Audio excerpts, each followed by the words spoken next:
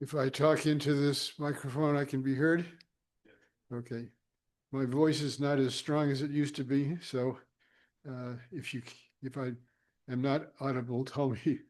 But it's a great pleasure and indeed an honor to join this group of colleagues and fellow students and to do so in Cebrapi. An organization I have known well for many years. I very well remember one of my closest friends, Peter Bell, telling me blow by blow the process by which Fernando Enrique Cardoso and his colleagues began the courageous effort to establish Cebrapi in very different circumstances. And I was honored at that time to be invited early in the life of Cebrapi to spend a period here as a visiting fellow. So I feel very much at home, even though I haven't been in this particular home for quite a while. I'm not a Brazilianist, as those of you who know me know, but I have had an increasing interest in and opportunities to have some real experience in Brazil on usually in parts of the year where it's warm and pleasant in Cape Cod and beginning to get cold in Sao Paulo. One forgets that in between visits, but I got a good reminder of it yesterday and today. In any case, this is an organization that has, done a tremendous amount, and there are other wonderful universities and non-governmental organizations and centers of research, and I've had a chance to work with people from a number of the different ones, and I'm very pleased that we have people from different institutions participating. I think many of you may know the sort of history of this particular project. It's actually been a project in gestation, for, but not active gestation, sitting on the sideline waiting to be done. But what really is accounts for my interest, even at this late stage, in participating in this project, is that I came on a Fulbright to at USP, and before that at FAPI. And it was a period in which Trump had emerged and was becoming more and more obviously a genuinely competitive candidate to be president of the United States, a process that was extraordinarily surprising to most people even in Trump's entourage in New York in business. They didn't think of him as somebody who was going to be a president. They had differing views on them. Many of the banks refused to work with him in his business role, but they didn't expect him to elevate from that role to what he was doing. And we were all thinking about it and why this was happening and who was he and what would it mean, et cetera. And some people were very angry about it and so on. Then I came here and started hearing about Bolsonaro, and it sounded so familiar from what we were experiencing there. And so I started talking to the Brazilians that I knew best, who are the social scientists in Sao Paulo, because that's how I entered Brazil. My first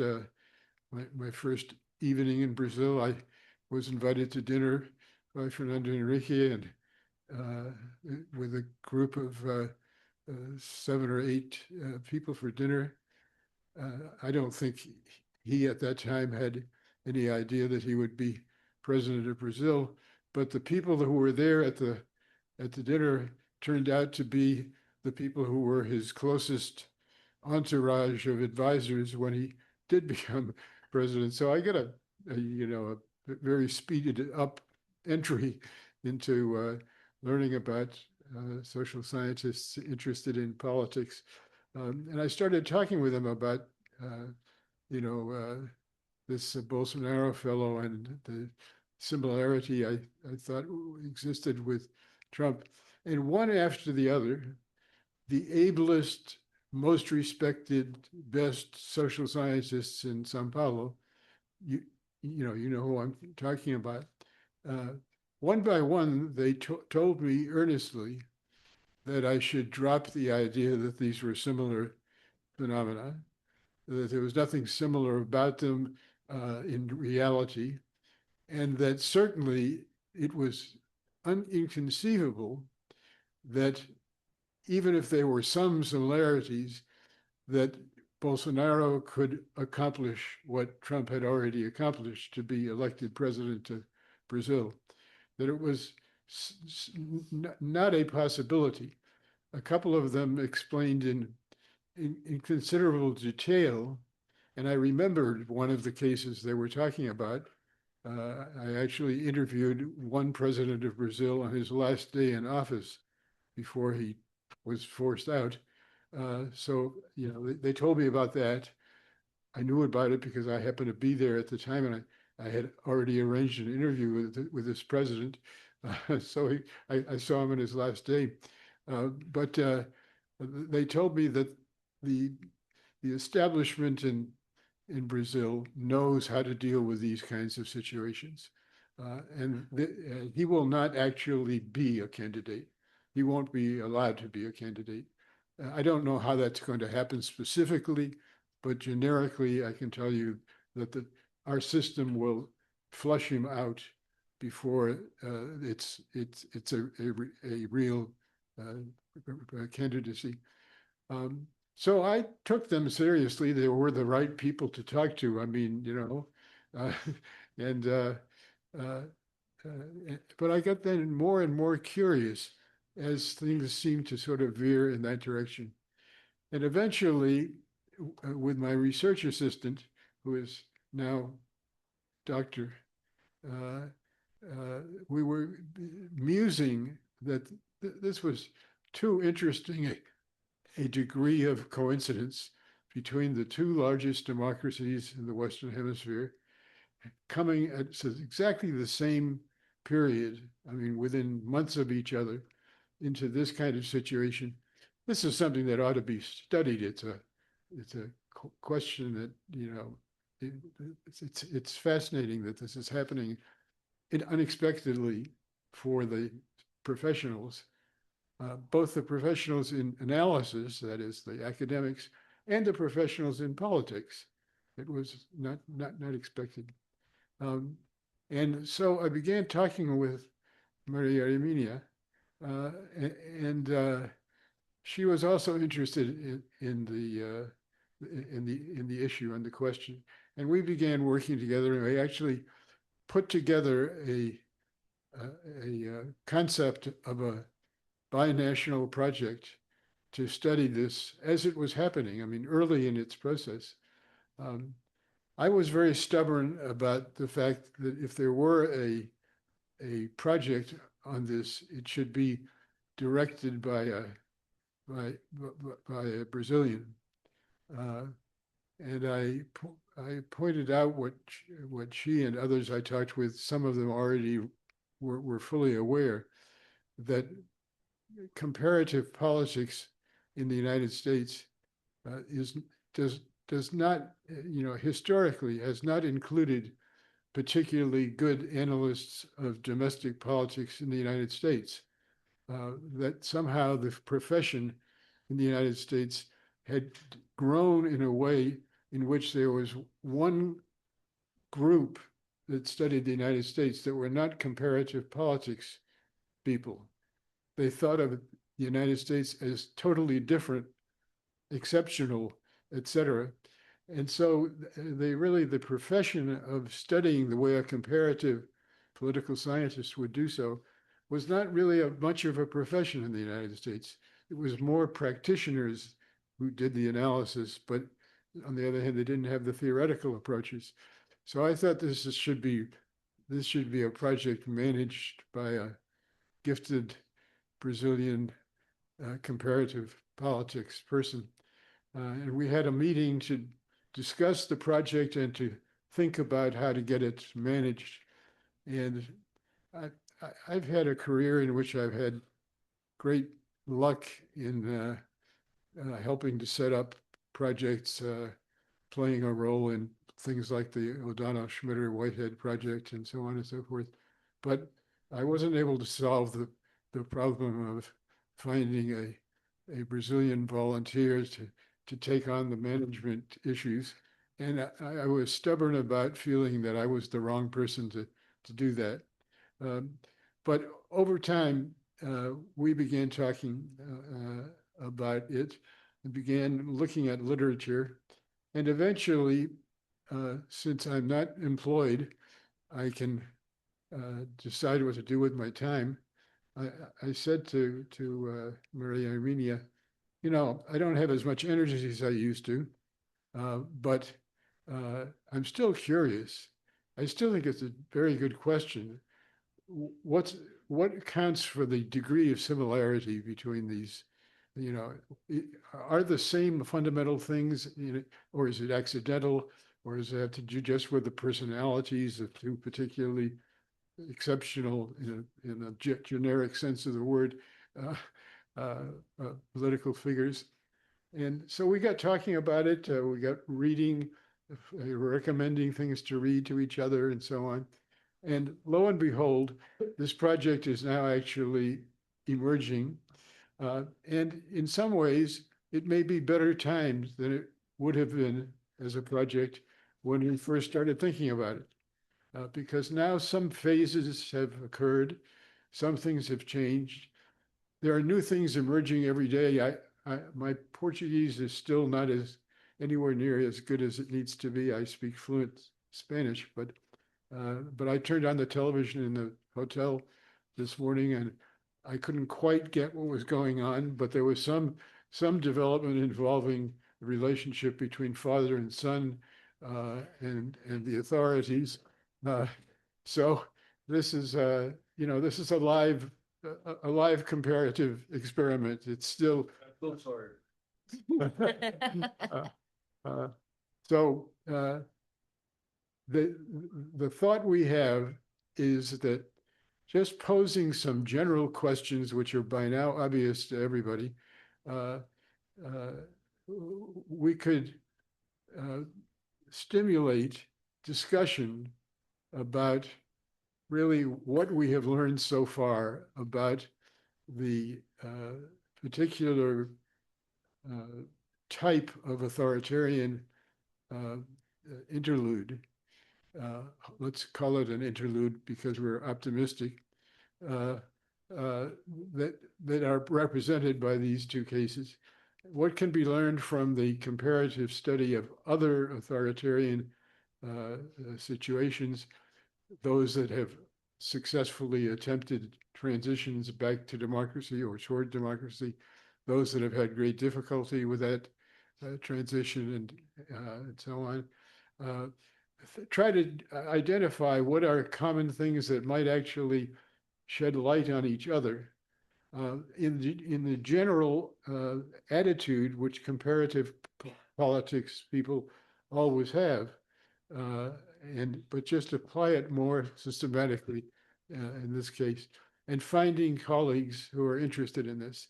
And I'm delighted personally with the people who have joined the project, some of whom are here today, some of whom can't be here today, but are participating and have already made some contributions.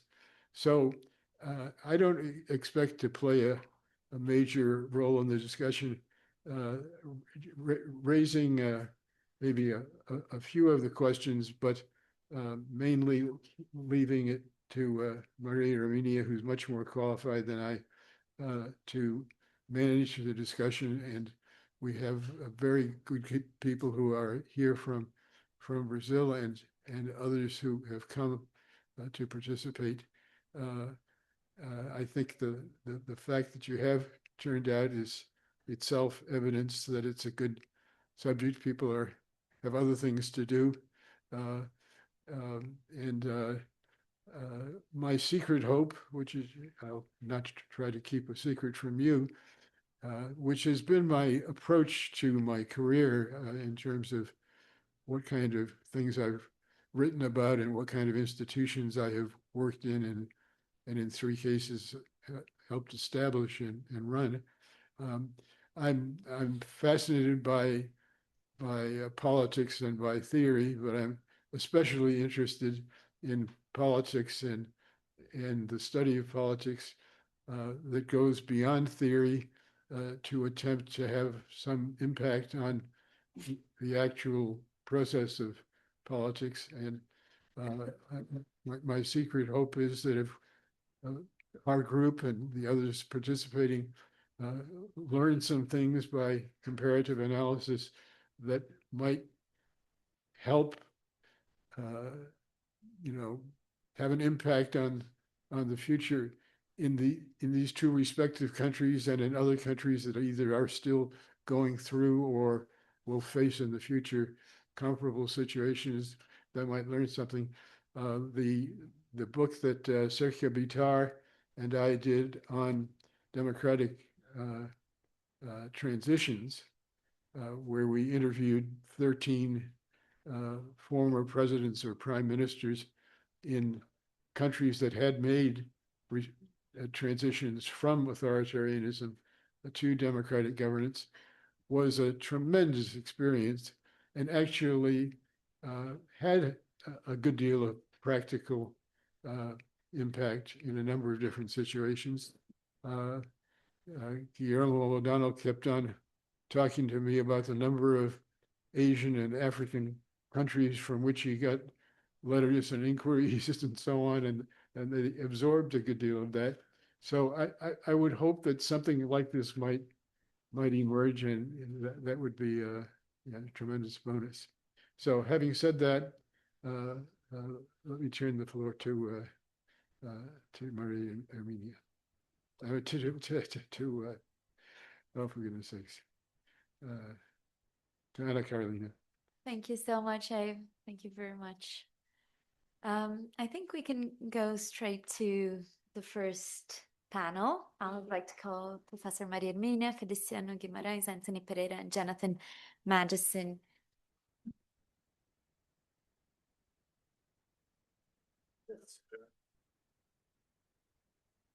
Do I move this or?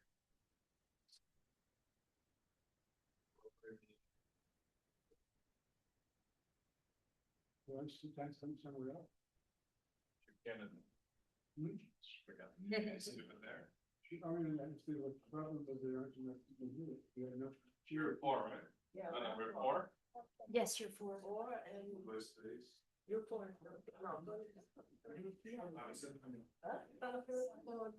Well, we'll be joined by Professor Aziz Hook, but he'll be online, so I think. Should I move Anna Carolina? Should I sit over there? Yes. Yes, please.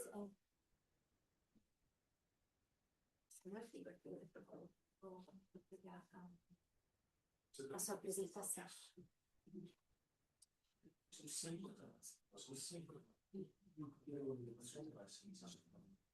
O Sebrap tem que botar um telão ali também, né? Como tem no Instituto Fernando Henrique. Daí você apresentação para trás, na frente, você torcendo o pescoço para ver o que você vai. Talvez eu deva falar daqui. Eu acho melhor eu falar quem for falar do computador, né? Você vai usar o computador? Vou. Você quer o quê? Eu quero que ela apoie a minha apresentação que eu mandei para ela. A apresentação da Hermínia, por favor. Eu não sei. Você senta lá? Eu acho melhor eu sentar aqui, né? Daí eu vou olhando a apresentação. Eu não...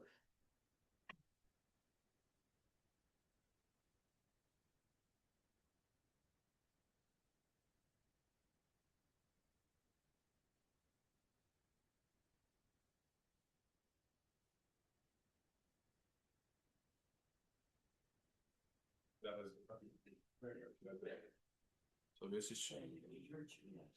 Hã? A ver se... Hã? É.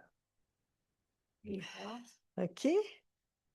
Se quiser, eu posso Como é que eu... passar. Não, eu quero saber como é que eu posso... Tira aí a gente daqui, não preciso desse... É, isso. E como é que eu mexo? Como é que eu desço ela? Ó, pra cá, nessa setinha pra frente, nessa Já setinha tinha pra para trás. trás. Well, good morning. It's a great pleasure to be here. It's really a pleasure and an honor to have this project finally discussed here, and also since we have brought Anna to SEBRAP, the project will be developed here. And we are very happy with this. Abe told the story. Is a very long story of discussing. I didn't have the time to coordinate this, and now we have a young researcher to take this and to move forward. I understand that there are lots of young people here that don't know the role Abe's have played in the building of social science and comparative social Latin American studies in the United States and in Latin America. So I'll tell you a little bit. Abe created the Latin American program at the Wilson Center, which was the most important Latin American program in the United States until the Trump 2 would have destroyed the Wilson Center. And also Abe was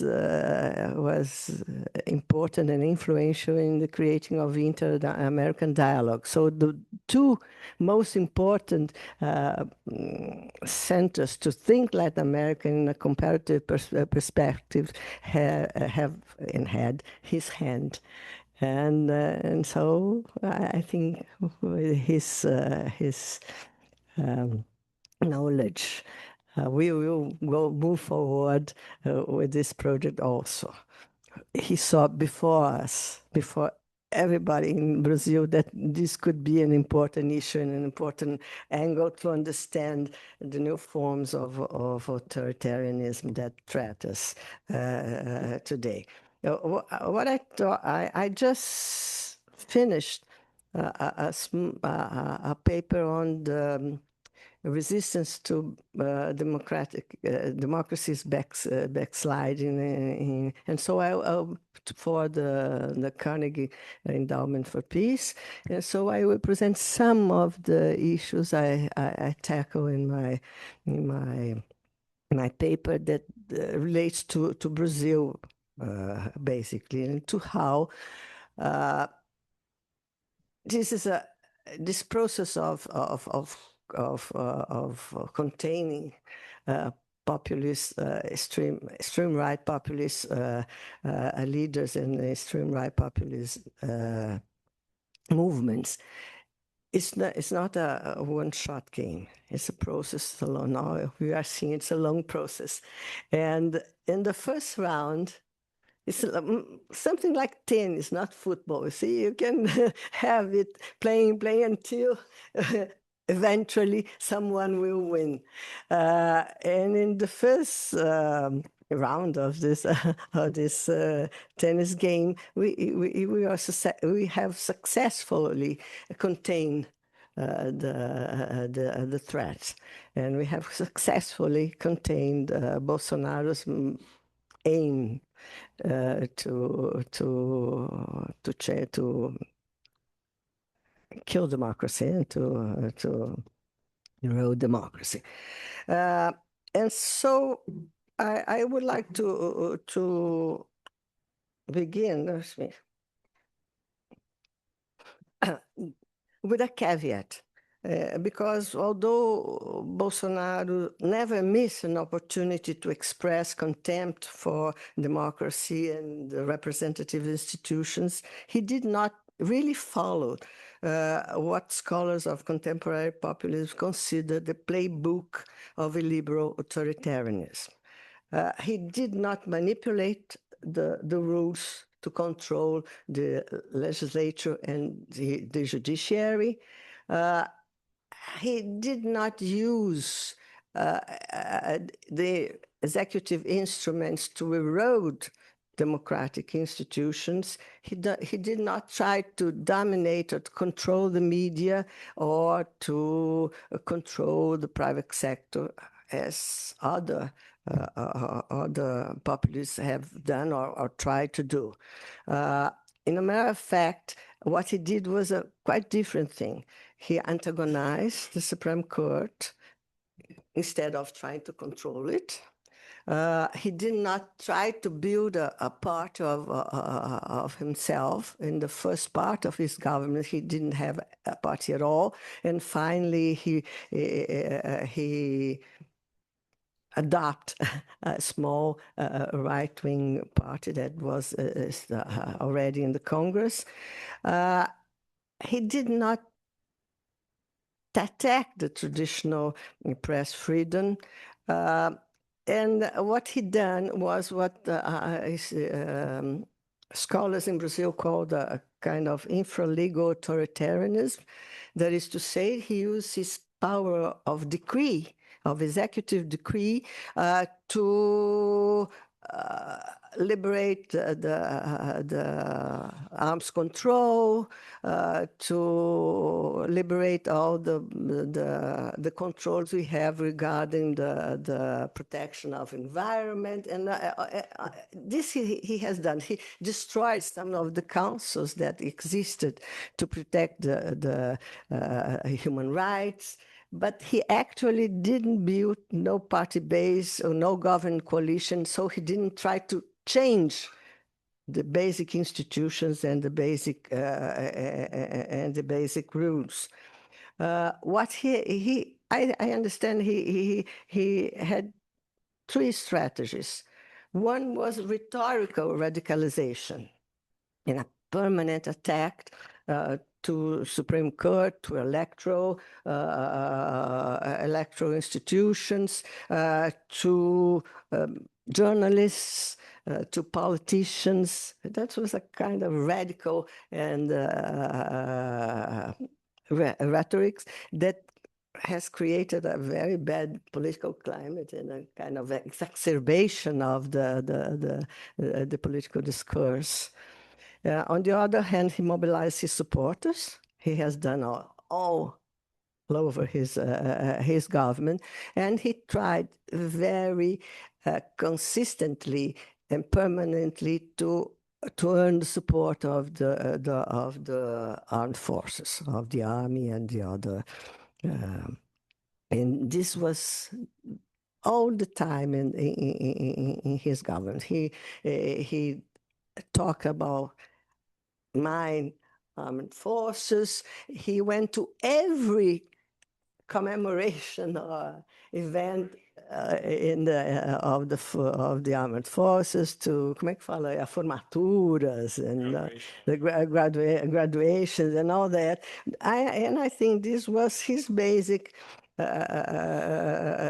strategy, which gave a lot of space for opposition to his government in the Congress, in the governors, and in the judiciary, in the society, generally speaking. Okay, so I think that this is different when you have a government that tries to control, then instead of a government that tries to and thus harassed all the time the political system, the politicians, the media, and all that.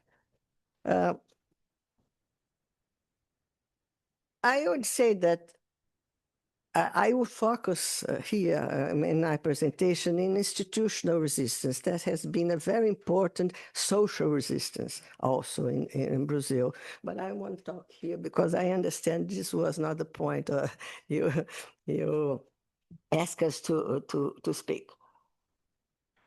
First of all, I think we should, in this process, including of comparing with the United States, we should pay attention to Brazil's consocial design. Brazil has a kind of consocial democracy using the idea and the concept of Lipjart.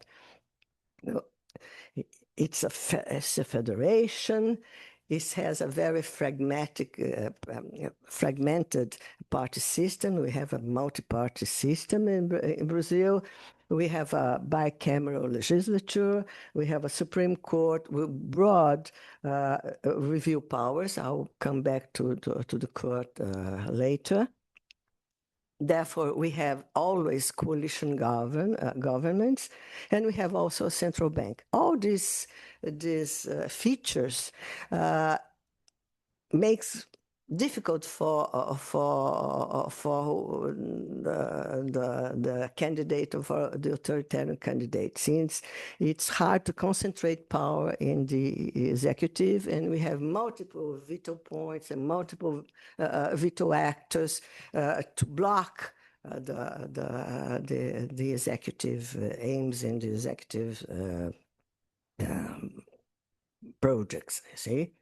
Of course, institutions are set of rules that give incentives to actors, and they don't change the actors' preferences. And in the case, what the institutional design made, what happened is that the institutional design made possible the resistance of different actors. And those are governors.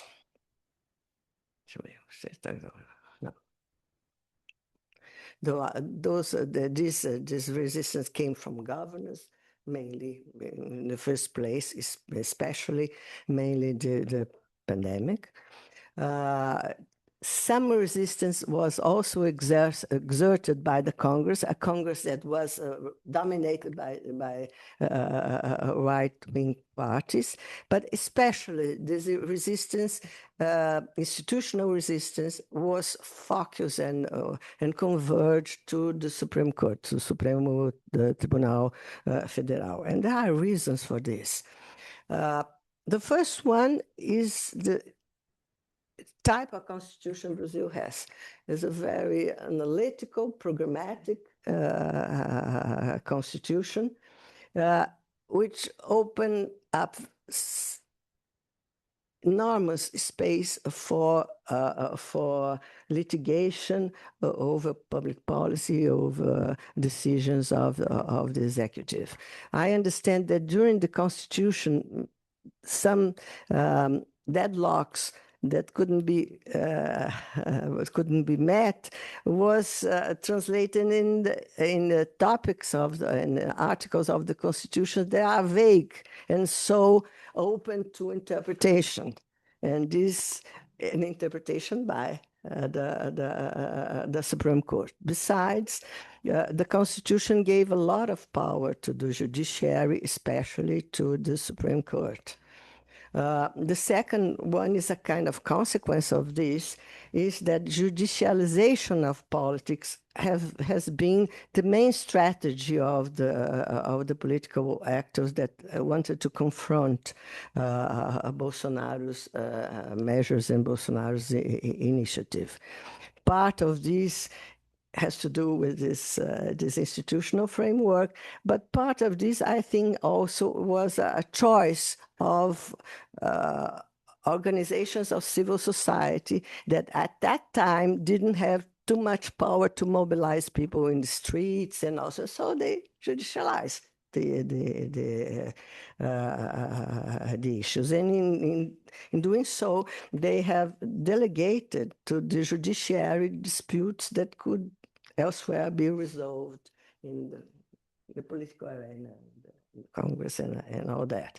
And finally, I think this has to do with Bolsonaro's own choice, because he targeted the Supreme Court since the beginning of his government as the main enemy he would confront. And so this made give to Supreme Court a space and an importance in the political dispute that everybody who follows the Brazilian political life understands and knows.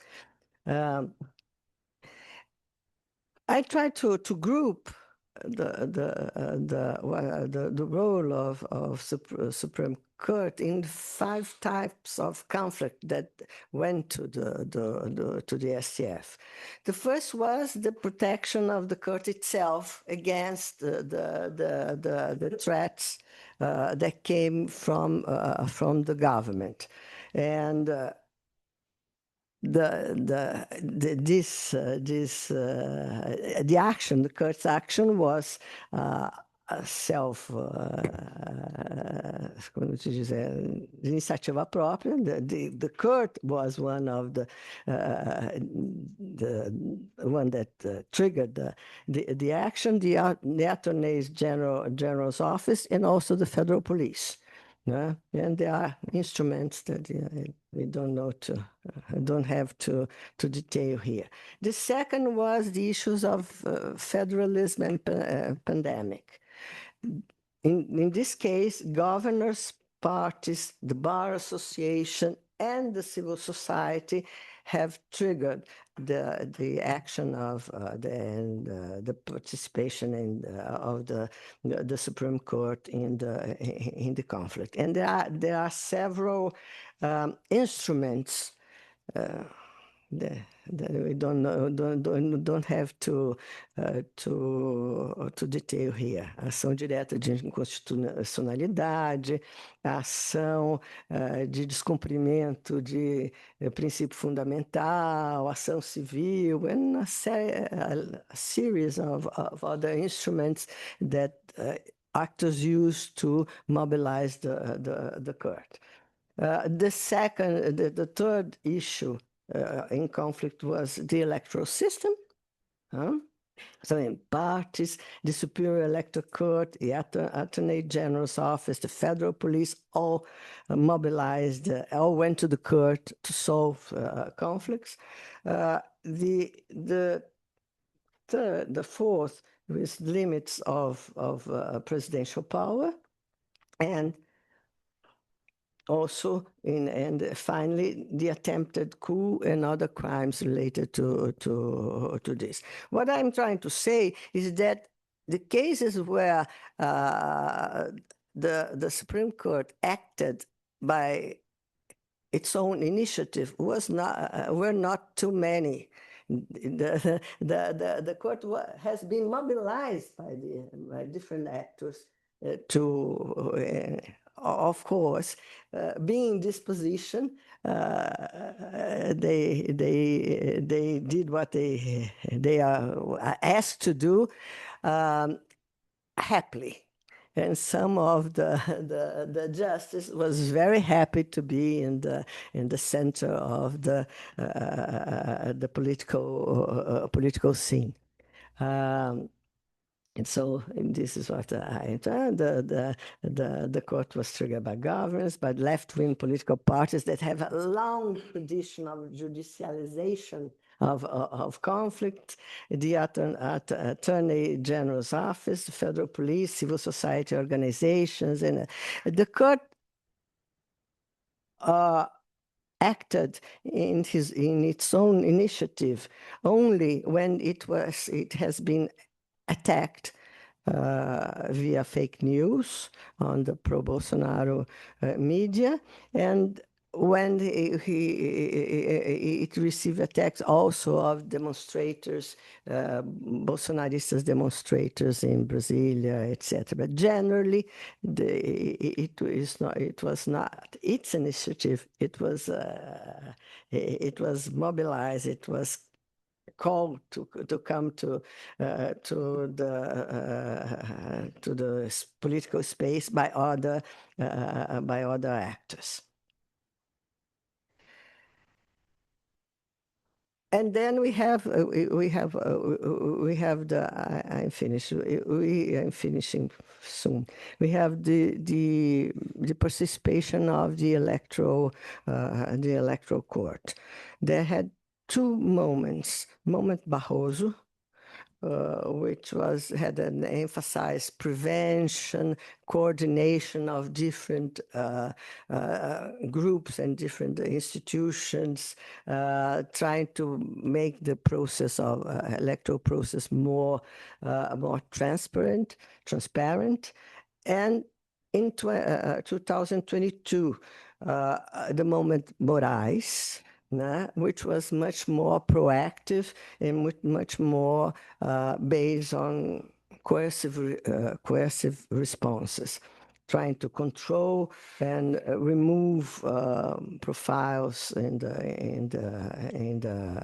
social networks, and a series of measures that I not go through here because I must finish. So finally, the military. The military, in the last resource, they have guaranteed the Brazilian democracy against the attempt of military coup. And there are two. We don't know what happened. Even the people who study military have difficulties to understand, to know the process, the internal process, the inner process that led to the decision of stay with democracy and not support the coup. But there are two hypotheses of why, and I think they are not necessarily exclusive. The one is that what prevailed was a vision of the armed forces as a professional corps that should be protected against politics.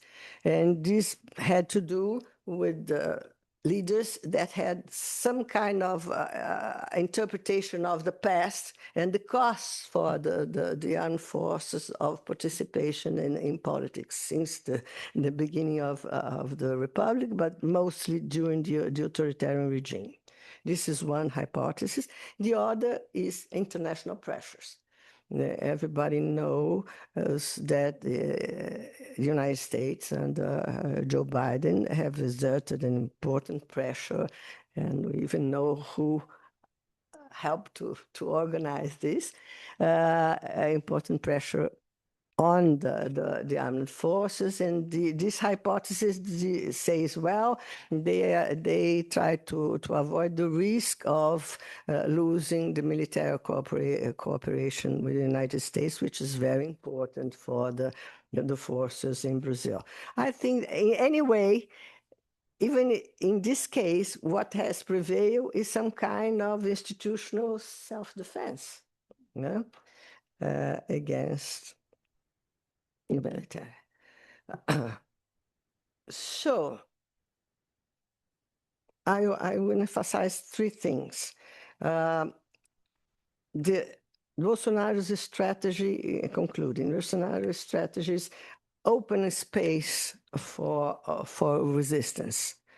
If he really tried to play by the book, maybe it would be much more difficult to contain him. Second, there's a cost of judicialization. What we are seeing today regarding the court is mainly a consequence of the position and the role it played in this process.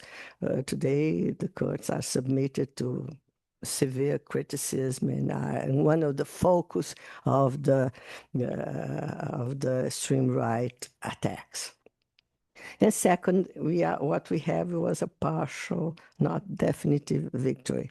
And maybe this process this project can help us to understand why and by which means far-right populism remains an important force and so deep-rooted in our societies, not only in Brazil, but in the United States. Well, that's all. Thank you.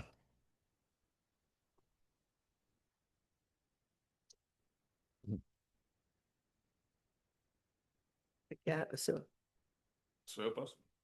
você vai. Posso sentar?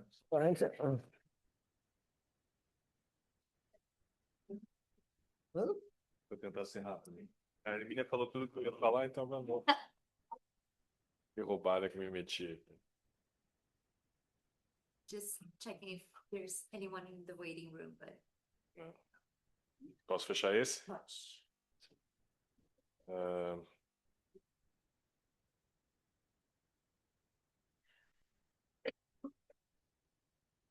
Good morning, everybody. Thank you for the invitation to be here. I'd like to thank you, Professor Abel Lowenthal, for this opportunity, for the initiative to come up with this project here at SEBRAPE. Also, Professor Maria Hermínia, for joining the initiative. And again, Ana Mello, for all your help for coordination and organization of the seminar. And welcome to SEBRAPE now as a new postdoc. So it's good to have her here. She works very hard and she works well. So it's good to know. Oh yeah, no. So we will need Anna's help for the future, not only for this project, Professor Abe, but also for other projects as well. So my presentation has a lot to do with Maria Hermínia's presentation, and is a paper that I'm working for another project led by the Polish Academy of Sciences to understand democratic recession and middle powers. So I come from international relations and foreign policy, not from political science and the studies of democracy. So the literature that I'm dealing here for this book chapter is about middle powers and how democratic recession is happening within many middle powers in the world. So I'm not comparing Brazil to the United States, but Brazil to other middle powers.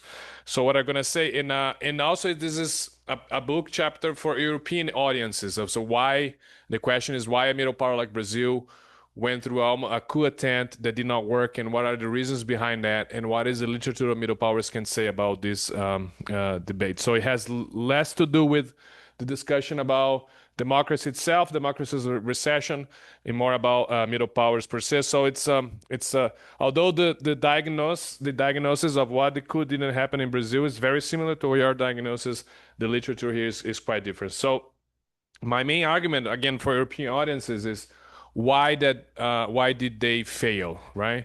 Why did Bolsonaro did not make the coup? Did they trying to actually enact in Brazil a traditional military coup? That's another question.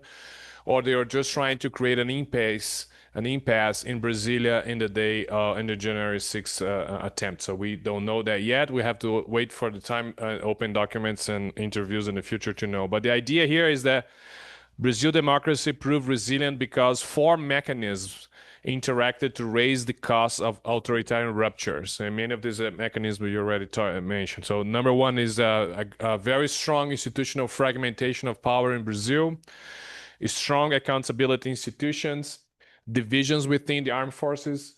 And I think one of the aspects that the literature of middle powers should develop more broadly and more deeply is international democratic pressure against the coup attempt in Brazil. So when you look at the middle powers literature, there is always the missing domestic dimension, because of course you talk about middle powers, you're talking about international behavior, foreign policy. So it's about material capabilities, niche diplomacy, coalition building, multilateral activism, and norm entrepreneurship, the traditional instruments of foreign policy for middle powers. So, however, this literature in general largely ignores how domestic politics shape middle powers behavior. There is ongoing studies on that. It's becoming a new research agenda in the area of middle powers about regime change, democratic stability and erosion, authoritarian backsliding, populism, illiberal governments, and also as active attacks on foreign policy institutions. So why does it matter to study the connection between middle powers and democratic erosion, right? Because changes in domestic political regimes can fundamentally alter, obviously, foreign policy preferences, commitment to multilateralism, international identity of countries, coalition building strategies, and in Bolsonaro years, this is very clear and support for different types of orders. So one thing is how the traditional right-wing parties in Brazil and the Workers' Party think about the international order should be. A completely different idea of what the international order should be lies in the heads of Bolsonaristas in Brazil. They have a completely different view what should international world order should be, right? So Middle powers' behavior cannot be explained solely by international capabilities and diplomatic strategy. It also depends on the domestic political regime and the degree of democratic resilience for those middle powers that are still democratic or want to continue to be democratic. Of course, when you look at middle powers, I was invited by the Polish Academy of Science because they consider themselves to be a middle power. They are very much concerned with the issue of democratic erosions for obvious reasons. But then you have many other middle powers like Turkey, for example, Turkey, or many others that are not necessarily democratic. So this is a debate within the middle powers literature. So the broader debate here is authoritarian middle powers and democratic erosion. So there is a growing concern about authoritarian and democratizing middle powers in the literature. Brazil under Bolsonaro appeared to fit the global pattern of democratic backsliding. In the January 6th, I don't know why it's January 8th there, raised fears of democracy. Ah, é verdade. Desculpe o português. Eu não consigo memorizar a diferença entre. Confundo. O nosso foi 8 de janeiro. 8 de janeiro, tá certo. Então tá certo no meu slide. I'm sorry, back to English. It's correct. It's January 8th, not January 6th. Sorry. See how similar we are. Even the date they picked, I'm sure they're planned for January 6th. Something got delayed because they're Brazilians. So they tried January 8th. So that's the reason. So research question of this chapter is what explains Brazil's democratic resilience? As I said, because of these 4 mechanisms. So the idea, I don't like this chapter very much because if you read the literature of middle powers, this is too far away from the literature about democratic backsliding and erosion. So making this connection in the book chapter is what we're trying to do for this project. But when I read the chapter, I see that these are very disconnected. So I still have to find how to connect this closer and how to, this is something that I'm not completely comfortable yet. So the mechanism number 1, you already mentioned, right? Brazil political system disperses power. So that's, I think, one of the. It's very difficult to govern Brazil. It's very difficult to come up efficient economic policies and public policy efficiently in Brazil. But it became very, very difficult to make coup attempts in Brazil. So if you look at the concentration of power in the hands of the executive, of the president, from 1985, 1988, from José Sarney, all the way to President Lula, you will see an erosion of power, consistent erosion of power. So President Lula today is much less capable of enacting policy than he used to be in his first 2 administrations. And there is no signs that there's going to be a comeback to the original 1988, 1992, Fernando Henrique 1994 style of presidency in Brazil. Actually, quite the contrary. Bolsonaro himself made some political mistakes and had some intention to erode the centrality of the presidency in Brazil. Right? That's very important. As you mentioned, it was already very difficult for a president in Brazil because this is a multi-party system. It used to be one of the most fragmented in the world. It continues to be one of the most fragmented, not as used to be. Has 2 Senate and the House. Has a federate system with 27 states. So fragmentation makes coordinated authoritarian action very, very difficult in Brazil. That's an important thing to compare to the United States, I think. There's much to develop there. This is not my argument. This is Pereira and Melo argument from 2026 argument. What is often seen as institutional weakness can actually strengthen democracy by forcing negotiation and coalition building. So the matter of fact is that Bolsonaro was never, ever powerful enough to attend a complete successful coup in Brazil. That doesn't mean that we can now go through democratic erosion. Our democratic system becomes weaker and less coordinated, but that doesn't mean that it's going to be easier to make a military coup in Brazil. The second argument, which is also from Pereira and Melo, is that since the return to democracy, this erosion of power in Brazil also happened within the creation of a number of different accountability institutions. Now, some of the institutions were already there in the Constitution of 1998. Some were created afterwards. as agências reguladoras, all the agencies that we have in Brazil. So if you want to have a successful coup in Brazil, whether it's a civilian or a military coup or a civilian/military, you have to create a massive coalition that not only include different political parties within the House, within the Senate, in the coalition itself, but within the state of Brazil. In the federal prosecutor, the Ministério Público, agency of X, agency of Y, of all the issues that you can imagine as such a complex society of Brazil, right? So that's the second mechanism interacting, strong accountability institutions that prevented Bolsonaro to be successful. The third mechanism you already mentioned, which is something that we have still to study in Brazil, that is very difficult to understand the military family in Brazil, is that in the 2023 Brazil has nothing to do with the 1964 Brazil. 1964 Brazil was a 55 million inhabitants country with 4 major cities. Today, Brazil is at 200 million inhabitants with 50 cities above 1 million inhabitants. And the military in Brazil, the armed forces, have a standing army, standing armed forces of 300,000 men. So it's absolutely, they are not powerful enough. In order to actually have a military coup in the likes that we had in 1964, they will have to murder tens of thousands of Brazilians.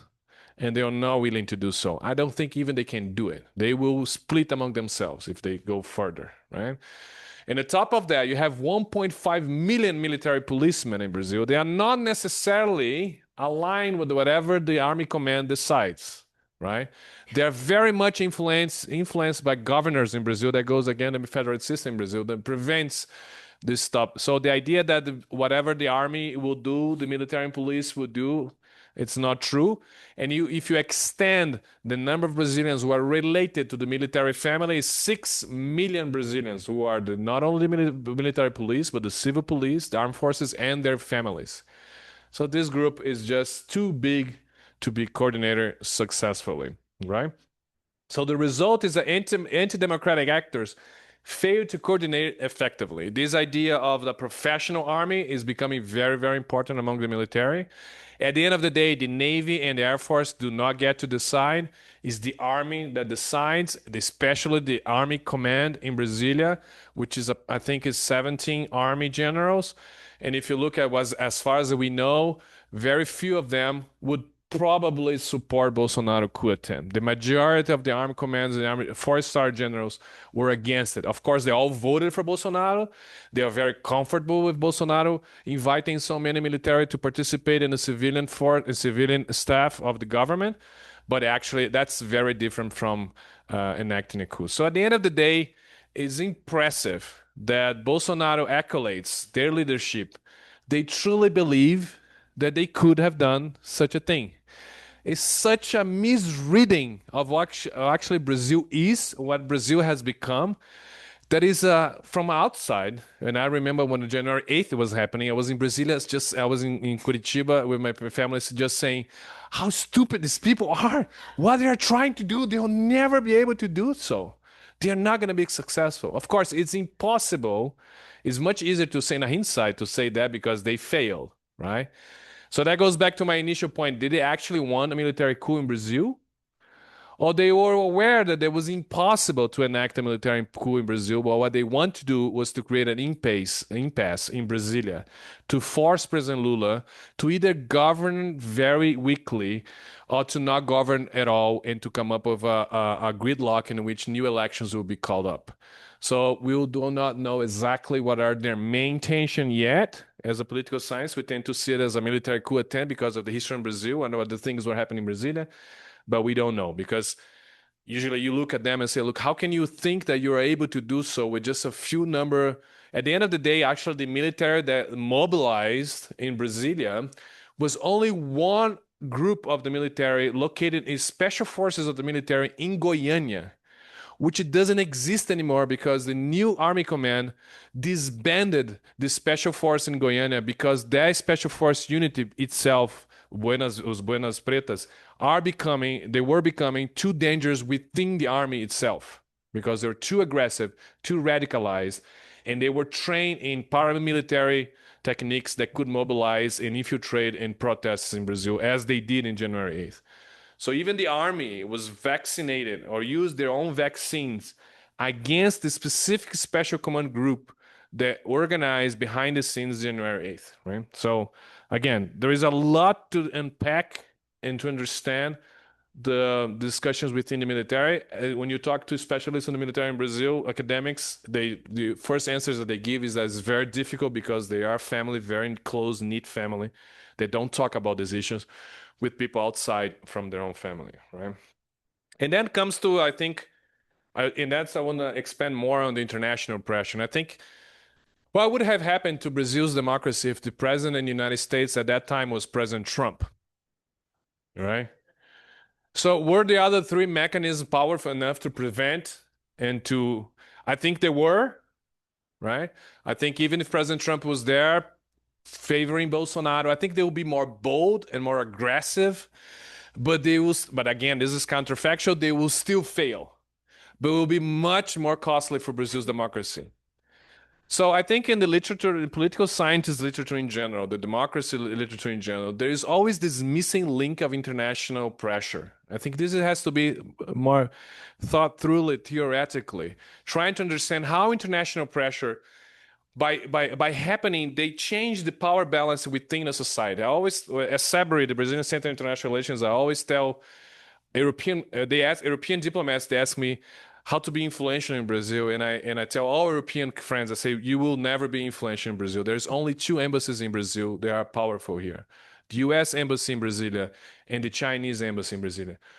These are the only embassies that are powerful enough to change domestic balance power in Brazil. No European embassy, whether they're from France, now that they're going to lose the World Cup to Argentina, hopefully, even less. Not from UK. They are not powerful. They are not able to mobilize domestic politics in Brazil. Now, the US embassy does. They do have that power. And more, the Chinese embassy have that power too. Maybe the Russian embassy has that power too. I'm still not sure. So, but that doesn't mean that I understand when you usually political science, Brazilian political science. And I remember Fernando Limonge at USP saying, look, you guys from international relations, that's a completely different bookshelf. We political scientists look at a different bookshelf. My point is that these two bookshelves need to be connected, because you cannot understand what happened in Brazil on January 8th if you did not understand international connection here. So President Biden was key, not only him, but also Macron. And now I'm going against my own argument. Macron, Stammer, who else was there? Scholz from Germany. All international signals at that time, Brazil was very lucky at that time, were favoring the electoral system in Brazil, right? So that comes my paper. I published a paper a couple months ago at the Cadernos do IPRE, which is the Ministry of Foreign Affairs journal, in which I tried to discuss this Lula's strategy, currently ongoing strategy that we discussed here in a seminar a couple months ago, of creating an anti-fascist coalition or pro-democracy coalition of progressive governments in Spain, in Argentina, at the time of Fernandez, in Colombia of Petro, Portugal before, many other countries, Poland as well. They are coming together and realize that they can only resist the onslaught of the far right, is that they come up with a counter coalition to fight the far-right coalition worldwide. So this is a mechanism that I want to understand more, which is this pro-democratic international coalition and the effect that that this coalition might have in defending the democratic system worldwide, especially in middle powers, right? So I think this is a key. Not only the military in Brazil receive the signals that they will lose the cooperation of the armed forces. You know, if you talk to any general in the Brazilian army, and if you tell them you're gonna cancel the visa to go to Disney because that's what they want, they will immediately change their behavior. I cannot live without Disneyland, so I cannot. So they will immediately change their behavior. So if you look at the army schools in Brazil, right? They were originally created by the French doctrine, but they became Americanized after the World War II, and they continue to do so. They are very resistant to Russian and Chinese and any other influence. They have so much, although we are moving away from buying American-made American-made weapon system, where it's becoming a risk to Brazil more and more. And if you look at the new budget and everything else, we're moving away, buying more and more European weapons, more and more Turkish weapons, and we are even considered to buy Chinese weapons that we never considered before. That it changed a lot, but actually the education of the Brazilian generals is still very much connected to the American armed forces. So this is an important pressure against what happened in Brazil, but also all the civilian forces have received the signals too, because the U.S. embassy not only talked to the Brazilian Army Command, but they talked to every single political leadership in the House and in the Senate, and they received the signals that not only the army will lose the cooperation, but also they will have difficulties in cooperating with a number of American companies and other projects in general. So these are very important. What would have happened if Trump was president? That remains to be seen. So to finalize, so Brazil represents a case of contained authoritarianism. It was contained. Significant democratic pressure that countered the coup attempt, no successful authoritarian rupture. The theoretical contribution to the democratic erosion debate is that interaction of these four different mechanisms can save democracy. So this is very stringent, is very demanding. You have to have four mechanisms playing together to protect democracy. What if one or two of those mechanisms are not at play at a specific point of time? So as Herminia said, they might have lost this set to the set of tennis, but they might still win the game, right?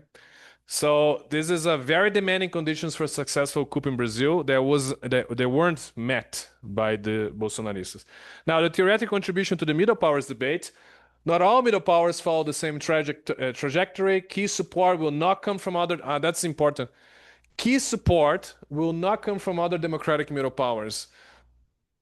I mean, no other democrat. I mean, it wasn't important for Brazil if, I don't know, if Argentina or India was supporting the electoral system in Brazil. What was important was great powers support, right? That's what matters. Right? China. I always say that I have a lot of, you work in a public university in Brazil, so the left tend to take over every single department. And they all, when you especially international relations, all in favor of BRICS. BRICS is our salvation. I always tell them, China and Russia will never, ever, ever defend Brazil's democracy. Ever. They don't care. They will defend whatever is stable for them. The democratic defense of Brazil will come from Europe, Latin America, and North America. That's where the support for democracy will come. And we have to keep these ties working, right? Final takeaway. Brazil shows that democratic institutions can survive under severe populist and authoritarian pressure. And I think that's all. Thank you very much. Of course, I spoke too much again, but next time I will improve.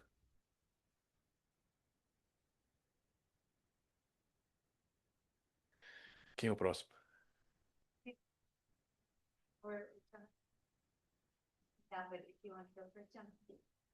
Okay. Are you gonna need the laptop? No. No, okay.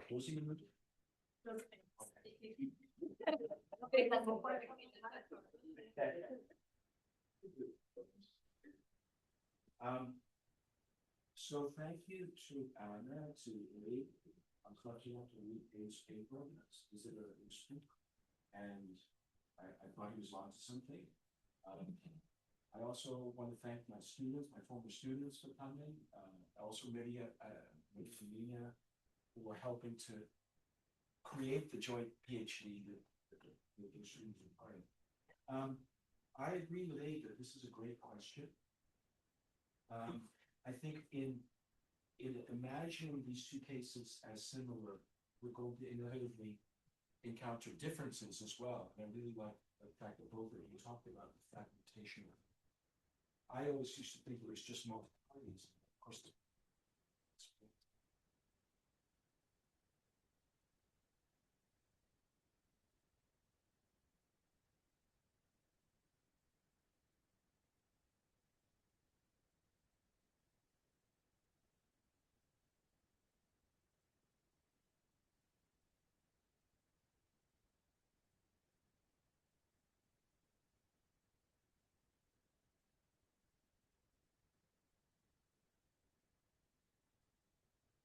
politics, which is that it tends to exclude the United States, at least as it's practiced in the U.S.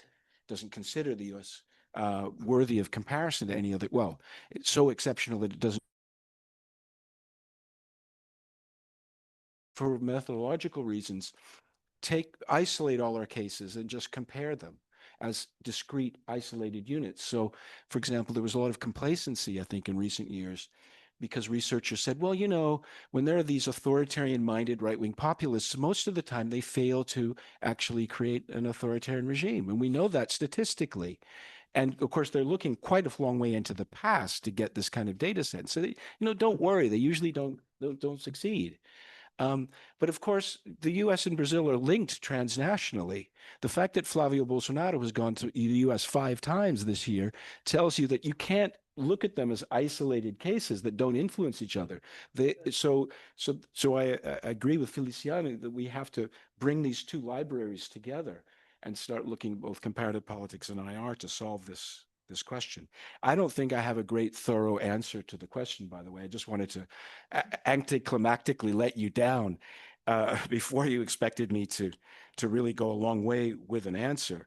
But I wanted to talk a little bit about the transnational project of the Trump administration in the Western Hemisphere, because I think that's part of the puzzle that we're talking about.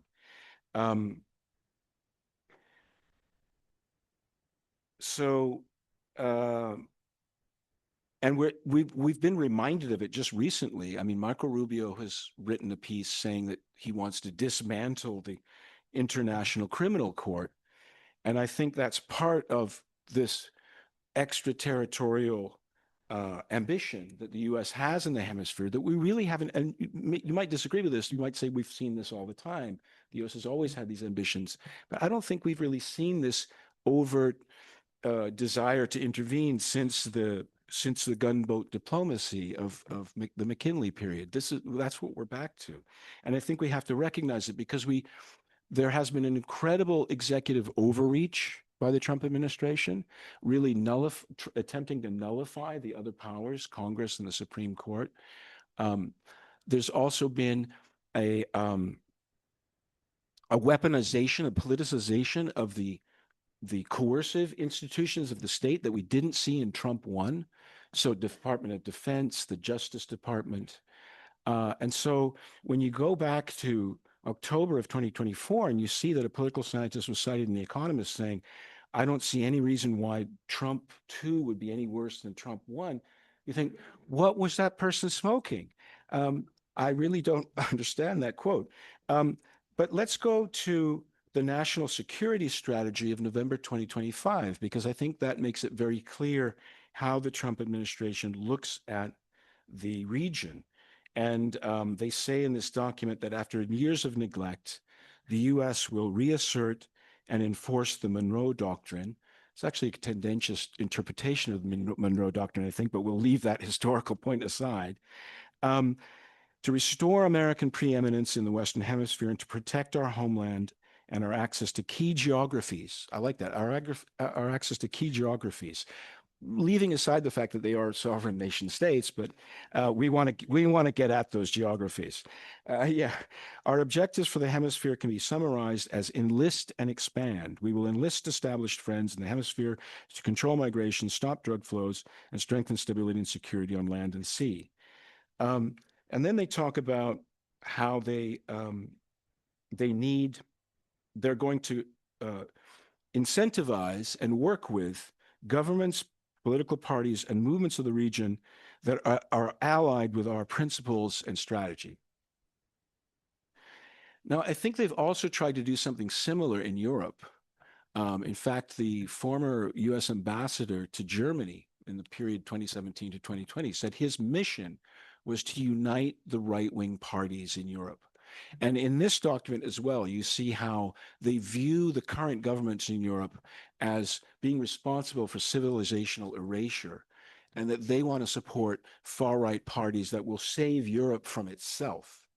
It's a very strange projection because a lot of the things that they think are causing civilization erasure in Europe are actually characteristics of the United States as well. The United States has more foreign-born residents than than Europe does.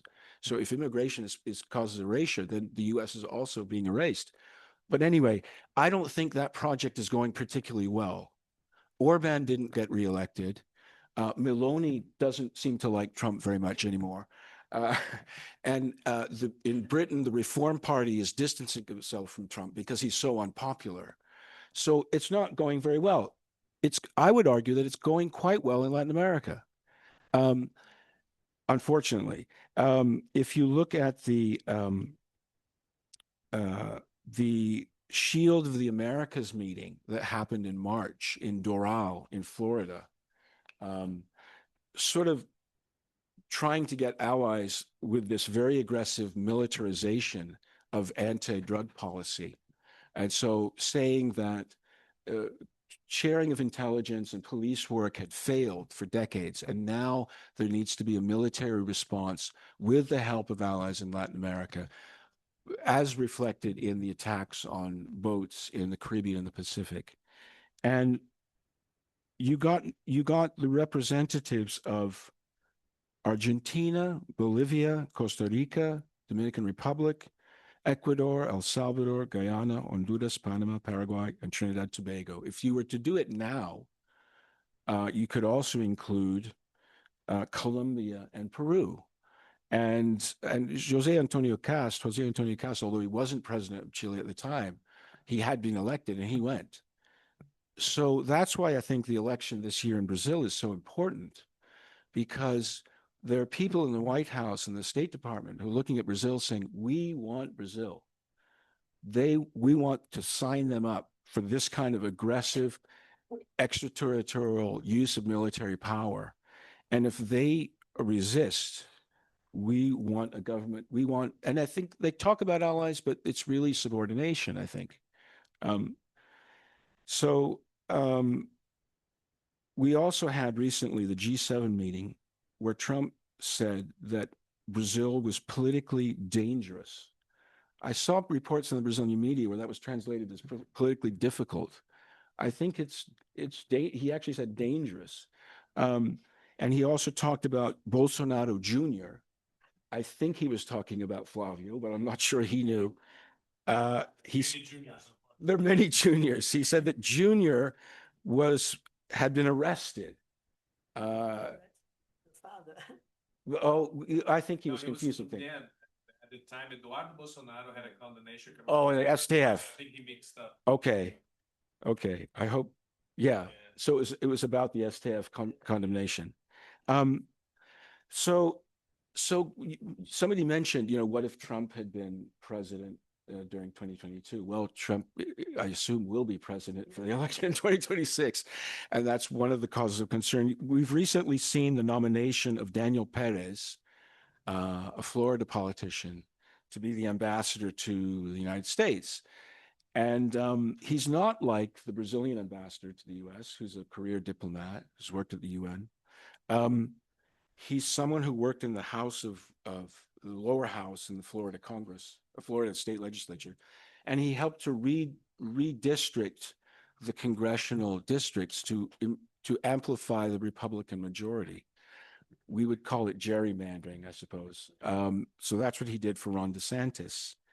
But he's also gone on record as being very approving of Trump policies, including the migration policies, but also the anti-organized crime policies. And I do wonder if he's going to be a bit like Richard Grenell, the ambassador to Germany that I talked about, who was active in the first Trump administration, because he may try to coordinate responses to the 2026 election. For example, if it were to be a very close result, there might be a temptation, if there is support from the Trump administration, for the losing candidate to say this was fraudulent. We don't recognize this as a fair outcome, and we want new elections, or we want some interim period.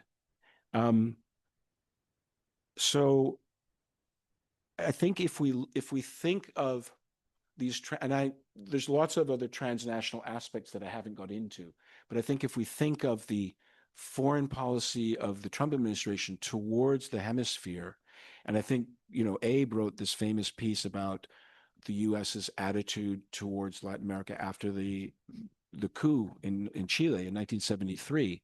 I think if we include that in our analysis, we can see.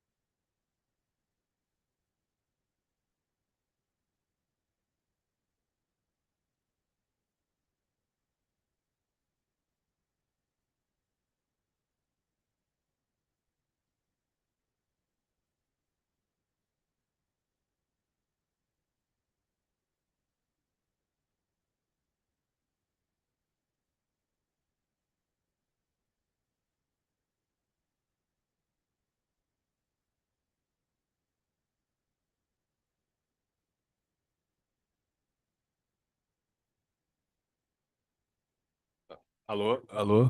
Tá funcionando. Tenta essa aí. Vermelho, quando tá vermelho, tá funcionando. Yeah.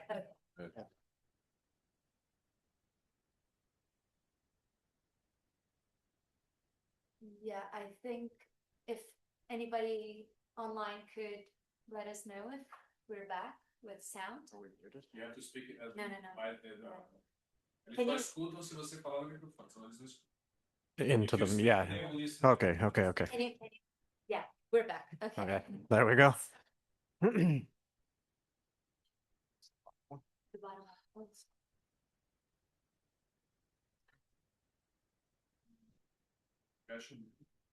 Yeah, just suppose. Okay, just do All right, thank you.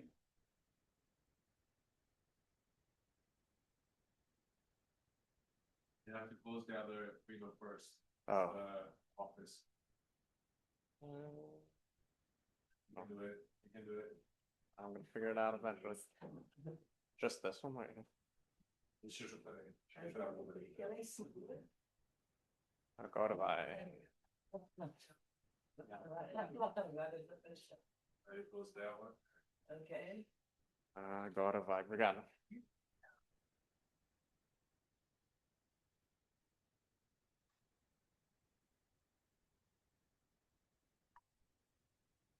Ok. Bom dia, todo mundo. Obrigado por ter vindo. So, I'm going to touch on a lot of the same things, but hopefully add something of value to our conversation here today. So, my project looks at obviously the same thing, this Democratic backsliding episodes, but I looked at it originally from a US perspective. I got my PhD studying history, so I'm adding yet another bookshelf to the many bookshelves we've talked about bringing into this thing here. And so I did the history of democracy in Brazil in the 20th century.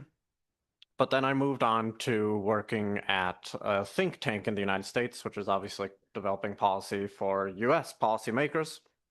And so as events developed in Brazil, especially after Bolsonaro and Trump both left office the first time, I increasingly saw what then the American media came to see, that Brazil had succeeded in a lot of places where the United States had failed. And so my project departed from this point, looking at, did Brazil constrain authoritarianism better than the United States? Which obviously I answered in the affirmative, or I wouldn't be here talking about anything. And so then that led to all these different things, which was like, what allowed for this outcome, and like how could the United States learn from that? And then just as the project has developed more about the Brazilian side and how we explain that. And so for me, what I found was particularly important is that in these instances of democratic backsliding, what had failed or what had come increasingly under assault was not democratic institutions. Elections worked, the votes were counted, the results were determined correctly. What had failed were liberal institutions, the ability to constrain these actors as they attacked their own governments or used powers that they were constitutionally not entitled to use, or used them in inappropriate manners. And so the ability to constrain bad actors from those liberal institutions that we've talked about a lot today in terms of like fragmentation or institutions of accountability, as they've been called here, that's what really came under attack. So looking at the Brazilian case against the United States, what I found was first, as has already been brought up by some of my co-presenters here, was that this fragmentation, especially within Congress, allowed congressional actors to check the executive in Brazil in ways that they don't, or they were unwilling to do, and in a lot of ways are still unwilling to do in the United States. And so that's due to Brazil's multi-party system that we've already talked about, that comes from electoral things like proportional representation that the United States lacks. And also the fact that once you have that multi-party system, everybody of a certain political persuasion is not reliant on the president of the United States or the president of Brazil for their campaign financing. He can't cut you off from the party's money. And so that allowed all of these actors to move and build coalitions and do different things, not always in a single cohesive block, but in ways that prevented Bolsonaro from doing things that he wanted to do or threatened him with impeachment if he didn't make certain concessions, different things along those lines that didn't happen in the United States and certainly aren't happening as we're seeing now in Trump's second term. The other thing that really stuck out was the institutional design of executive action, and this is where liberalism began to really stand out, was that both Bolsonaro and Trump again continues to do this, really relied quite heavily on executive actions to govern or to change the functioning of government in ways to benefit themselves. But in Brazil, that largely takes the form of medidas provisórias. Those require congressional action. Congress has to act. They can't just not do anything and pretend that they didn't see it happen, which is one of Congress's favorite pastimes in America. And so in the United States, you have executive orders that the president issues, and a lot of times he exceeds his own authority, but in the time that it takes for that to go through the court system and come back to them and then maybe perhaps constrain him, that is a really delayed process. Whereas in Brazil, Congress has to act, and if they don't, then it expires. And so that severely curtailed Bolsonaro's ability to expand his executive authority in ways that Trump has not yet been curtailed. And then, as has been detailed again by my co-presenters, the judiciary in Brazil was far more proactive in defending democratic institutions, or liberal institutions in this case, than has been the case in the United States. That, again, leads to the structure of this institution, this constraining institution, which, the judiciary is by definition not a democratic institution, right? It is very much a liberal one. In Brazil's case, you have a civil law tradition, or a case law tradition, I should say. The United States has a civil law tradition, which means that the Supreme Court can act by itself, or it can okay, sorry. I didn't go to law school. The other way around. And so the Supreme Court can act by itself, or it can be enacted by governors or all these different actors. Whereas in the United States, that can't happen. You have to have a case that starts at the lowest court with somebody who can prove that they've been injured by the action of the federal government, and it goes on and on. And Brazil has a dedicated electoral justice system that proved crucial in constraining a lot of Bolsonaro's anti-democrat actions during his attempt to get reelected, that, again, the United States doesn't have and doesn't mirror. But things aren't perfect, obviously, in Brazil, and the point of a comparison is to look at both sides. So you do have the multi-party system that did allow for Bolsonaro to be checked, but the party system is in a lot of cases overly fragmented and lacks ideological rigor, which means that you have a lot of parties who, in Bolsonaro's case, were often drafted into this pro-democratic coalition, but they're pretty happy to be drafted into an anti-democratic coalition if the offer over there is better. They'll go where the money is or whatever it is that they want. And so that lack of ideological rigor makes the coalition building something that can be co-opted under the right conditions. As again was pointed out, the judiciary itself, not entirely of its own fault, but has become overactive and is itself a potential source of a liberalism as it tries to police different things of what you can and can't do, what is and isn't acceptable speech. The more it gets drawn into those things, the more itself it becomes a threat to a liberalism and more it becomes politicized and undermined potentially by political actors. And then the big one that I've noticed lately is corruption, and of course, the issue of criminal violence and organized crime here in Brazil. Liberalism has proven successful, as we've seen through the many presentations here, in constraining Bolsonaro here in Brazil and in punishing him for the crimes that he committed. But that can only go on so long as if anti-liberal actors are continually returned to power, as may or may not happen. And so that will come down to the ability of democratic governments in Brazil to respond to crime and organized crime. But corruption, I think, is an increasingly interesting one because that is emerging now as something that I think the United States or even in Europe are succeeding in a way that Brazil can't necessarily. And what I mean by that, I know it's kind of outside our scope here, but if you look at the United Kingdom, Nigel Farage, the would-be Trump Bolsonaro of the United Kingdom, is currently running in a by-election against a guy who wears a garbage can on his head because he can't explain why he has received millions of pounds from crypto billionaires. Donald Trump is at his lowest approval rating in his second term, as it has been released to the public that he's used his office to profit off of $2 billion just in the things he's manipulated through his own presidency to his own benefit.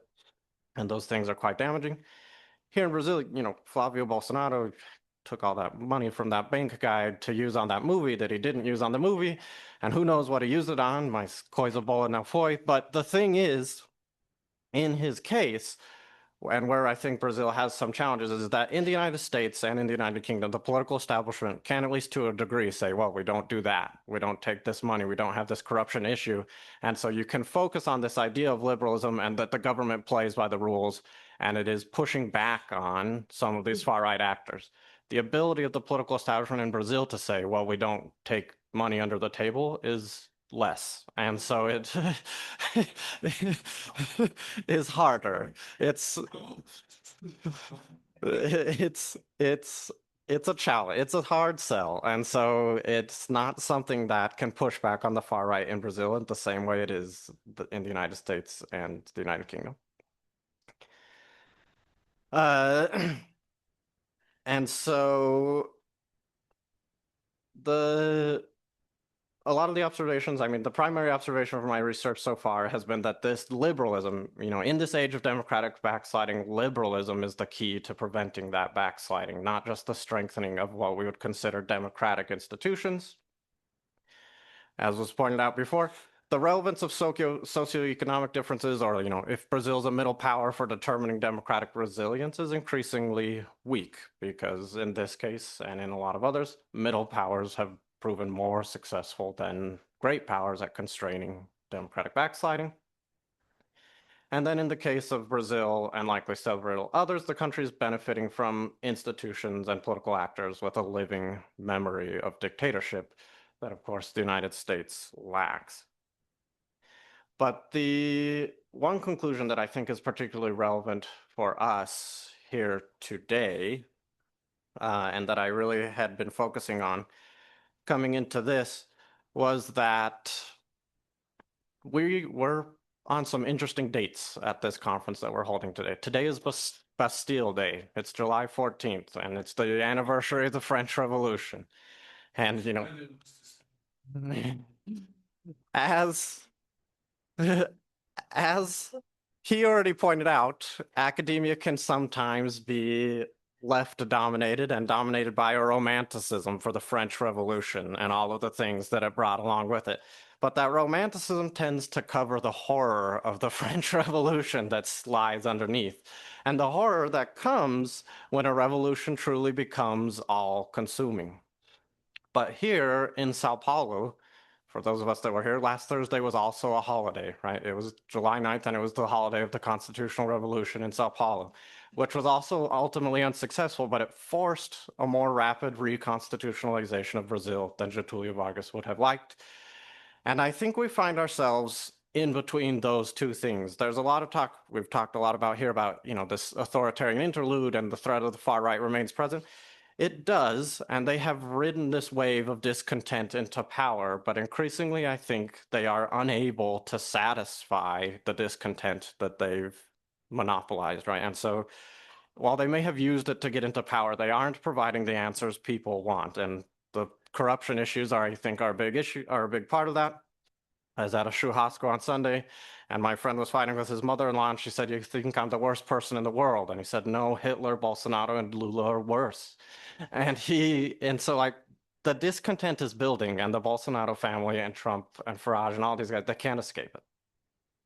And so you will either have a constitutional reset, like in the spirit of Sao Paulo, and a reforming of the rules, a reforming of the social contract to establish new rules and new ways of government functioning, which is what, you know, I would say I'm hoping for, or you'll have an overboiling of discontent until somebody comes along to burn it all down, and that, you know, then you get France.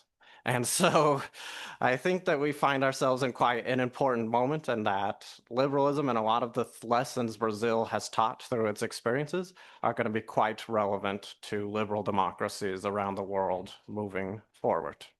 And thank you.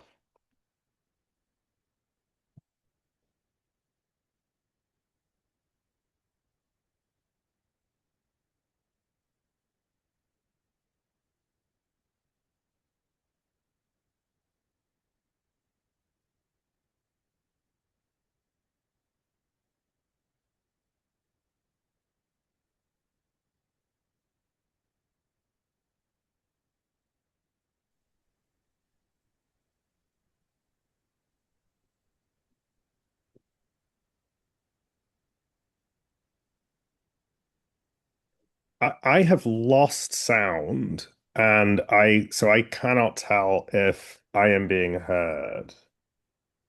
Hi, Professor Hook, can you hear us now? I can hear you now. Oh, good. Thank you so much for joining us and, you know, for making all the adjustments you have to be here with us today. I'll give you the floor straight away. Thank you. Okay. Well, thank you very much for inviting me. I apologize that I was not there at the beginning of this session. Um, uh, the reason for that is that I'm working from home, and my internet connection went out this morning, so I was desperately scrambling to reboot that up until the beginning of this call. So my sincere apologies for that, and I'm glad that I was able to get it going again. Just to introduce myself, I teach at the University of Chicago Law School, and I think it's relevant here. I've published a couple of pieces on the role of the US Supreme Court in processes of democratic backsliding in the United States. Those are articles in the Annals of the American Academy of Arts and Sciences and the Northwestern Law Review. And these complement work that I've done with my colleague Tom Ginsberg on democratic backsliding in a book called How to Save a Constitutional Democracy that came out in 2018. we're working on a new edition of that book that will come out later this year. Um, um, that will talk about the developments between 18 and 2026. So, as I understand from Anna, my task is to give you a sense of uh, or an account of the role that the US Supreme Court plays in the process of democratic backsliding that's unfolding and has been unfolding, I think, for the last decade in the United States. And the way that I want to do that is through the lens of cases that have been decided in the last year by the Supreme Court. Because I think that those cases cast light upon the long-term project of the six-justice conservative majority on the court, and show or nicely illustrate the nature of that project and the limits of that project. And I think this is usefully examined through the lens of recent cases, because in the past year, I think the court has taken steps that are structurally incompatible with a rich and inclusive understanding of liberal democracy. But it has also resisted, at I think, pretty key turns, certain initiatives on the part of the Trump White House, which fall outside its long-term project, right?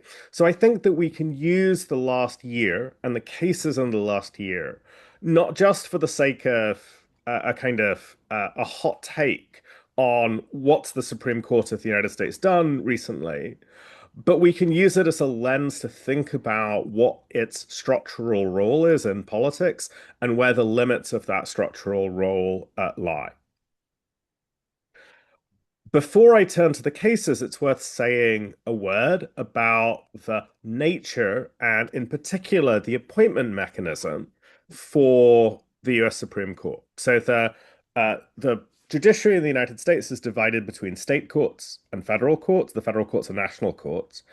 And at the top of the apex, or at the apex of the national judiciary, is a single court, the US Supreme Court, that today is made up of 9 justices.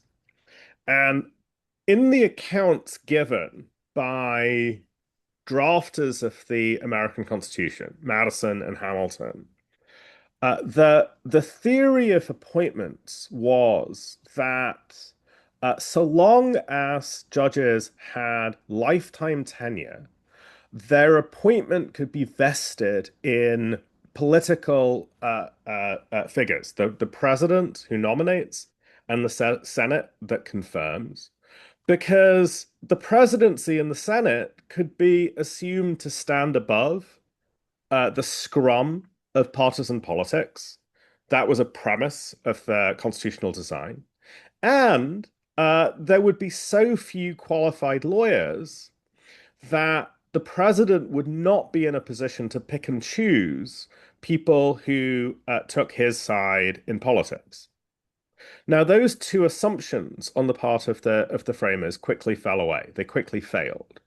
And today we have an appointment system for judges in the United States, particularly at the level of the Supreme Court, that is intensely politicized, is the site of considerable investments, not just by the parties, but by ideologically aligned interest groups, particularly on the right. I think the right has been far more effective than the left in coordinating and organizing investments in judicial appointments in ways that generates a high court, a Supreme Court that is plainly or that is selected through a process shaped not just by political but by ideological pressures, right? So you have a court that is not in any meaningful way insulated from at least the long-term drift of politics. And what that means is that the court is selected the members of the court are selected in ways that reflect the long-term ideological projects of the side that is able to stack the court with more of its people than the other side. And at the moment, that happens to be the Republican side. And there happen to be 6 out of 9 justices appointed by Republican presidents. What's the nature then of that long-term project, and how do we see it manifest in the court's opinions from the last year, and where do we see its limits falling? In the last year, the Supreme Court has decided 3 cases that I think reflect a long-term project that has been unfolding since 2010. Sorry, since 2005, excuse me, when John Roberts was appointed to the position of Chief Justice. And in each of these 3 domains, there are opinions from the very beginning of the Roberts Court that prefigure and that are built upon by opinions today in ways that show that the opinions today are in some sense the culmination of these long-term projects. The 3 projects I would draw to your attention are as follows. The first is the turning of the First Amendment's free speech clause in the US Constitution into a deregulatory instrument that precludes any constraint on the power of money in politics. So in a famous decision called Citizens United, the court struck down limits upon corporate spending. That was in 2010. This year, it struck down limits upon the power of political parties to engage in spending. That was a decision called senatorial, or the Republican Senatorial Committee. The effect of that decision is to concentrate power within the party and to amplify the practical political authority of not just the party, but financially endowed individuals and actors at the cost of actors who are less well off or are insurgents from the perspective of the party. So this is a line of cases that has a centralizing effect upon political power. The First Amendment cases have to be read in light of another line of cases in which the court, generally reading statutes rather than reading the Constitution, has pared away the criminal limits on official corruption. The court has read corruption-related statutes more and more narrowly in ways that make it very difficult for individuals who engage in the improper use of government office to be prosecuted. So that has the effect of not just facilitating money in politics, but facilitating the misuse of money in politics. So that's line 1. Line number 2 is, in a series of cases this term, the Supreme Court permitted the government to act on the basis of race, where the evidence demonstrated that the government was acting on the basis of animus. The most important of these cases was the elimination of an immigration benefit for Haitians, which was taken on in the wake of both the president and the Secretary of Homeland Security making comments about Haitians that plainly evinced a racial animus or a form of animus. This acceptance of animus against minorities is a reading of a part of the US Constitution called the Equal Protection Clause, which was enacted after the US Civil War, allegedly or purportedly to provide racial equality. Today, the only people that win under equal protection, under the Equal Protection Clause, are white majority plaintiffs challenging affirmative action cases.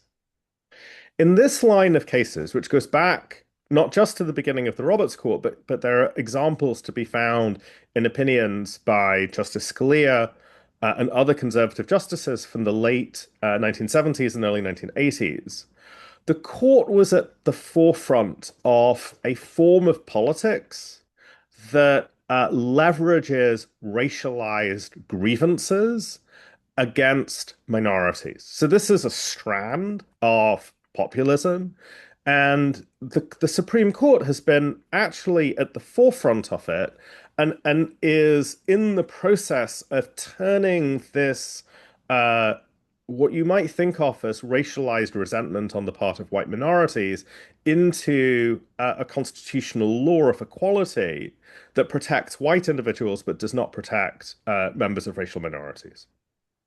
The third line of cases is known as the unitary executive line of cases.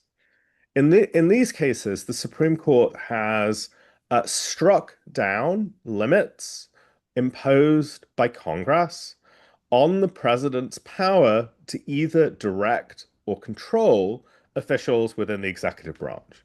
For the last century, the president has been constrained from firing members of the federal government who are designated by Congress as in some way independent.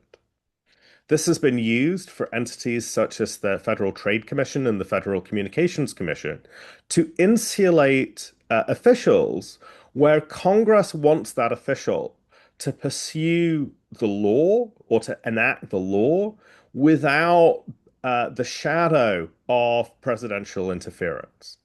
One reason this matters is that agencies such as the Federal Communications Commission, the FCC, shape the media environment in the United States in ways that are determinative of the possibilities of democracy.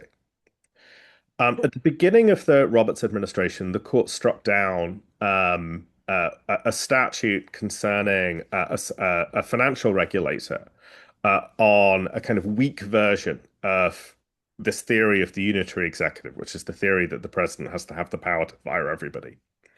And this term, in a case called Trump v. Slaughter, it overruled all of its earlier cases dating back to the 1930s, which had permitted Congress to insulate parts of the government from direct control by the president.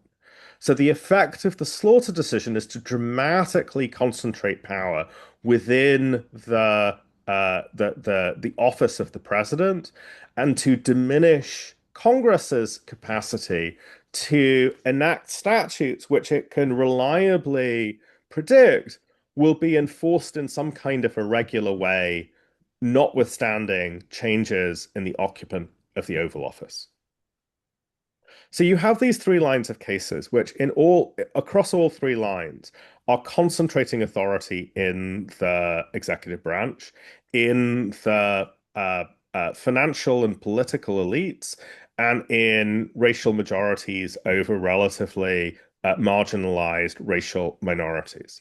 So the long-term project of the Supreme Court is not to eliminate the formal trappings of democracy, but to render those formal trappings, the fact of an election, the fact of Congress being able to pass a law, the fact that people can exercise power through organized groups, which at times have where racial identity, for example, the fact that somebody is Black, the fact that somebody is Latino, is part of their political identity. The court is enabling or has been leaning into an arrangement where power is de facto concentrated and where the ordinary operation of democratic institutions is less effectual. But this is not to say that the court embraces everything that the Trump presidency suggests in ways that have anti-democratic effect. In instances in which the Trump presidency has proposed legal changes that do not have a kind of footing in the long-term project of the Roberts Court, it has tended to lose. So it lost in the tariff case, which is in where its proposal was in tension with the Roberts Court's commitment to deregulation and free markets. it lost in its effort to extend the unitary executive theory to the central bank, the Federal Reserve, where in a concurring opinion, Justice Kavanaugh said, the reason the president is not winning here is that we, the justices, do not want to take the blame when the financial system collapses or enters into a crisis because the central bank is no longer independent. And the president lost in a really important case called Trump v. Barbara, in which the court rejected his effort to rewrite the terms of birthright citizenship. And I think the reason it lost there is that the weight of historical and legal evidence against the president's position there was overwhelming, and the campaign to politicize birthright citizenship was actually a relatively new one. Didn't have the pedigree of these other campaigns. So I think you can think of the court, therefore, as playing this structural role, enabling the concentration of power in ways that are antithetical to a well-functioning democracy, but not necessarily heeding or complying with every whim or suggestion on the part of the executive branch. And I think I'm at time. I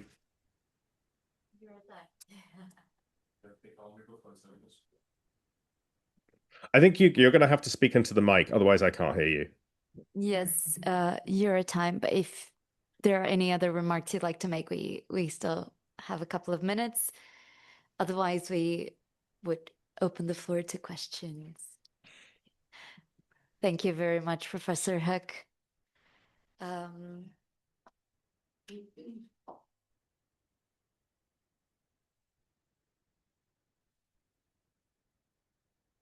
Sorry, Jonathan, to be here. I just Hello. Can you hear me? Those of you online through this mic? Great. Thank you so much. Big thank you to our panelists. I'd like to open the floor so we can make most of the time for discussion. So if you have any questions, please. Yes.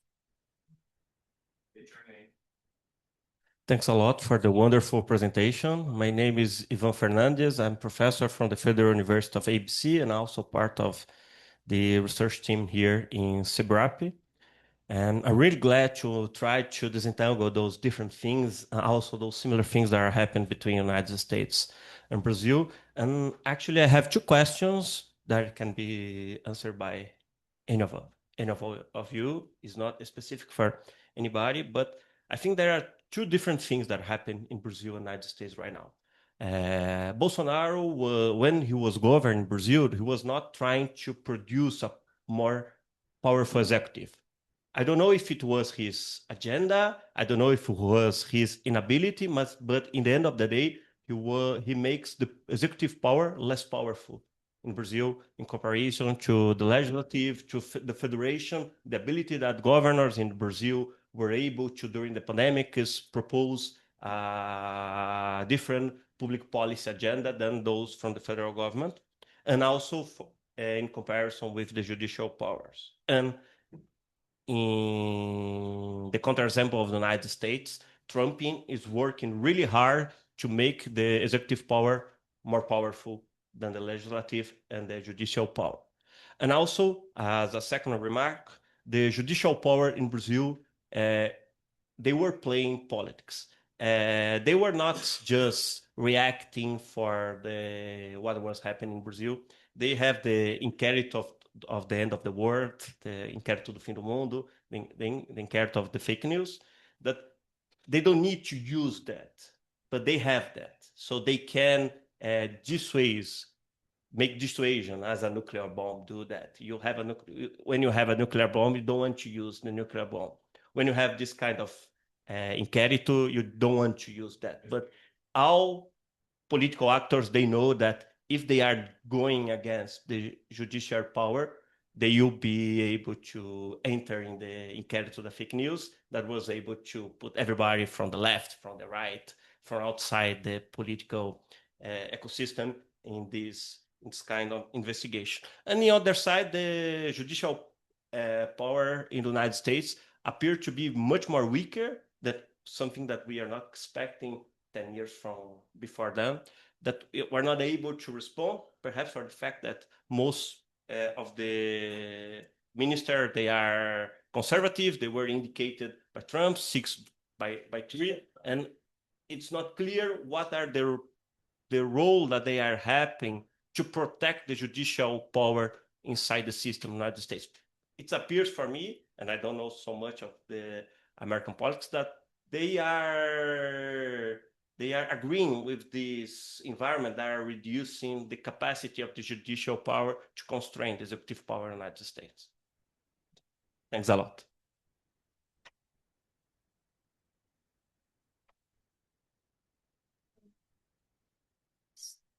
Would you like to make? I just wanted to say, after hearing all the presentations and before getting too far into the discussion, which is the most important thing to do, but at my stage of life, I'm have the time to read the best newspapers. I spend an inordinate amount of time every day reading the New York Times, the Wall Street Journal, the Financial Times, the Washington Post, and the Los Angeles Times. And that's a heavy dose of exposure to what are generally regarded as the best media sources for following. There are obviously some others in different spaces, but we have had a discussion even before getting into the full discussion, just the first set of presentations, which comparing the subtlety and relevance of the comments made in the first part of the discussion today are overwhelmingly superior to what you can gain by reading these best journals, and they are much better than the electronic media.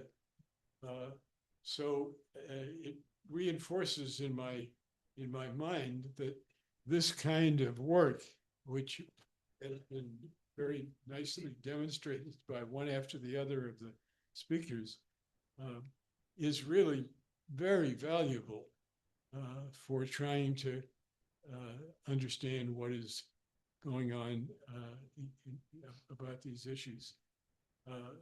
I've got various reactions. Most of them I will try to think through and write something about and send letters to various of the speakers and so on. But, one of the things that occurred to me is we tend to look at, these wonderful presentations basically had in common that they were looking at institutions and processes of different sorts and explaining how they worked or have worked in the cases of the United States and Brazil. And lots of interesting things came out that, most people who are talking about these issues don't deal with in anything like the sophistication of these comments. Some of what we need to do, I think, is to do exactly that kind of work with respect to some other institutions and processes. I think of just one, only one example I want to mention, and that is because I am fundamentally interested in foreign policy and international relations. I've followed the whole issues of Venezuela very closely over all this period. And what fascinates me is that hardly anyone, even the people who write about Venezuela policy and get space in the New York Times and places like that, um, they neglect evidence such as the moment when President Trump had the First Lady sitting in the State of the Union address with the leader of the political opposition to the Venezuelan government by her side, and made various comments about Venezuela that gave the impression, and were supported by other statements, that there would be a military action against the Maduro government. I'm talking now several years ago. And this was being taken very seriously by all sorts of pundits and so on. And the next morning, the Secretary of Defense gave a press conference in which he simply said, there's one comment I'd like to make, even if there's not a question. There is no plan, nor any planning for military action by the United States in Venezuela. I mean, he made a public statement in a press conference, not in response to a question, that was a direct defiance of what the president and his entourage were trying to, present as policy. So this is another area of interesting inquiry. How much of that goes on? I don't know myself today whether he was speaking as an individual who was the chairman of the Joint Chiefs of Staff, or whether he was representing a dissenting minority. But in any case, it certainly turned out until relatively recently that the military was not prepared to act in Venezuela. In any case, you could look at business interest groups of various kinds in a more systematic way to get some understanding of how they are either silencing themselves or being silenced. And so there are different angles to look at this, but I was very stimulated by all of the presentations, and I think it's a great sign that we have the makings of an important project and hopefully a book and some effect on public discussion.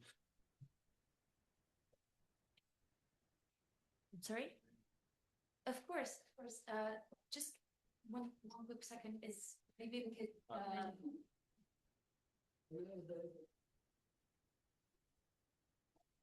A gente usar. Hello, thank you so much for your brilliant presentations. My name is Svetlana. I'm professor of sociology at the Federal University of San Carlos. And currently I am coordinating an international research project on humanitarian migration policy in Brazil. And what we have discovered so far is that migration policy in Brazil is already very much influenced by the US interests in the region, particularly on trying to limit extra-continental migration flows to the United States and also regional migration flows. So I was thinking maybe the migration policy is some kind of trade-off that Lula's government is doing currently with the Trump administration. So I'm wondering, what are your thoughts on the role of migration and also organized crime issues in Brazil-US relationships currently, as long as these two issues are very important electoral points for Trump's government currently. Thank you.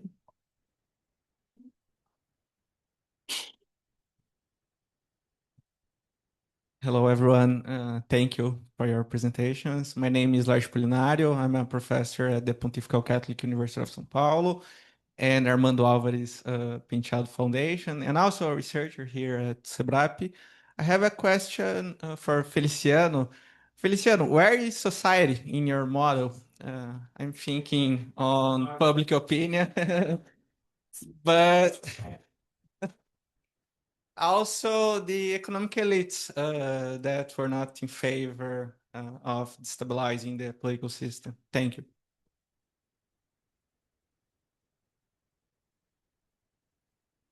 Thank you very much, Lerche. Well, you've got your mic space if you want to use this. Can you just going to start with a comment on Professor Abe's remarks. I think Brazil is going through one of its most dangerous political moments, and because of a key difference between the United States and Brazil when it comes to democratic erosion, is that the ability of the Brazilian government to change American politics is zero, whereas the American ability to change Brazilian politics is 100%. Not only because of the national security strategy, but mainly because of the national security strategy now. So in my understanding is that the current US government wants to break the spine of the Brazilian society and economy by moving away all types of Chinese investments or relations that we have. And they will do everything within their power to do so. And the cheapest way to do it is to support Flávio Bolsonaro, but it's not going to stop there. It is not going to stop there if Flávio Bolsonaro wins. So Brazil and the United States are going to a terrible collision. Today, in any discussion in Brasilia, the possibility of an American military intervention in Brazil is not only real, but possible.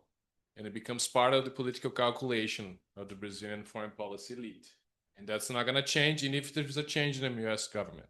So any comparison that we do today between Brazil and US has to take into consideration the US intention to change Brazilian politics because they want to do so, and they think that whatever the relationship that we have with the Chinese, that needs to be stopped. So what the US is doing now, the Trump administration do, is the circle of fire around Brazil with every single government. So the first time in our history, maybe, we have to come up with a foreign policy that will tackle US influence in every single one of our neighbors: Argentina, Uruguay, Peru, Colombia, Bolivia. In every single one of them, the US, the local current US embassy is moving its tools to pressure Brazil. Because the main goal of the national security strategy is not Venezuela, it's not Cuba, it's Brazil. Is the most autonomous and the one that has the closest relationship with the Chinese in the region. And is the most difficult one to tackle as well. So that's why I think we're going to a collision. And this is the first time in the US-Brazil bilateral relationship in our history. In the history of Brazilian understanding of how we relate with the United States, we always thought that we either had a very good relationship with the United States or we had moments of crisis. We never thought, neither in the academia or in the diplomatic discourse, that we had a possibility of a conflict that included military conflict, which is still a very far-fetched, far-away idea. But the mere possibility that you're including this scenario into your political analysis, it shows how the situation is becoming so complicated for us. So I think this is important. Whatever is going to happen to Brazil's democracy in the next 10 years or so, the role of the United States, as in the past, will continue to be very, very important. So this mechanism doesn't occur in the United States. Doesn't happen. Whatever. If you're going to compare one democracy erosion to another, this foreign interference coming from one of the two parts is not happening in the United States. So that's a key element. That's what I want to understand better in the study. So, answer Laerte, of course. I'm putting together a model that is going to obviously add more mechanisms to understand how we prevented democratic erosion in Brazil. So the role of civil society, as I said before, Brazil is 210 million inhabitants. So civil society today in Brazil is absolutely uncomparable to what happened in Brazil in 1964. In 1964, the majority of the civil society was in favor of a coup, at least the most organized ones. And today will be totally the opposite, right? So this is very important. The economic elites as well. We don't know exactly if they were in favor of what Bolsonaro was doing or if they were against, or the signals that they sent. So the things are, I think we're gonna have to to still think about. And to Svetlana, what I feel, and I think we discussed this before, what I feel from the far right in Brazil is that immigration itself is not a political issue yet. I think that has to do with number one, with the number of immigrants in Brazil. It's reaching now 1 million people to a 210 million. That's the lowest participation of foreign immigrants in the history of Brazil. So it's not a political issue yet. And 5 million is abroad. There is that too. So although the numbers are growing, I think now it's becoming more and more difficult to immigrate to Europe and the United States. So we see a spike of immigration to Brazil. You're probably seeing this in the changes of Brazilian immigration law is very, very progressive compared to many other countries in the area. But surprisingly, Bolsonaro hasn't picked that up in his administration. It's difficult to understand why this is not. Of course, crime is an issue for them, but immigration itself, it's not. I think racial politics in Brazil is not as important in the United States. So Bolsonaro is not like a pro-white majority. He doesn't have the platform very clear. What he talks about is the traditional Brazilian family, right? That's what he talks about.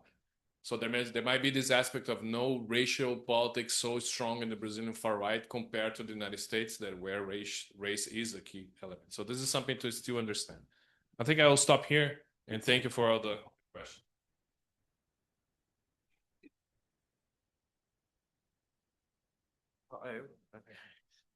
Obrigado. So yeah, I mean, I would concur with all of that, and that's, I think he's spoken pretty well to that topic. Concerning the question about like judicial power and the different roles of the judiciary, I think that it's a good question, and I'd love to hear what Dr. Hook has to say about this, because I'm sure he knows even more. But so I think comes down to two things. I think that it really deals with, so there's the institutional divide that I talked about before. The United States Supreme Court, by definition, has to be reactive, and it can only react to other cases, and it's a very long, drawn-out process, and it can't be proactive in its own defense or in its own interests, like the Brazilian Supreme Court has the ability to do. But I think it's also a very ideological difference, because you talked about like the Supreme Court in Brazil is like actively playing politics, right? Like they know they're political actors, they're doing it intentionally and consciously. And so and I think that is correct. And I think what we've seen a lot in the Roberts Court is a desire to be like as irrelevant as possible. Like the more they don't matter, the happier they are. And so I think if you look up in the run up to Trump being reelected, there was a court case under the clause of the US Constitution that anyone who has engaged in insurrection against the United States cannot be elected to office. And people wanted Trump to be ruled invalid under that clause because of the actions of January 6th.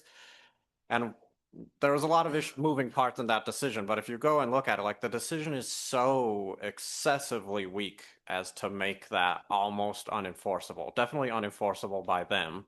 And so there has been the court itself has seen a long tradition of, yes, trying to like minimize its own ability to constrain the other actors.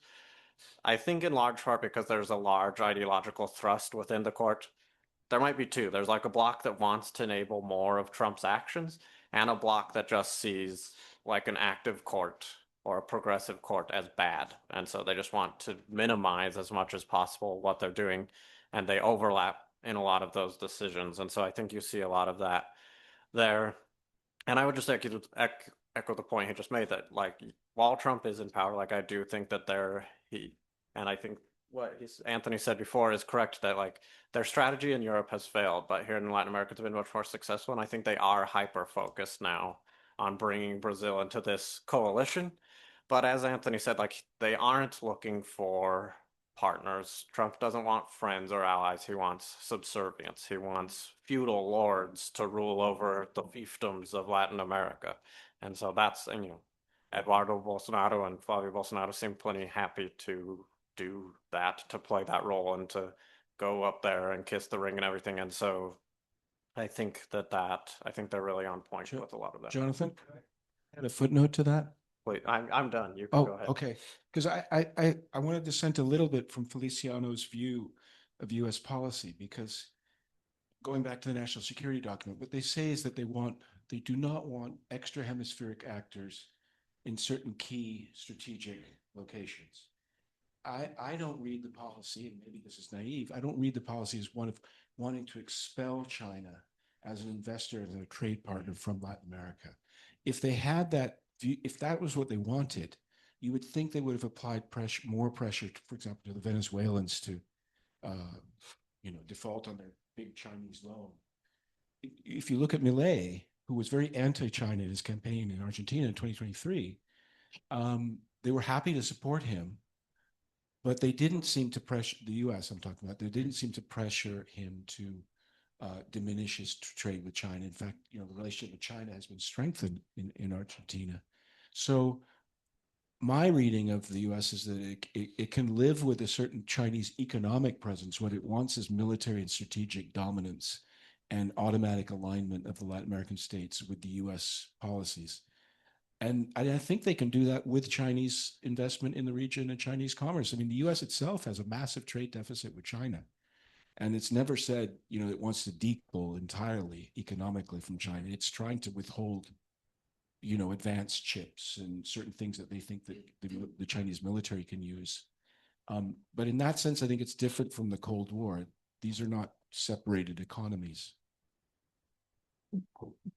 Professor Huck, do you want to speak? Are you listening? I have been listening, and thank you very much for giving me a chance to maybe respond. I think the two pieces of questions that I can speak to are the comparison between the Brazilian Supreme Court and the American Supreme Court, and the question raised about the role that migration plays, or at least the role that migration plays is refracted through the lens of Supreme Court jurisprudence. I agree with the idea that the US Supreme Court and the Brazilian Supreme Court play very different roles in the political ecosystem, and that the nature of the interventions they make have very different kinds of political both effects and appearances. I'm not sure, however, that those differences amount to differences in the magnitude, however one measures it, of the political efficacy of the particular judges or the court as a whole in relation to political outcomes. I am not an expert on the Brazilian Supreme Court, and I'm more than happy to be corrected. But my impression from reading the English language literature is that many of the interventions on the court's part have been targeted at particular either individuals or firms in ways that I think immediately read as having partisan political colors. The US Supreme Court is generally reluctant to intervene in individual cases outside where its intervention would undermine its effort to portray itself as above the scrum of partisan politics. So the Trump v. Anderson case, which was the case about the disqualification of a president pursuant to Section 3 of the 14th Amendment, is a case in which the court removes itself from the process of disqualification on the ground that having that role would seem to politicize it.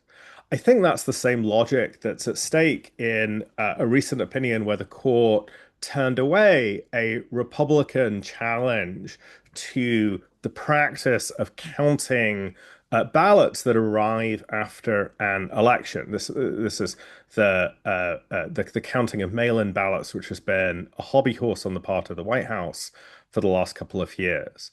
Had the court gone the other way, it would have put itself in the position where it was liable to hear election week challenges to the effect that, oh, look, these ballots arrived too late, these ballots actually reached this post office at the right time, et cetera, right? So the court is really reluctant to put itself in a position where it is overtly picking winners in the political process.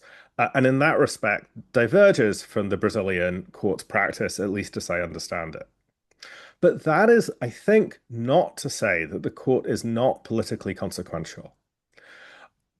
The court, not just in the areas of campaign finance, of equality law, and administration, which I mentioned, has had enormous structural effects on the practice of American government. In other recent lines of cases, the court has dramatically changed the stakes of what, in particular, the federal government can do. So I'll give you one more example of that, a decision that I think belies any notion that the Supreme Court is inconsequential.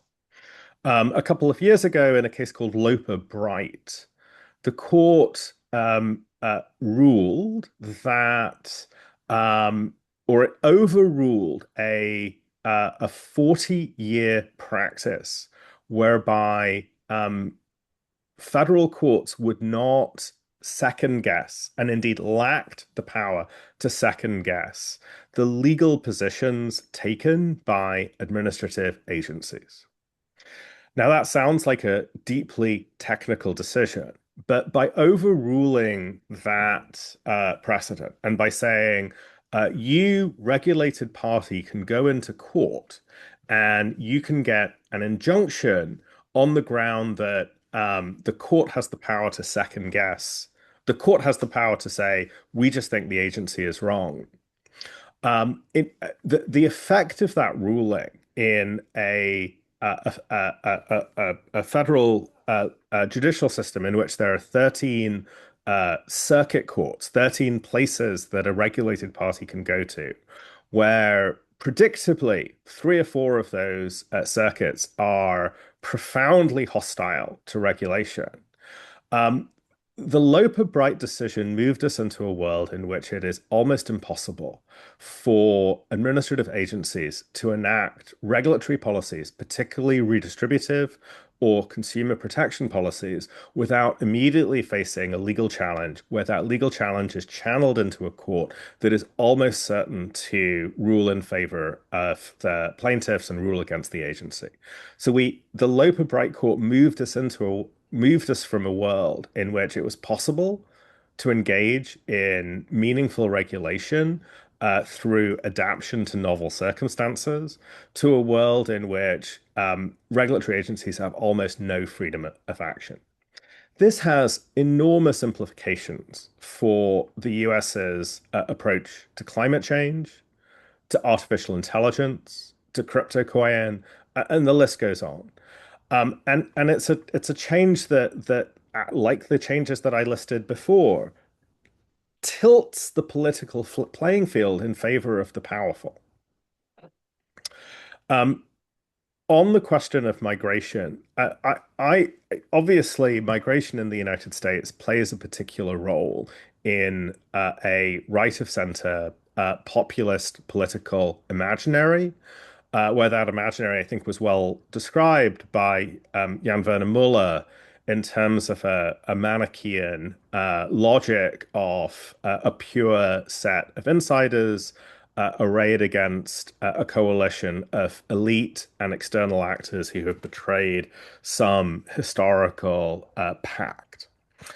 The Trump administration, on the one hand, has played the migration card in a way that is politically has been politically inefficacious, and the key to that has been the murders, and I think it's appropriate to call them murders, of 2 American citizens in Minneapolis earlier this year, we've recently seen similar killings in Texas and Maine, and it will, I think, be interesting to see whether how those are folded into the political narrative. But particularly the Minnesota killings changed the valence of the political valence of immigration enforcement. At the same time that that was unfolding, the US Supreme Court has issued a series of decisions that withdraw the exercise of jurisdiction from immigration actions that have devastating effects upon individual migrants, and that thereby facilitate the use of coercion and violence against migrants in cruel and often performative ways.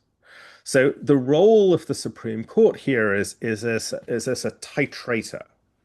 On the one hand, as I just explained, the court has made it much harder for the helping regulatory state to act. And on the other hand, it has made it much cheaper, much more frictionless for the coercive state to act, in particular against migrants, and including through the use of overt violence and coercion, including racialized coercion.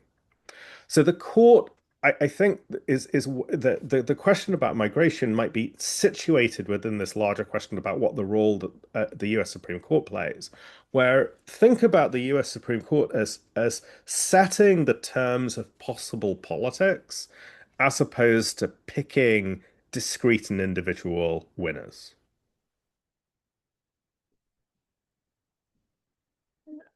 Look, we are out of time. Maybe we can come with some issues that were tackled here in the afternoon. So we should eat. Everybody's hungry. I have some observations, but I will leave for the next session.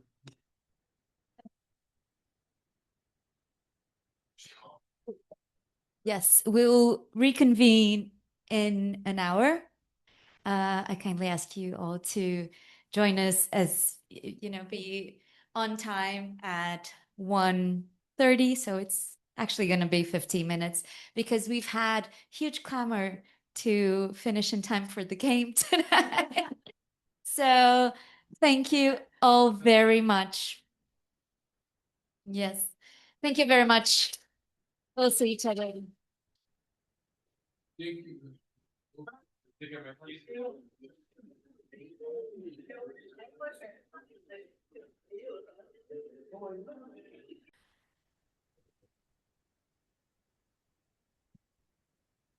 So should we give it another minute, maybe?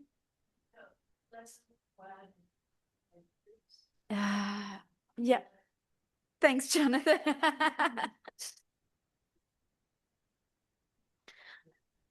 Does anybody have an extra pad of paper? I think I do.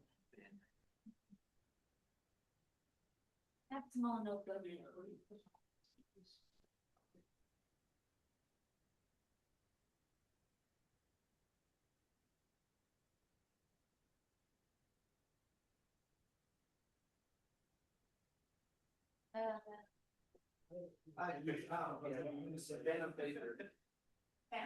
No, paper.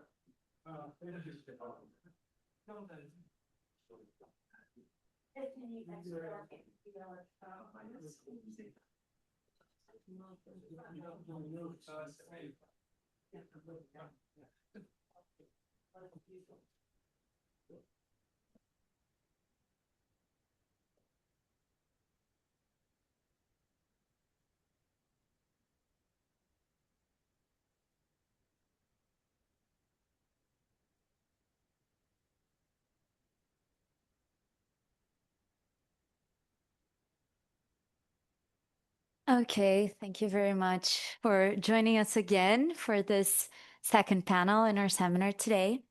So as you all know, we talked about institutions and institutional actors in democratic recession in the first panel. And now we're going to discuss the social, economic, external factors. Obviously, these are not two separate shelves, as we mentioned earlier. So I'm gonna let myself begin because I think my role in this project kind of makes the transition between the discussion on institutional actors and democratic recession and other factors that we'll be discussing today. So, obviously, as you know, I've been coordinating this project alongside Abe Lowenthal, but we also put our researcher hats on for the better part of this incursion. And I think one of the big questions that we were asked ourselves was what we understand by democratic recession, democratic regression, backsliding, erosion. This is a discussion that is central to the project, and we cannot move forward without addressing it. So I'm going to talk a little bit about the ways we've been approaching the idea of democratic recession. I am going to cover a little bit of how the way we understand democracy is key to perceiving what's happening as a democratic recession or not, and the meanings we attribute to democracy, and what Brazil brings to the table in terms of defining and understanding democratic recession. So first, we have had the privilege of speaking with Professor Aziz Hook, who's come with the idea of constitutional retrogression as opposed to an authoritarian reversion. Basically, authoritarian reversion, in Professor Hook's words, would be a rupture, whereas a constitutional retrogression would be a more subtle, and I quote, incremental erosion that happens simultaneously to three institutional predicates of democracy: competitive elections, rights of political speech and association, and the administrative and adjudicative rule of law. This is a very clear-cut definition, and we also came across several other definitions. We have Levitsky and Way's competitive authoritarianism from 2002, revised in 2010s, where they were the first to realize that it's not just because you have elections that you cannot slide into authoritarianism. Then we had Levitsky and Ziblatt's on how democracies die. And this was a much outwardly work with the aim of advising the electorates as to the behaviors of autocrats or potential autocrats. Even though they were competing in elections, they would eventually turn out to be autocrats. And we have obviously Larry Diamonds with he coined the idea of democratic recession to describe the declining of democratic quality across multiple countries. So he was witnessing a wave and condensed that wave into this concept. But I think essentially we always go back to Guillermo O'Donnell's idea of the quality of democracy and the quality of democratic franchise, the actual exercise of democratic franchise. And that is why remind me on Saturday night to subscribe to this new championship. I'm sorry, I think we had an interference here. Maybe someone voices from beyond. Anyway, so that is why this project, we understand obviously the similarities between Donald Trump and Jair Bolsonaro.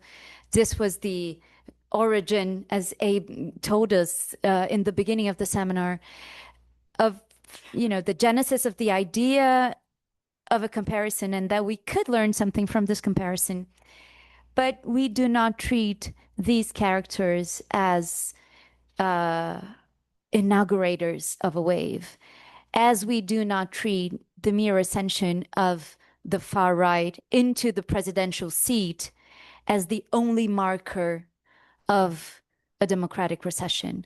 We see these characters as symptoms of a process that had been ongoing. We see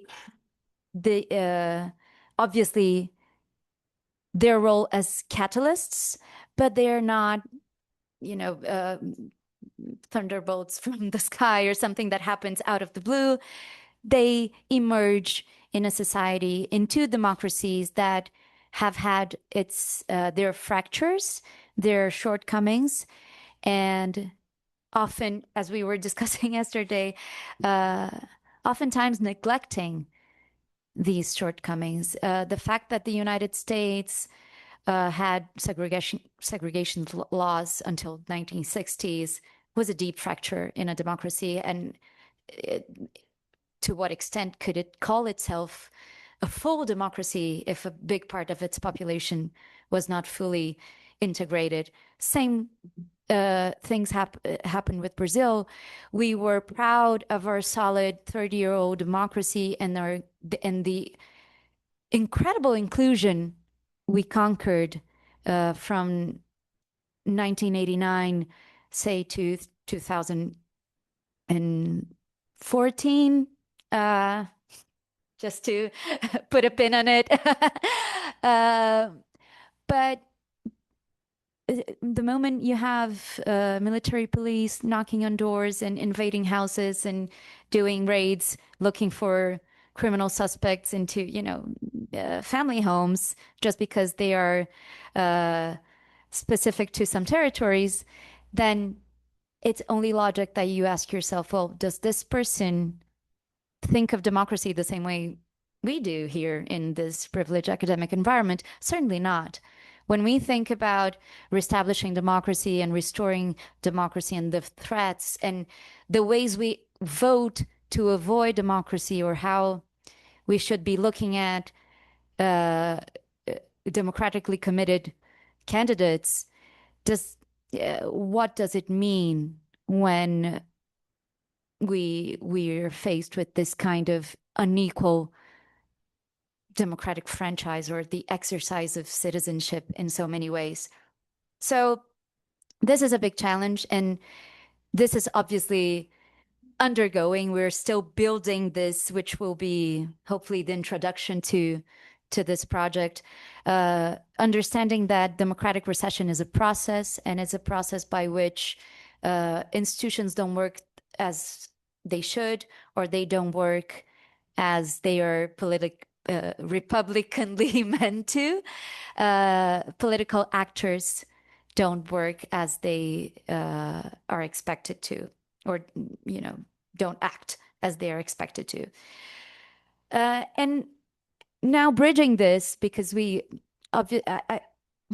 actually I want to make a small parenthesis here to something that should have been probably in the first panel, but I think bears consequences to this panel. You let me know, okay? Which is, I think Brazil brings something rather new to the table in terms of how we understand democratic recessions. I think we've done so far a good job in covering the literature about democratic recession in contemporary times, and in terms of theorizing, it is majorly American right? Or from the north.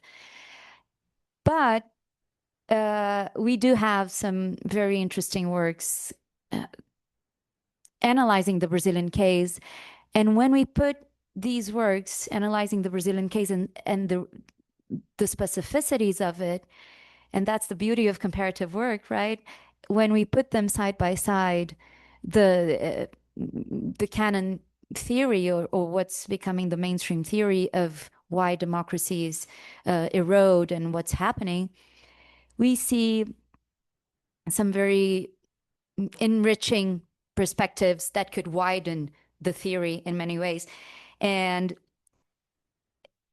there's, for instance, the role of Congress here in Brazil with the budgetary amendments. They used to be called earmarks in the US, but there has been a big reform and now they're called community project budgets. I'm not sure I remember, but anyway, there are parallels to budgetary prerogatives from Congress. In Brazil, a big part of how our democracy is jeopardized right now is owed to these changes in how the congressional leaders and party leaders co-opt big chunks of the budget. Of course, this is a democratic mechanism, and many people advocate that it should exist, but it's existing in a way that is really disrupting the functioning of our political system right now as we speak. This is something that could open a new avenue for comparison, like the vector by which autocratization is exercised or enacted. We talk a lot about overreach, executive overreach. And as Professor Maria Hermínia told us in her presentation, that wasn't really the case with Bolsonaro. Of course, he tried by governing by decree, but he had so many forces he had to grapple with that it wasn't the classic case of executive overreach. At the same time, you have a victory by Lula and a continued process of a malfunctioning democracy in so many ways. The fact that a platform was elected and it cannot enact is often normal in presidential systems where you have to negotiate. But what is happening right now, is this part of the system, or is this something that maybe similar to what's happening in Peru, which they're calling congressional authoritarianism or legislative authoritarianism? There are some research groups here in Sebrapi looking at this, and this is a very interesting agenda. So just so you know that the comparison, this is just me making the case for this project in the sense that the comparison is very rich and it can contribute to what we understand about democratic recession and how we see it as a process and as a concept.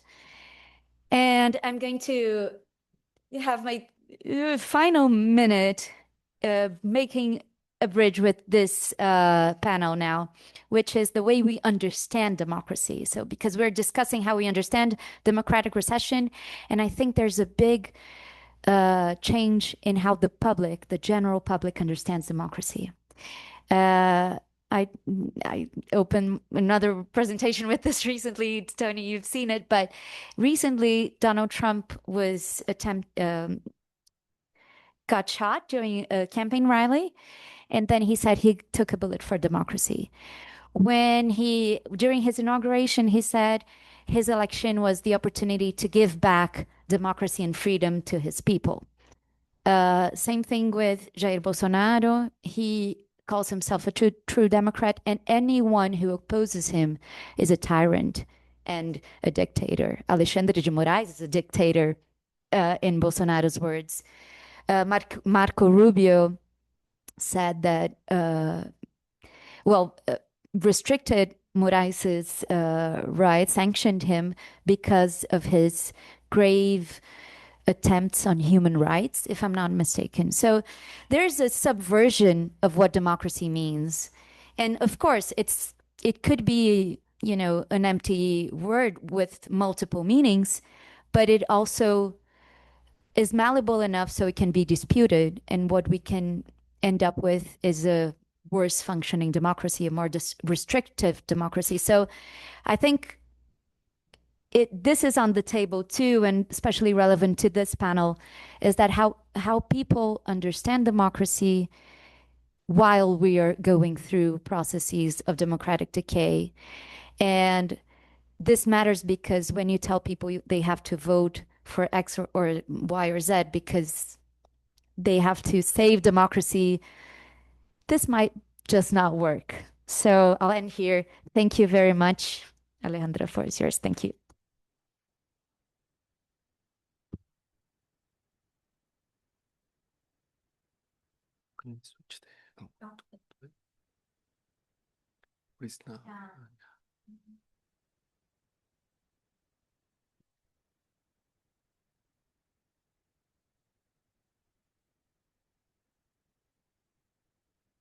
Then you can let me know when. Okay. Time. Okay. Can you hear me okay? Perfect. Thank you so much, Anna and Eve, for this invitation. I have to say that Anna has done like an amazing work, like bringing people together and organizing all this. So thank you so much for the invitation and the organization of this seminar. Also, I would like to take a moment to thank to my co-authors of this paper that I'm going to present, Professor Laura Gamboa and Professor Juan Albarracin. Unfortunately, they had like previous commitments, so they won't be able to be here in person, but I'm pretty sure that at least Juan Albarracin will join us online. So thank you to my co-authors. It's been great to work with them, and thank you for the invitation to work on this paper. So what I'm going to present now is a work in progress. It's a paper proposal which title is The Course of Infallibility, How Perceived Vulnerability Impacts Reactions to Democratic Backsliding. I think that the previous panel extensively touched on institutions or the importance of institutions to prevent democratic backsliding. However, I would like to take this topic from a different angle, and I would like to talk a little bit more about society. Someone put that topic onto the table, very important, and also public opinion. So I will overlap some information that has been like previously said. So bear with me if I repeat something that my colleagues already mentioned. So basically the question that motivates this research is why similar anti-democratic behavior produces, I think that is not changing.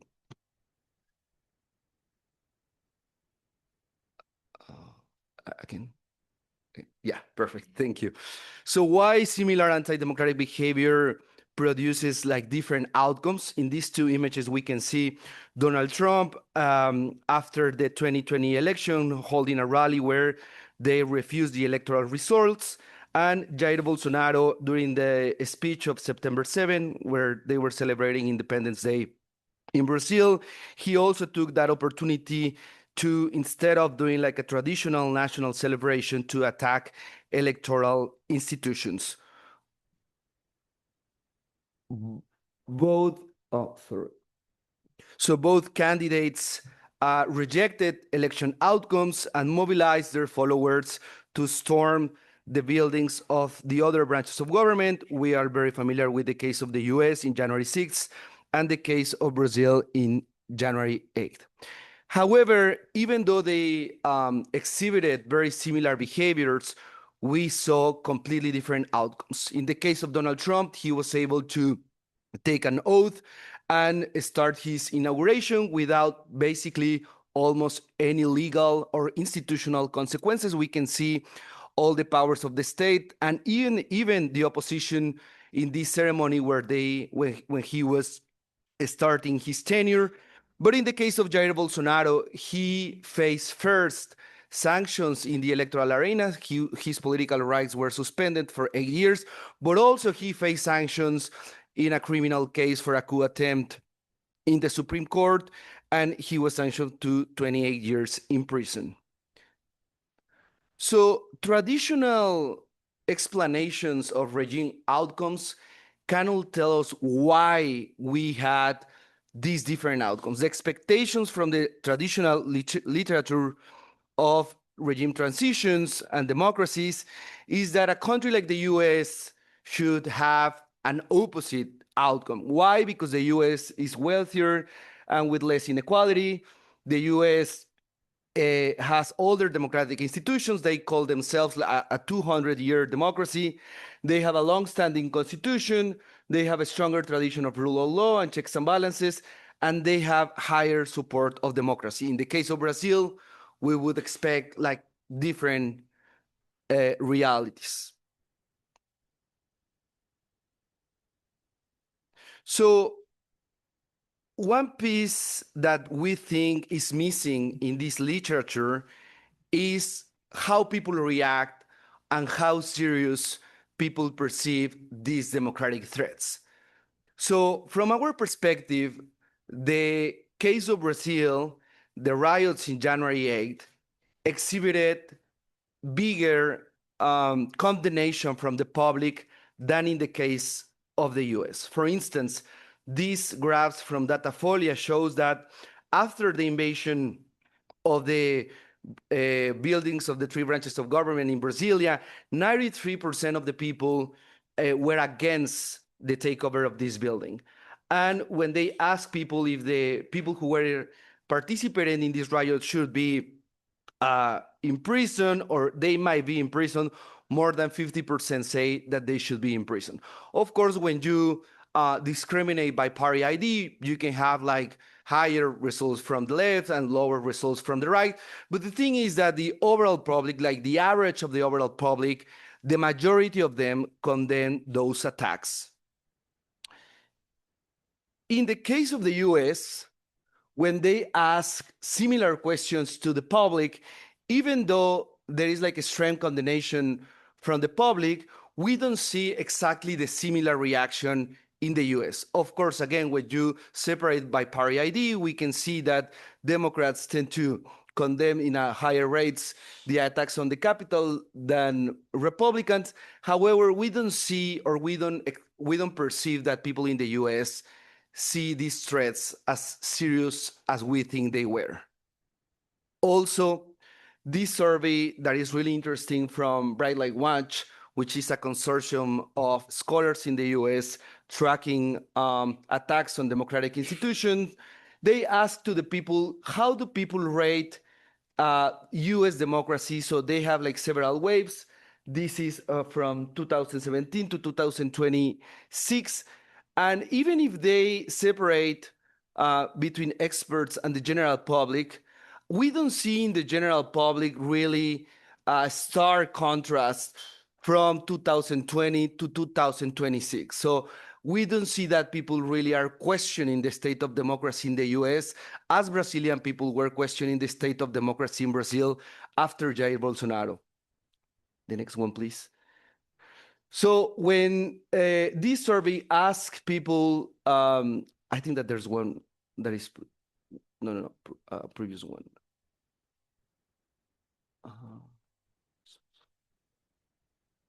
So yeah, this was the first one. This is about the prospects of democracy for 2027. So they asked the people and the expert, how do they think democracy will be by 2027? And again, if we see the blue line from 2023 to 2027, so we don't see that really the public changed their views in a way what we consider they were really worried about the state of democracy in the US. So when we separate by race, we see that whites tend to be more positive about the state of democracy than other races, other minorities. I think that this is easy to expect. However, we also don't see any strong difference between these two groups. So why people in Brazil have different perceptions and different ideas about the state of democracy after the riots of 2022 than the US public, we feel that they develop something that we call perceived vulnerability. So we are building this theory, taking literature and theory from social psychology and health psychology. And in the realm of health psychology, there is something that is called health belief model, which basically says that people who have been exposed to diseases or who know people who have been exposed to diseases tend to take more precautory measures against diseases because they were enough socialized about the dangers of these illnesses. Also, this literature says that parents who were exposed to certain diseases tend to educate better their children so they can be more preventive measures against certain diseases. And we saw that with other illnesses that I can further explain at the end of the discussion. So we are taking this literature to build something that we call perceived vulnerability to democratic breakdown, which is basically individuals' beliefs about the likelihood that democracy in their country have failed. How this perceived vulnerability is shaped. So in this diagram that you can see here, we believe that countries with long-term democratic stability tend to have low perceived vulnerability, which means that they don't see certain democratic threats as risky as in other cases. And this has like a negative correlation with support for accountability.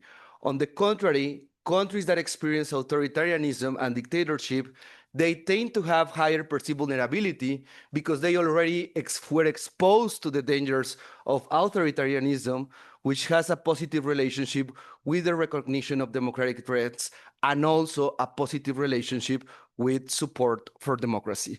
So the causal condition is, of course, countries that were exposed to authoritarianism.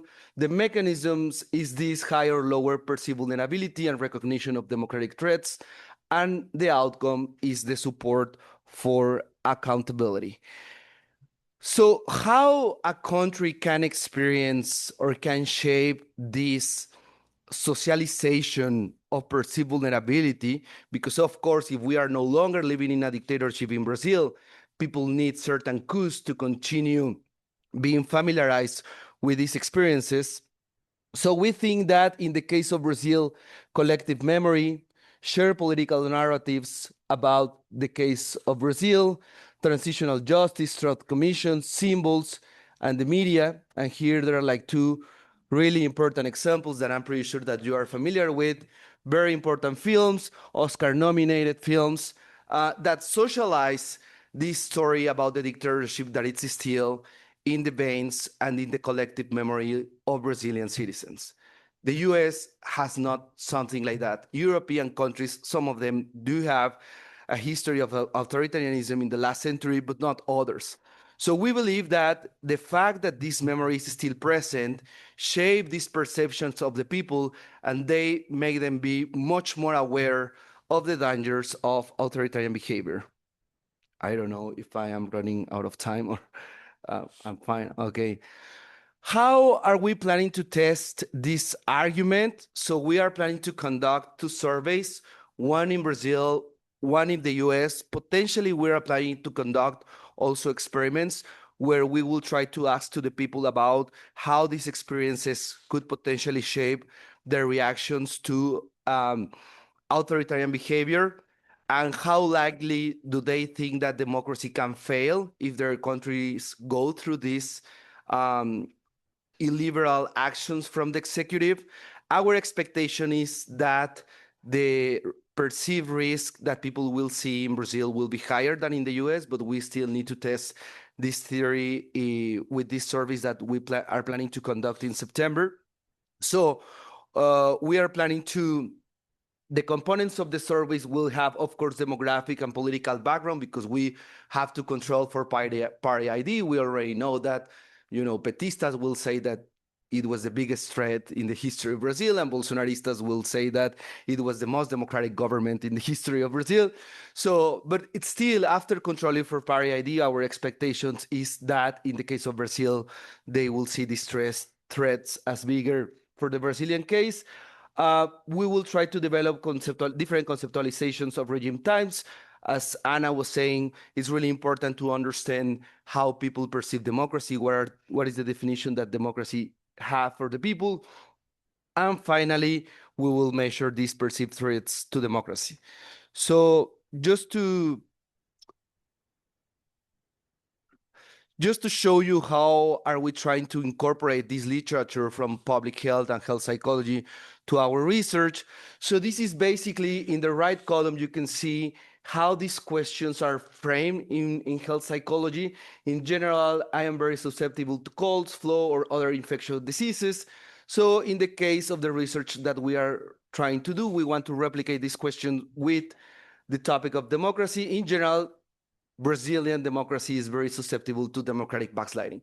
We will ask to the people if they are familiar with people who have been exposed to authoritarian regimes. So we are trying to see how these previous experiences or how the socialization of these previous experiences could potentially shape behavior in citizens in the both countries. So these are the two types of questions that we want to do that we are trying to replicate from health psychology. So just to sum up, what are the next steps? We would like to refine the concept of perceived vulnerability to democratic breakdown, develop the survey battery, field the national representative survey in Brazil and the US, test whether different scenarios change perceptions. Of course, we want to do field work and interview political elites, civil society, journalists, election experts, and so on.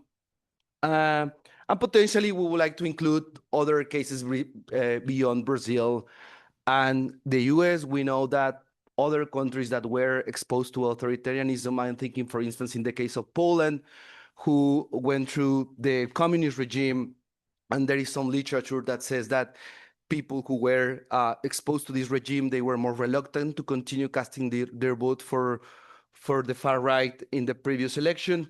So we would like to potentially expand to more cases, but for the moment, we are just including Brazil and the US. So if you have like any suggestions, comments, questions, concerns, you are more than welcome to make those remarks. Thank you so much.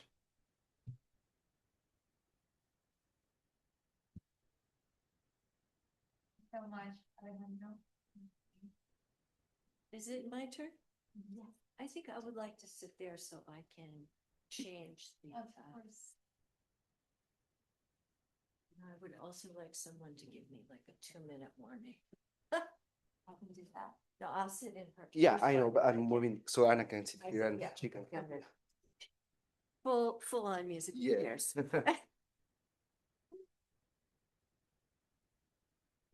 it's 12 minutes? Officially, it's 12 minutes, just so we can do 15. Yeah. All right, so give me a couple minutes warning Okay. if I'm going on. Everybody good? Can you hear me? Okay, so this is co-authored with Luisa Perufo. I'm Leslie Elliott Armijo. I'm doing the presentation. She will be the primary person to take questions. Let's see, what do I just hit return? Yeah, okay. So, okay, now how do I go back?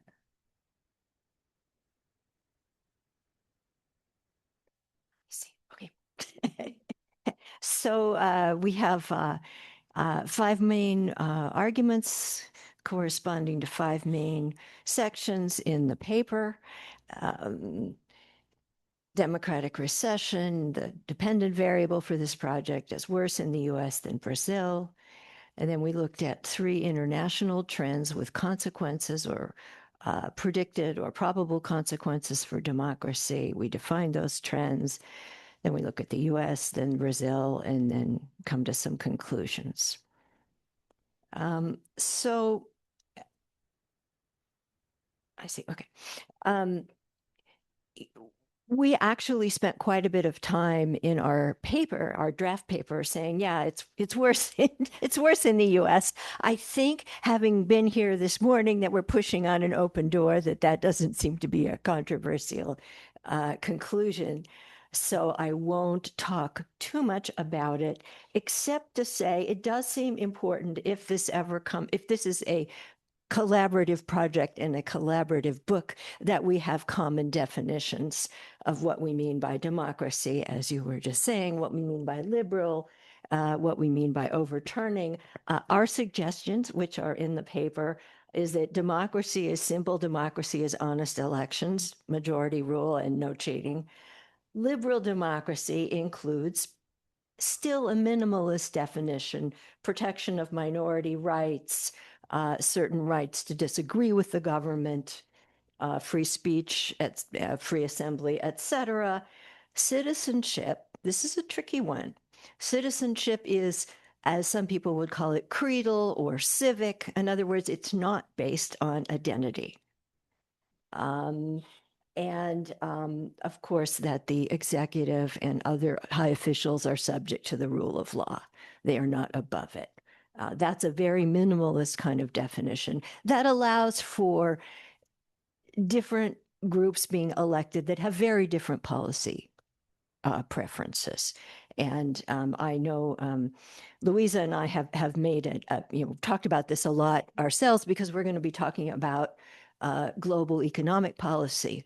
And, there is a tendency to say conservative economic policy is undemocratic. Well, it can be sometimes, but it isn't necessarily.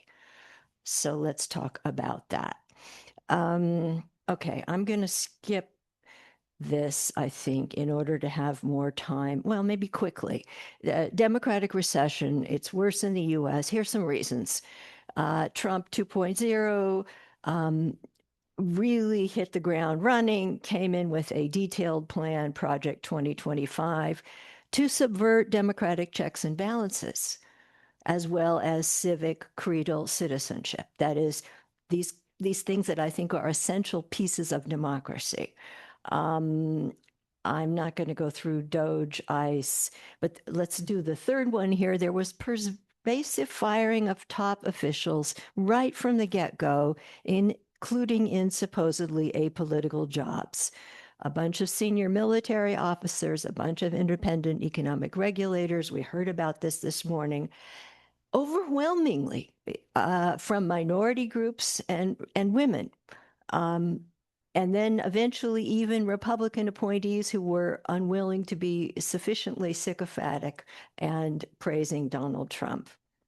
And of course, corruption's already been mentioned, but the United States, the official doctrine is we're very, very anti-corruption. All the criticism of the UN, of foreign aid, of USAID, which was closed by Trump, is, it's so given to corruption. But of course, the worst corruption in the United States right now is from the White House.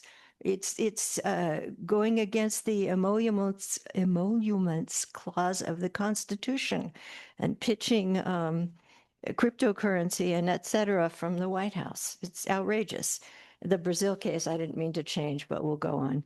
The Brazil case, there is some of that, but it does seem to be less so far. Fingers crossed. So there are three big international trends that we see as having possible adverse consequences for democracy and that we looked at.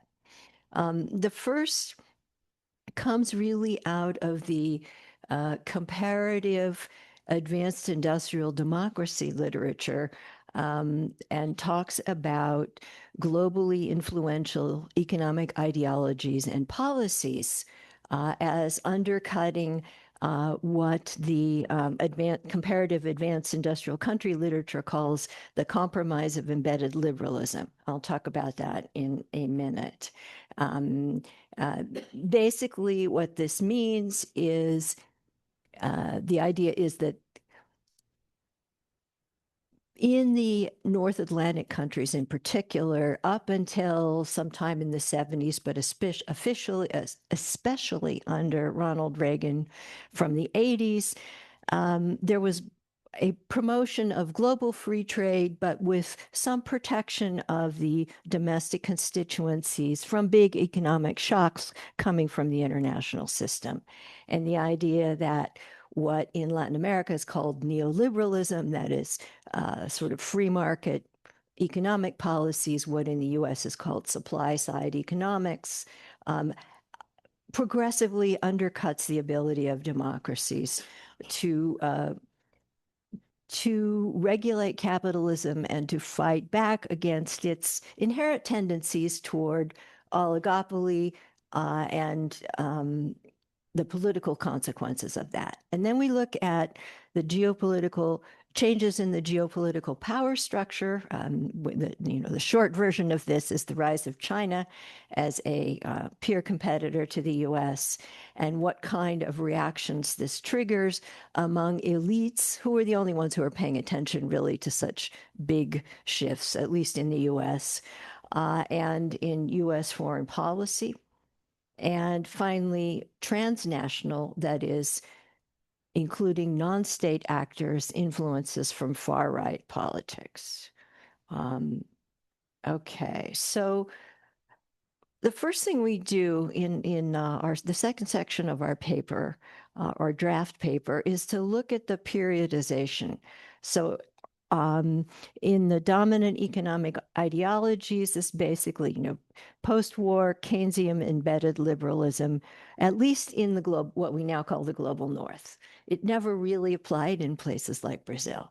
But as they become middle-income countries, they would like it to apply, or we would like it to apply. And then in the 80s, Ronald Reagan, Margaret Thatcher, we have,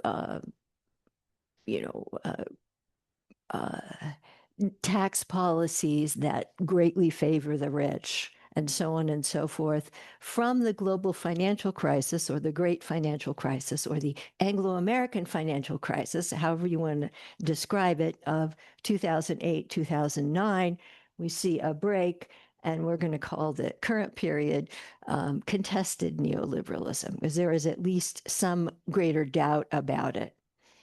And then there's a geopolitical power structure shift going on concurrently, but with not quite the same periodization.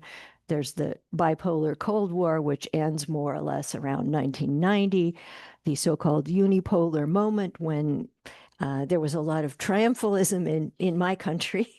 Wow, we won. Everybody's going to be democratic and liberal, and let's push even harder in like the UN and so on. Let's go for human rights and humanitarian intervention and et cetera. Then from we again date it. It was clear with the global financial crisis that you couldn't solve it unless you brought in the BRICS and the G20. Oh my gosh. So that's the periodization of that. All right. I guess I talked about this. Let me give you a little more detail. How am I doing on time? Okay, so I'm fine. Again, the roles, the periods here, Keynesian embedded liberalism is really dramatically changed in the US, although people didn't realize it at first. From around 1980 to around the global financial crisis, a lot of policies that were not necessarily undemocratic, but which had the effect of dramatically increasing income inequality and wealth inequality, were implemented in both the US and UK and at somewhat later dates in continental Europe. As I said, this was mostly called supply side economics in the US or neoliberal economics in Latin America. It was specific policies. It was also a kind of generalized ideology that was sold to the general public in the US about how evil government was. Government's taking away your rights. In practice, what this meant was deregulating and taking away the ability of democratic governance to fight against the evils of oligopoly capitalism, to protect the general public. But but selling it as an issue of freedom. And of course, concomitantly, the spread of the idea that finance is like trade. If free trade is good, then free finance should be even better. And that had a lot of consequences that are especially being felt in the US. Following the global financial crisis, then we're in the third period in which, at least among some groups, certainly groups like the people in this room, we see some debate, some worries about excessive neoliberal globalization. And again, I talked about this briefly already. This is the details here. I think I'll just leave it at that. We are, as several people said this morning, in a period of transition. We don't know exactly where we're going to end up. One query is, are we going towards a new bipolarity, implying relatively fixed blocks of countries around two superpowers? Or, as I think most people in Latin America would like to believe, and I don't know if it's going to happen, is a new multipolarity. I think in the short run, this probably depends on Europe, if Europe can constitute itself as a third bloc, sufficiently unified, at least in foreign policy, then we have a new multipolarity, at least for the moment, and maybe India coming up as a fourth, somewhat lesser pole, but let's see. And finally, 2 minutes now. Oh gosh, okay. Okay, I'm going to skip this because I'll talk about it in detail in a minute when we talk about the Brazil case. Transnational political organizing from the populist far right. This actually starts in Eastern Europe because Europe has a much more of a tradition of political parties cooperating with one another across borders. But from the 2000s, US-based missionaries from the new Christian right in the US, and later from the political action groups, reach out to Latin America.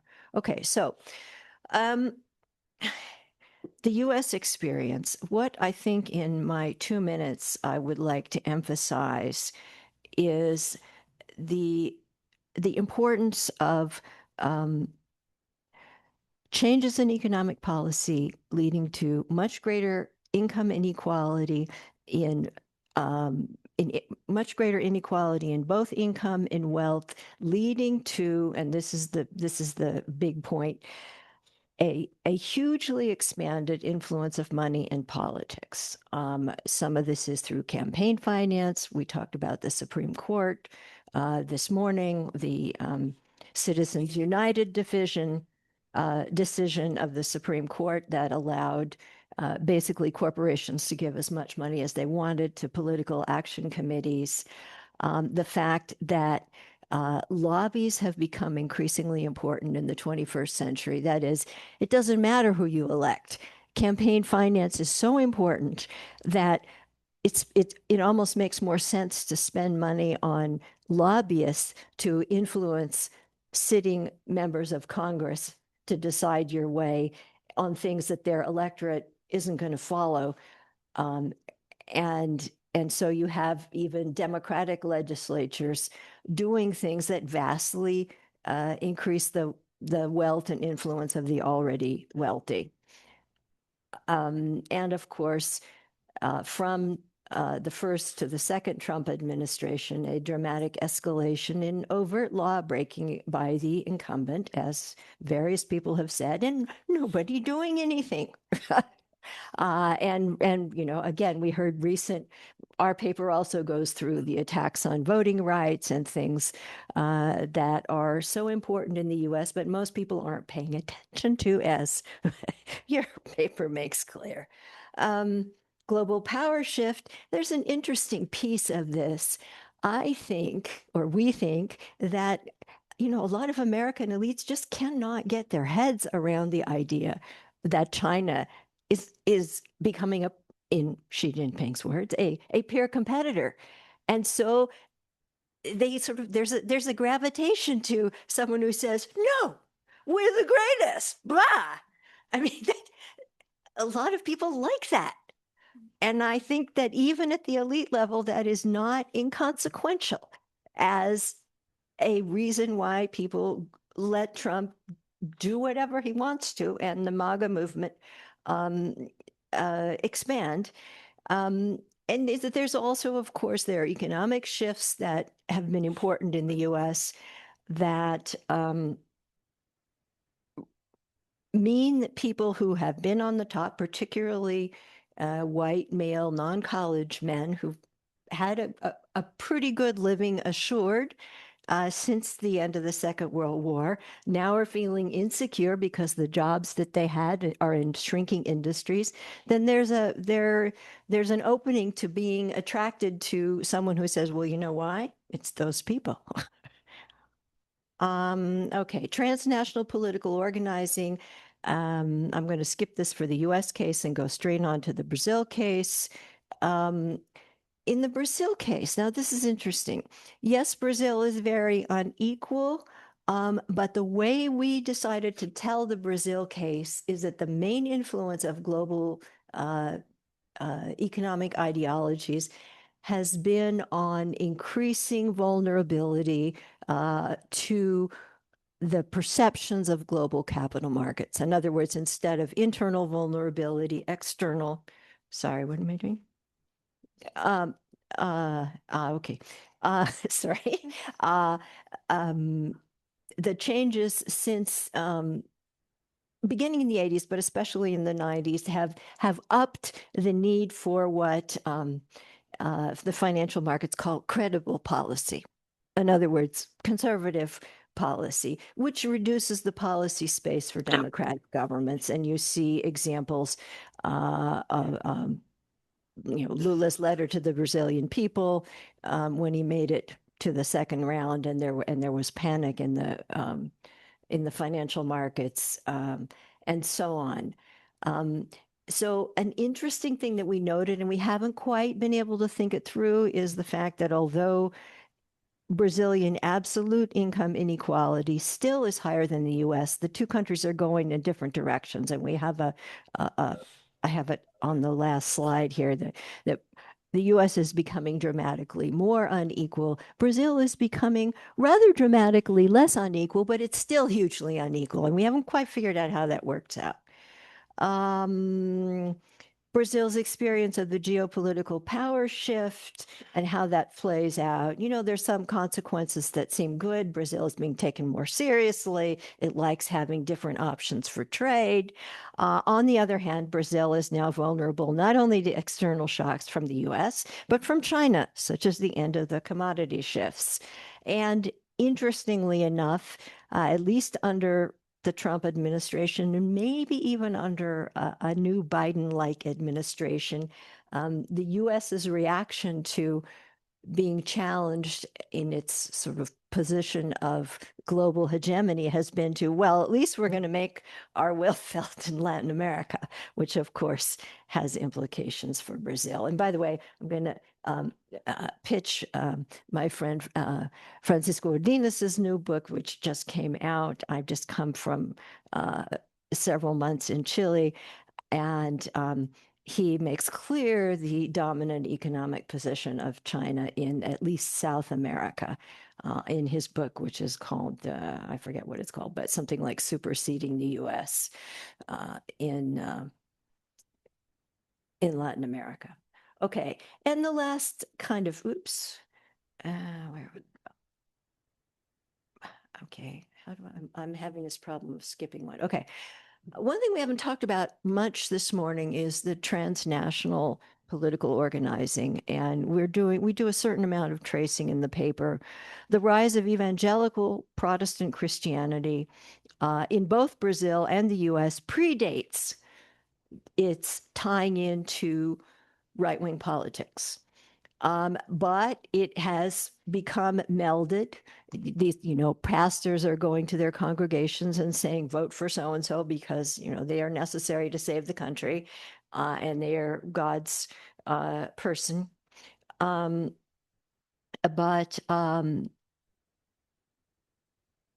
it starts earlier in the US in the 80s and 90s, and only from the 2000s or 2010s in Brazil. But there's been a lot of influence, especially recently, from the US, both from the Christian right and then from direct influence from conservative groups, which if you look at their funding, it's by, the top 10 funders of right-wing politics in the US are funding the groups that are doing things like suing governments throughout Latin America for their policies towards women or towards regulation. In fact, there's this one group that is, supporting Elon Musk's fighting the Brazilian government's attempt to regulate AI in the name of freedom for the masses. Okay, final slide, or second to final slide. Tentative conclusions. Okay, to mid 2026, institutional balances, checks and balances have worked better in Brazil than the US. And the big question then is whether this reflects permanently stronger institutions in Brazil, such as the judiciary or the military, or it simply means that Brazil's democratic recession is a couple of decades behind. It shouldn't be Brazil, it should be that in the US. Again, we have this interesting puzzle that we haven't figured out. These are the scores on the Gini, which has increased dramatically in the US and decreased fairly dramatically in Brazil, but is still higher than the US. Done.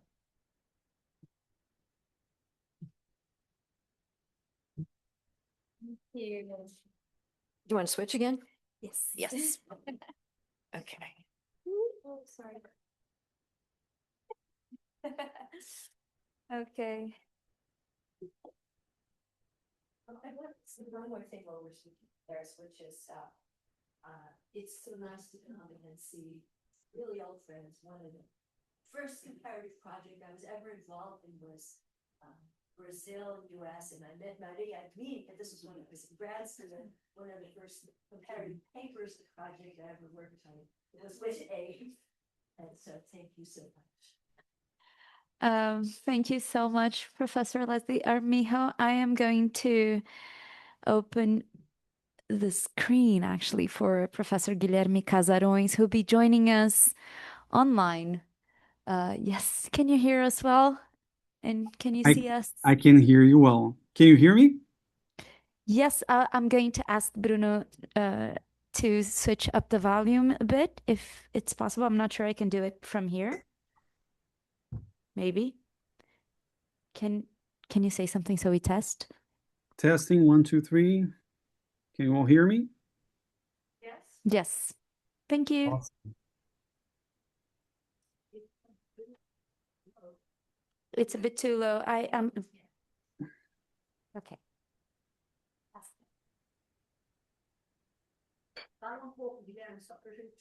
Testando, 1, 2, 3, testando. Alô, alô, alô, alô, todo mundo me ouve? Testando, 1, 2, 3, testando, testando.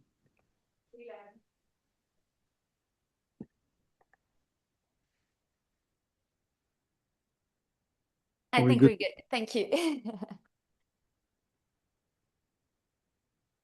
Good to go. Okay.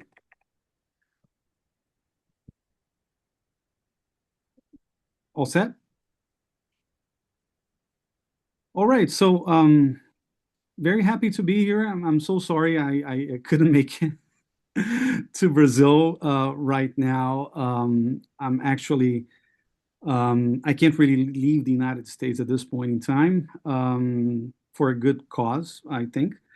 But anyways, I really wanted to be here with you, even if remotely, to talk about my own project as part of this wonderful Democratic Recessions project. And I thank Anna for the invitation and for the opportunity for making this hybrid session happen. So I'm going to share my screen with you. I think, Anna, you might have to just allow me to share. Just so I can... Bruno, se você estiver ouvindo a gente, você pode habilitar o compartilhamento, por favor? Okay. All right, so the... Oh, good. Okay, can you all see my screen now? So the title of my presentation is Crusading Against Democracy, Christian Nationalism, and the Democratic Backsliding in Brazil and the United States. For those of you who don't know me, I'm Guilherme Casarões. I'm an associate professor of Brazilian Studies at Florida International University. And I've been looking into the rise of the far right in Brazil and in the world over the last 10 years. And religion is something that I really, I've been really looking into the role of religion, the role of different theologies and how they help shape the political narratives in both countries. And of course, there's one particular phenomenon of Christian nationalism that I'm very interested in. Is that Tony right there? Hey, good to see you. All right, so, okay. So on the 6th of January, 2021, as rioters breached the United States Capitol, a man in horns, which you probably remember, led a prayer from the Senate, thanking a Christian God for letting patriots reclaim the people's house. 2 years and 2 days later, thousands stormed the Three Power Square in Brasilia after weeks camped outside army barracks. And those were also praying for military intervention under a slogan, Deus, Pátria, Família, or God, the Fatherland, and Family. The visual grammar of these two insurrections was nearly identical, and it wasn't the grammar of ordinary partisan conflict. It was the grammar of holy war. And in this paper that I've been working on, I take this resemblance seriously in terms of the role of religion in both cases. And of course, what I want to understand is what it tells us about how democracies die, or how religion relates to democratic backsliding. So my argument is that Christian nationalism has become the operative ideology of the far-right movements led by Trump and Bolsonaro. It's also true for some other Latin American countries, but not as much as in Brazil and the US. And that it did so by performing two functions nothing else could. So Christian nationalism, first of all, offered a new political identity, a religious definition of a true nation around which otherwise incompatible coalitions could converge. And second, Christian nationalism offered an anti-establishment platform in which traditional politics is not merely corrupt, but spiritually compromised. And the remedy is to replace professional politicians and career bureaucrats with the faithful. Once in power, both presidents, Bolsonaro and Trump, weaponized this ideology as part of a cultural war. My question in this paper is that it did to what it did to democracy, to democratic values, to institutions, and to the rule of law. So what I try to do is to answer this question about the relationship between Christian nationalism and democratic backsliding at three different levels. So let me unpack this. Christian nationalism is basically defined as the submission of one's belonging to a nation to a matter of faith. So as long as you're part of a specific religion, in this case Christianity, you can be part of the nation. You can belong in the nation. This is not uncommon to some other experiences around the world, from India to Israel. But in this case in particular, Christian nationalism has become a unifying force driving the far-right ideology in Brazil, in the United States, and in other parts, again, of Latin America. And Christian nationalism corrodes democracy at three layers simultaneously: from below in society, from within in the state, and from above in the regime itself. Most backsliding scholarship is, as you know, institutionalist. It studies elites and courts and treats ideology as an interchangeable field. And I want to insist that ideology in this case matters, and it matters in a very specific way. The contribution that I want to give to the scholarship of democratic backsliding is what I call sacralization, which is the conversion of political conflict into spiritual conflict, into cosmic conflict, if you want. Once your opponent is not merely wrong, but demonic, compromise becomes apostasy, becomes a sin. Once institutions stand between the leader and the divine mandate, they become obstacles to be raised, not rules to be honored. And once victory has been prophesied, defeat becomes unthinkable, except as theft. And I'll go back to this point in a minute. Those three entailments, in the case of society, what we call cosmological enmity, in the case of the state, what we call divine mandate, and in the case of the regime, what we call prophetic certainty, map precisely onto these three layers that I was thinking about originally. And sacralization is the thread that ties the whole paper together, and it's what separates this paper from other examples globally, such as Viktor Orban in Hungary or Recep Erdogan in Turkey, and even Modi in India. We have a different dimension of sacralization playing out in the United States and Brazil. And this is not only worth looking at, but it's also a great opportunity to compare both countries' democratic backsliding processes. The comparison that I want to make between Brazil and the United States is revealing in some aspects. First of all, it reveals that the same ideology, whatever we call Christian nationalism in Brazil and the US, is not exactly the same animal. And this is, of course, a very important part of the paper. Sometimes we treat Christian nationalism as one single thing that would travel between the US and Brazil. I think that it was Leslie that mentioned the role of transnational religious networks connecting Brazil and the US, and this is all true. But there's a fundamental difference that I want to highlight. The American Christian nationalism, or the American version of Christian nationalism, is reconstructionist. Some authors would call it restorationist. These are slightly different terms, but stick with reconstructionism for a minute. It rests on a myth of a Christian founding that was lost and must be taken back.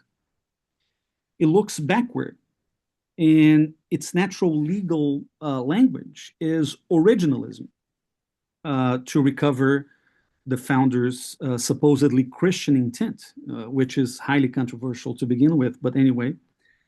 And its great institutional strategy, as you've probably read about before, is a 50-year march through the courts. So there's something about occupying the courts in the United States that has become an integral part of the US version of Christian nationalism.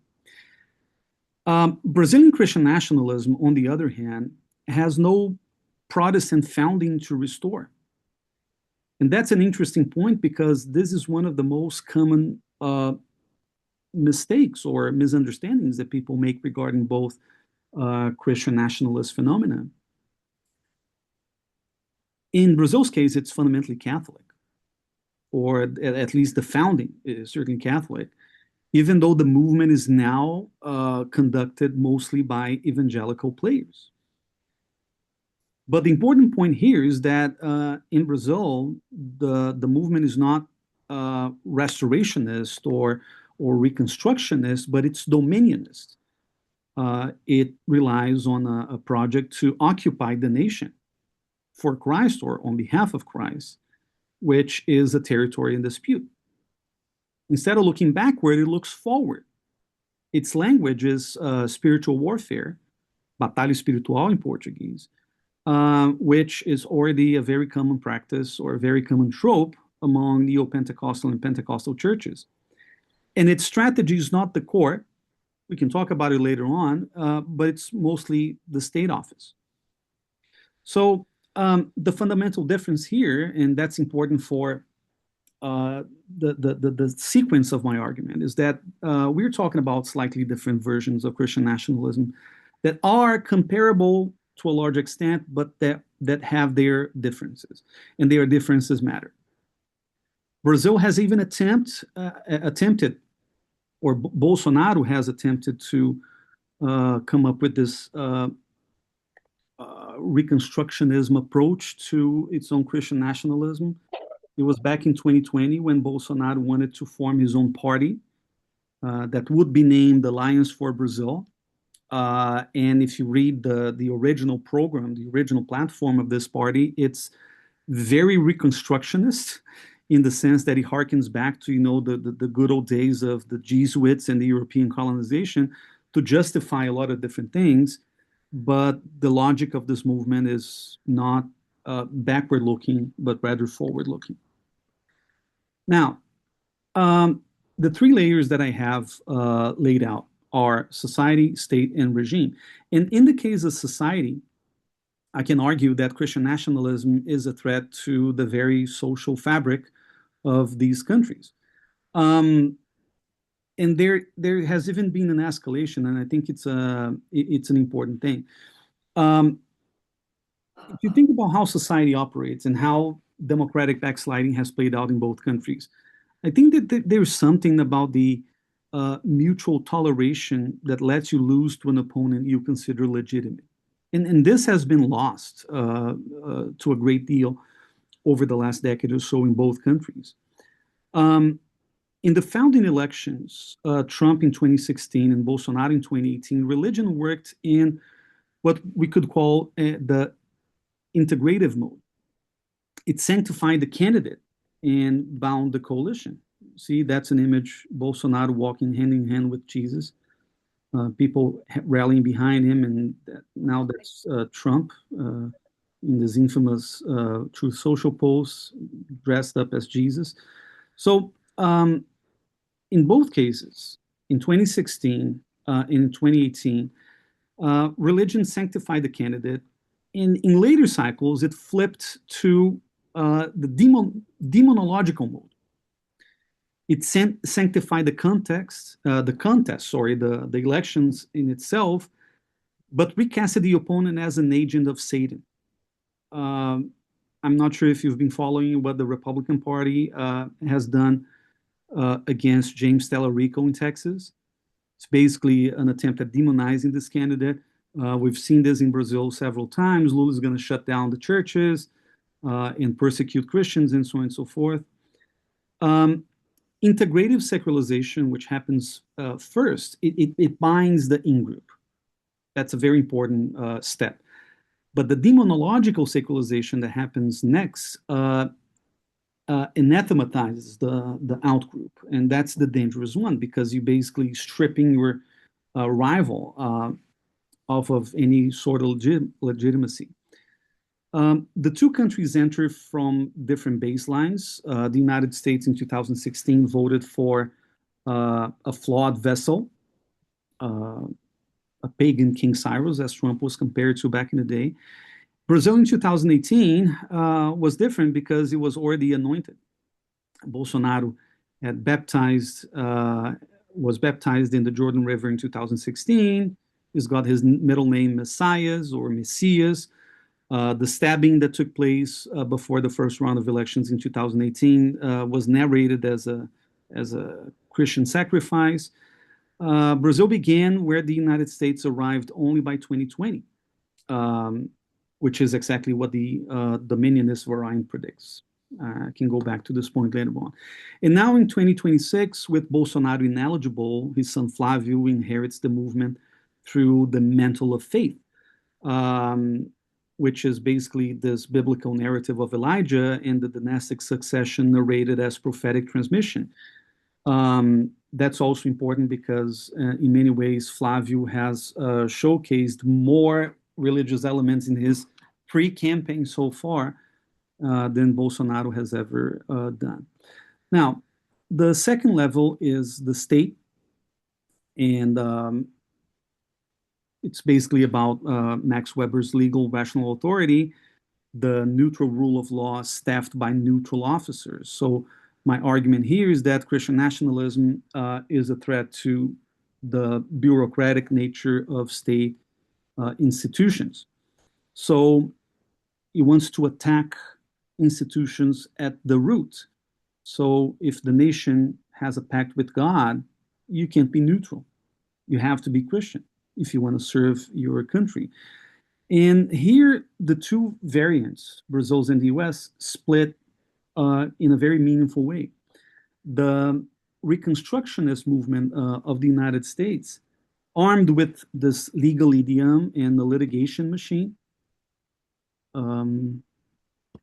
I see a message here. Okay, yeah, 2 minutes. It attacks juries generatively, basically changing what the law is.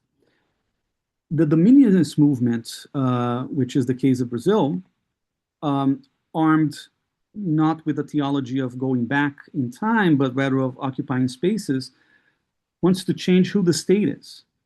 So basically what we saw under Bolsonaro's tenure was like ministers, missionaries, all coming together to, really change the structures of the decision-making, the executive branch, and basically, coming up with different kinds of policies. The difference in this case is durability. Doctrine outlives administrations, and occupancy doesn't really endure. So what we saw was an almost complete reversal of what Bolsonaro had done after Lula got elected again. And in the case of the United States, we see that's a more of a permanent change. Now, finally, the third layer is the regime, which is basically the idea that God's candidate cannot lose or does not lose. We have a circuit, which is the prophecy theodicy circuit. Basically, if you're a true believer, you have to prophesize that your candidate's going to win. And if he or she doesn't win, it's fraud, right? So Christian nationalism also undermines one of the most essential features of democracy, which is the agreement to lose. So since God's promise cannot fail, there's no way that non-Christian candidates can win elections in the long run. So fraud, Stop the Steal, and other campaigns become the theological solution to how the anointed can lose. They can only lose if there's fraud.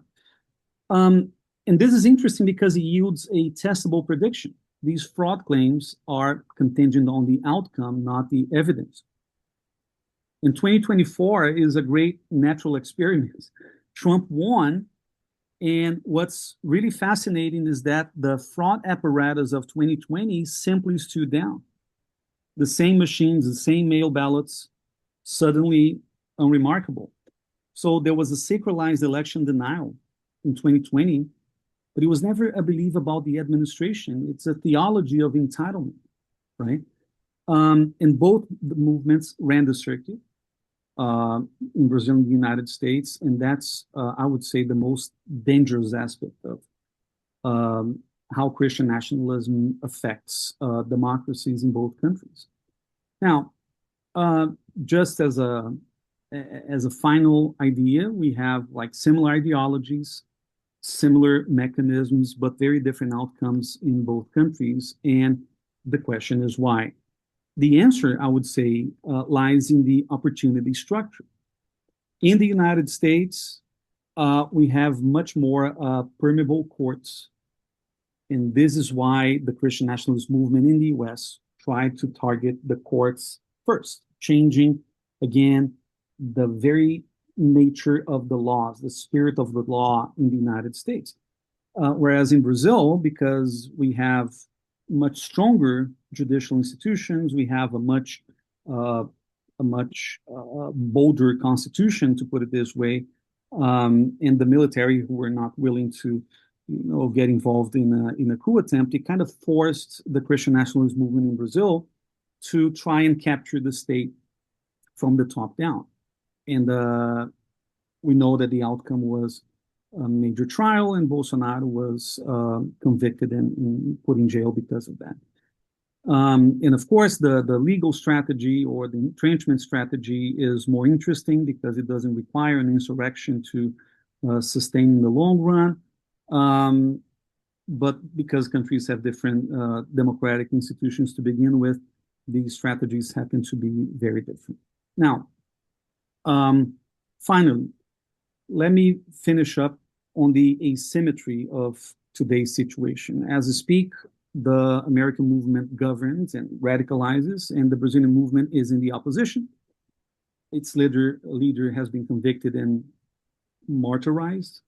And now the whole discussion in Brazil has to do with amnesty and succession. That asymmetry lets me ask what neither case could answer alone. Is this backsliding leader dependent, or has it achieved autonomous institutional life? The US answer is entrenchment beyond the leader. So we can imagine that even when Trump steps down or passes away, we will have a nation largely dominated by Christian nationalist ideas in the courts and now the bureaucracy. In the Brazil case, we have to test whether the ideology outlives Bolsonarism, and we don't have an answer for that. But Brazil shows that accountability is possible, even though it turns the leader into a martyr. At least he's in jail. In the case of the United States, we see what happens when the circuit is never broken. So basically, it's what we have today. You've probably seen audiences and in some congressional hearings where people appointed by Trump can't even admit that Joe Biden won the 2020 election in the first place. Now, both democracies, to conclude, now face the same question. And it's one of the most modest questions imaginable, but it's a very important question to begin with, which doesn't have to do whether they can agree on religion and the role of religion in the state, but whether they can still agree to lose. And that's the most important thing. Christian nationalism has hurt the capacity of both Brazil and the US democracy to move forward and to accept defeat. That's an important point that I'd like to underline. And of course, I look forward to your questions. Thank you.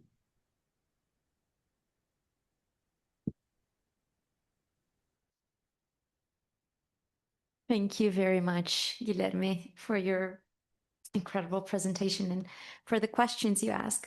We have a few minutes for Q&A and then final moments for Professors Maria Hermínia and Anthony Pereira to conclude this seminar with their remarks. Let me just turn this down a little bit. One second.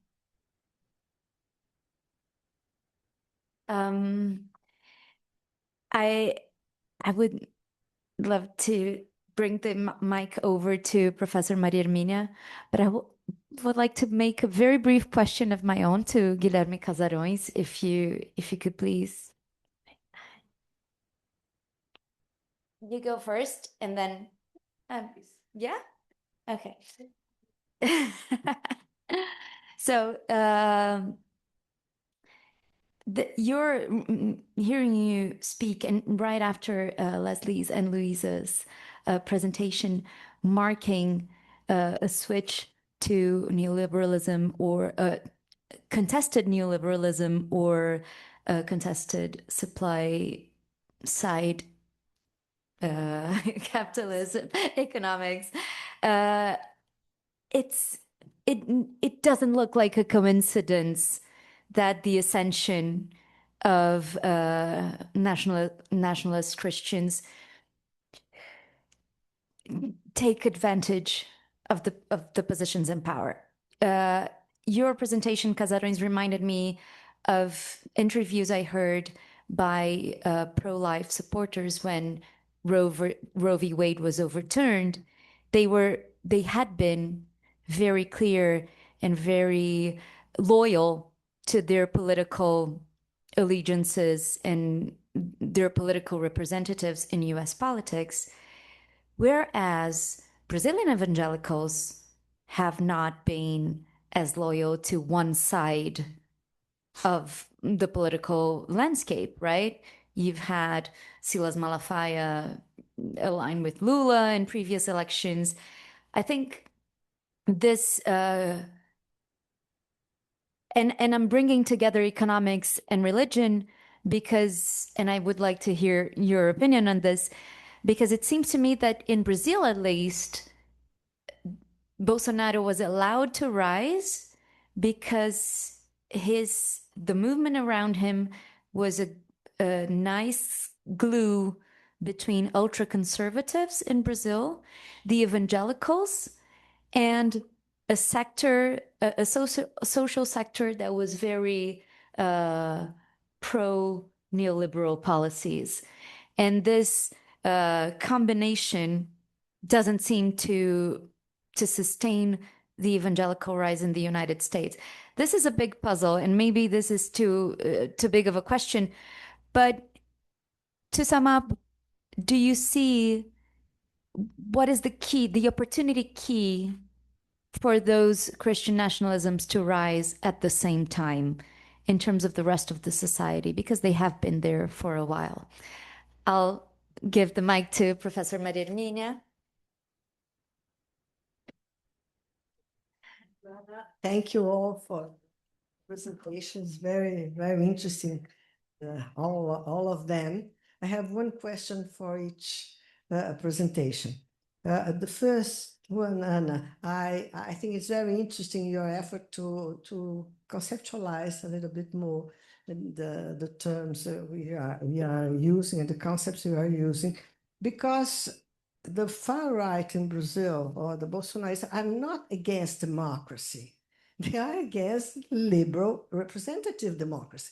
And they think themselves as the Democrats. Another stray of Democrats, quite plebiscitarian.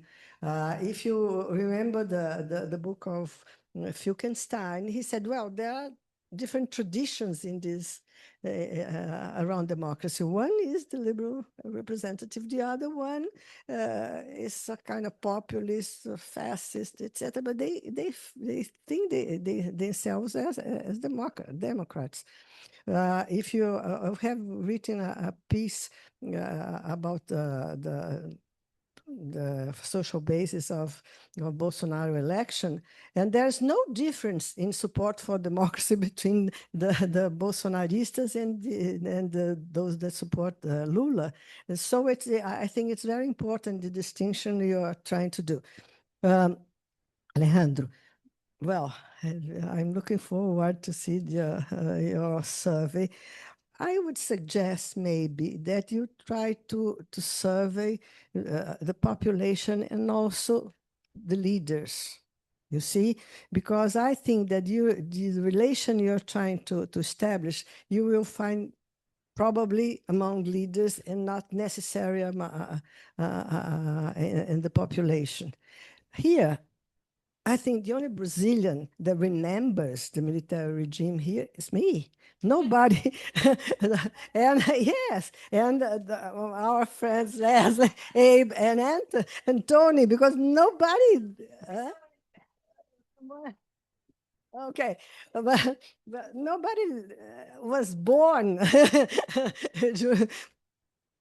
that time, or was an adult in order to have this kind of memory. Of course, there is a reconstructed memory that gives much more importance to the armed opposition than to the democratic opposition. All that is true, but I think that maybe you should also conduct a survey among the elites, because I think the relation you're trying to establish is there and not in the mass public. Leslie and Louise, oh, very, very interesting. But I will come back to something that I think Guilherme said, or Ana said, about this. What were you really trying to tell us about this periodization regarding the economic period? Because contested neoliberalism. What is the relation of contested neoliberalism and the ascension of the far right? Because in Brazil, here, far right is very liberal, very neoliberal in economics, you see? And this makes, I think this points out to a more interesting difference between the United States and Brazil, because the literature about the United States emphasize the idea that the basis of Trumpism are the losers of globalization, the losers of the neoliberal period. Here is quite the contrary. They are the winners of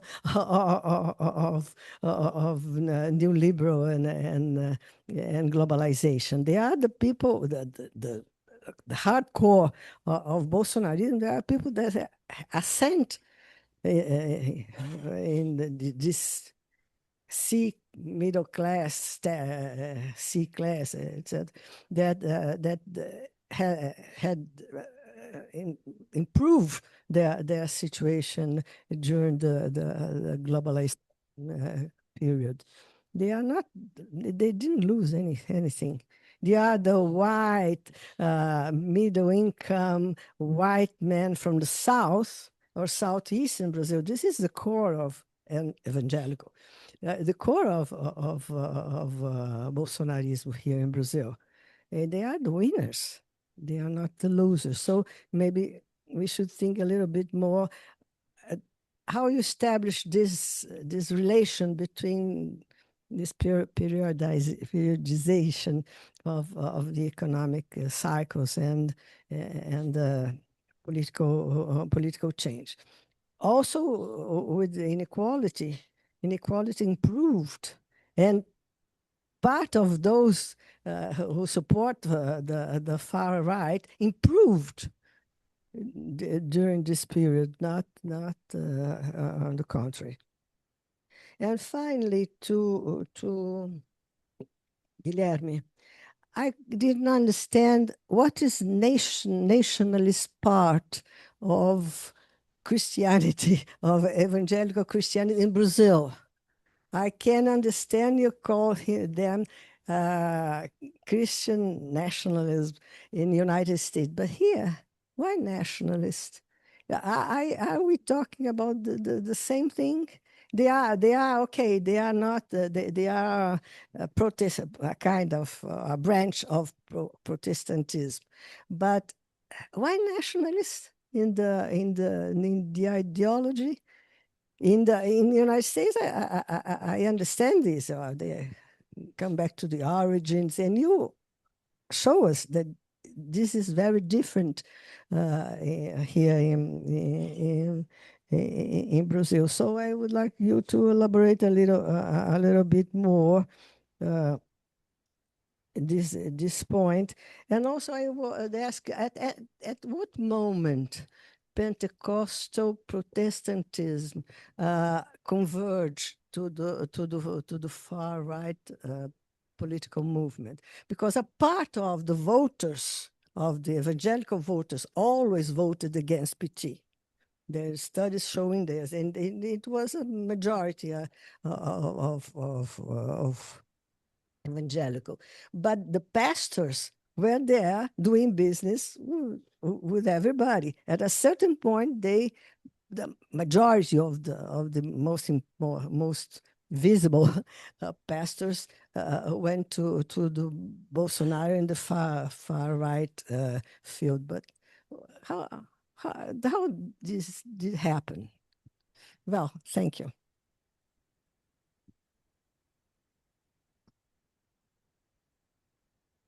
Should we go in this order? Yeah. Okay. So hi, I'm Natalie. Thank you so very much for all the presentations. They were all very interesting. One topic that, and sorry, but I'm not a political scientist. I'm a historian, another shelf, but I have been very much intrigued by everything that was said today. But one topic that we haven't touched much is women. I don't think that I have heard the whole day the word women. And I was thinking, because we have been talking about challenges to democracy, but we have to consider women as both voters, so we also contribute, but also as actors in our own right. So women also orchestrate these challenges to democracy. Leslie and Laura, you touched briefly on the transnational political organizing in the 2010s. Guilherme has been spoke a lot about religion, but if we remember, by the late 70s, beginning of the 80s, Brazilian women went to America to export their knowledge on how to fight communism. And they actually taught the Catholic Phil Schlafly, the born-again Christian Beverly LaHaye, how they could fight against communists through these gendered lenses. So this kind of transnational organizing, intertwining with religion and gender, it's not something new. It's something that has been going on for a while now. So I was wondering if you have considered these gender lenses in your own work, and if your work could benefit from also focusing on women. Thank you.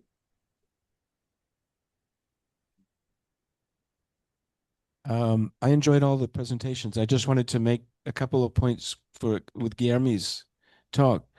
Guilherme, I don't know if you'd consider J.D. Vance a Christian nationalist, but his new book is quite interesting because, and I haven't read enough about it. I haven't got through it enough to know all of his ideological predilections, but he does say at the beginning that he was raised as a hillbilly amongst evangelical Protestants, and now he's converted to Catholicism. So if you're thinking of running for president, that's a pretty good ploy. And of course, in a way, Jair Bolsonaro straddled that divide as well. By, Catholic who's been baptized and appeals to both sides. So JD is doing a little bit of a Bolsonarista dance, I think, now in this book. It's called Finding My Faith Again. But on the election of 2024, I like what you said about, the fact that the fraud issue was just sort of sidelined after the result. But what we should remember is that the Trump campaign learned from 2020.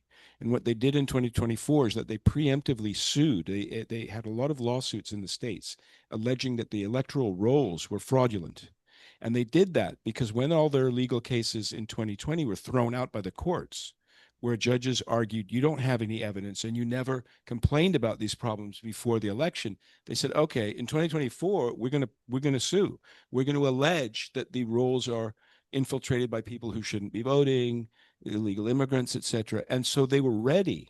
Had the result gone another way, they might have been able to tie the courts up for months and really disrupted the transition. And so it raises the question, how are they going to accept defeat in the midterms and in the next presidential election, or are they going to try this kind of legal strategy that could make it very difficult for a transition to a new administration to happen?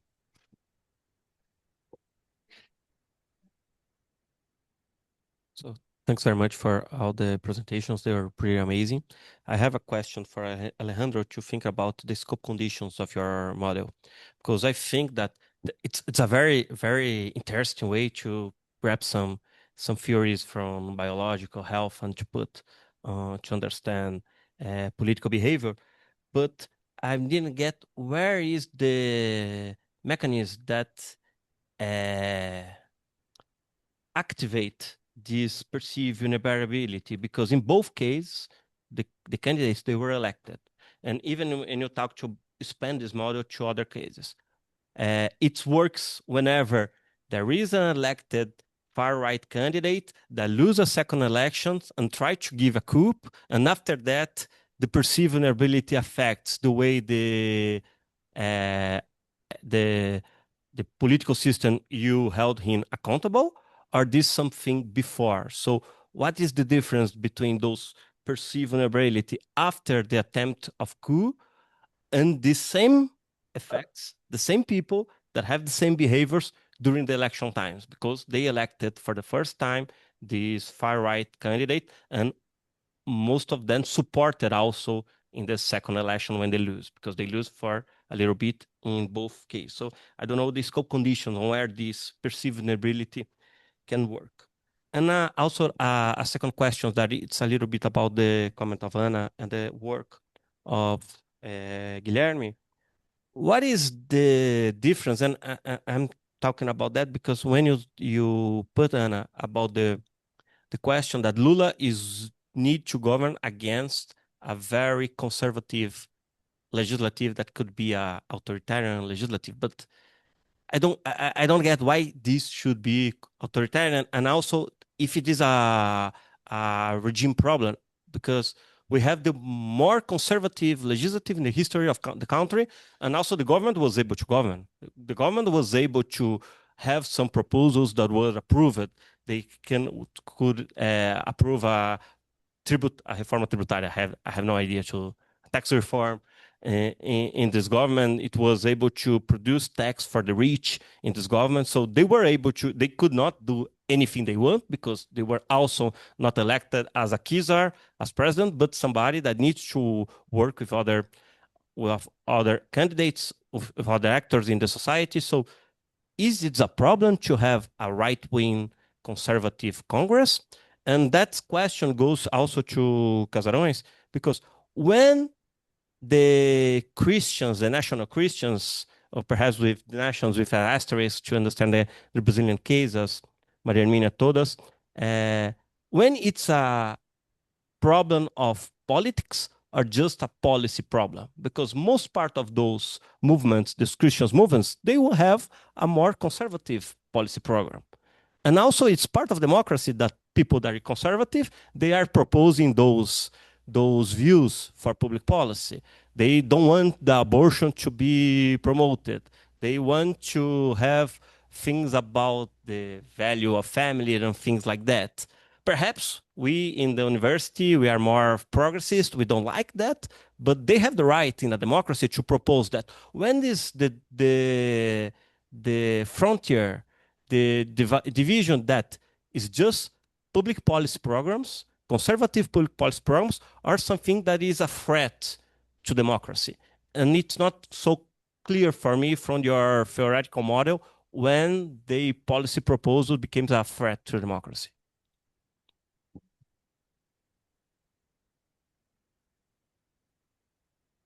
Thanks. Do you mind I go first and then we... Okay.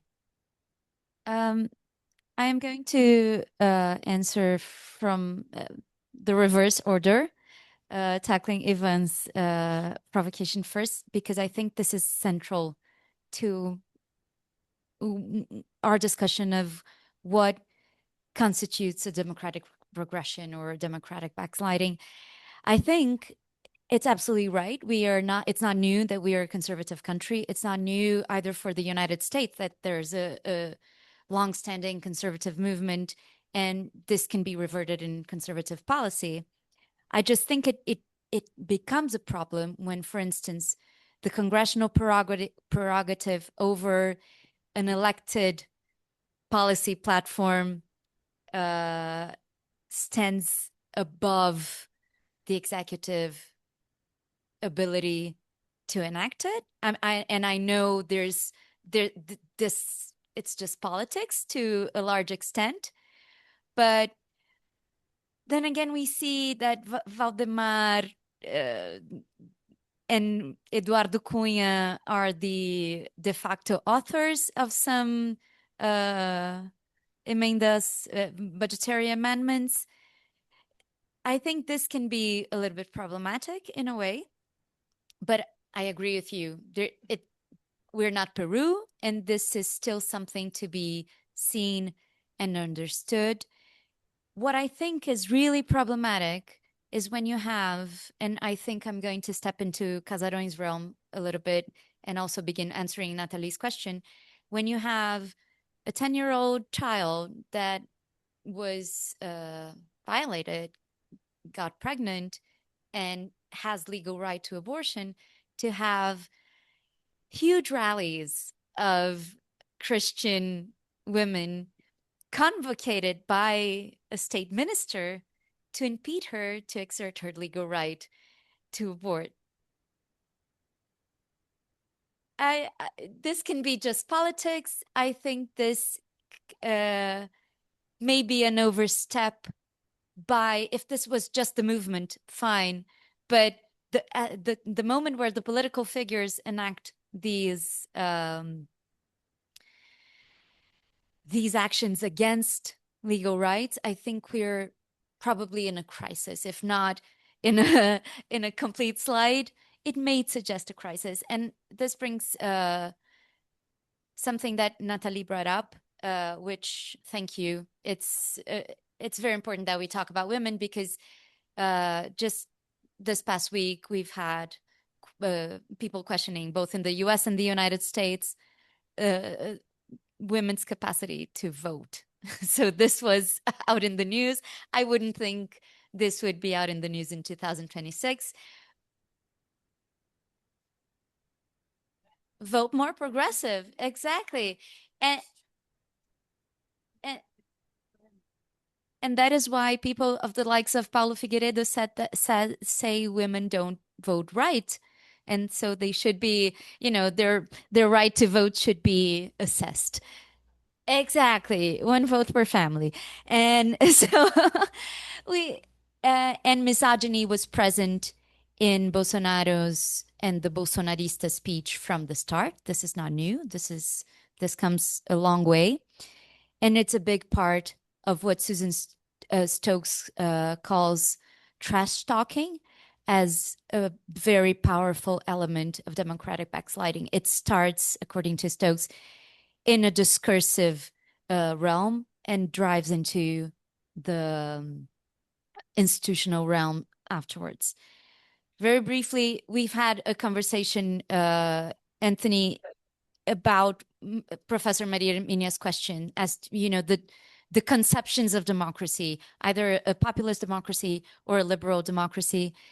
It may be the case, and this is just an idea here, that we might be facing a third type of conceptualization of democracy, because these contemporary authoritarian movements or anti-democratic movements reclaim democracy, but they do so having to attract and to co-opt and to get voters to vote for them and to believe they're democratic.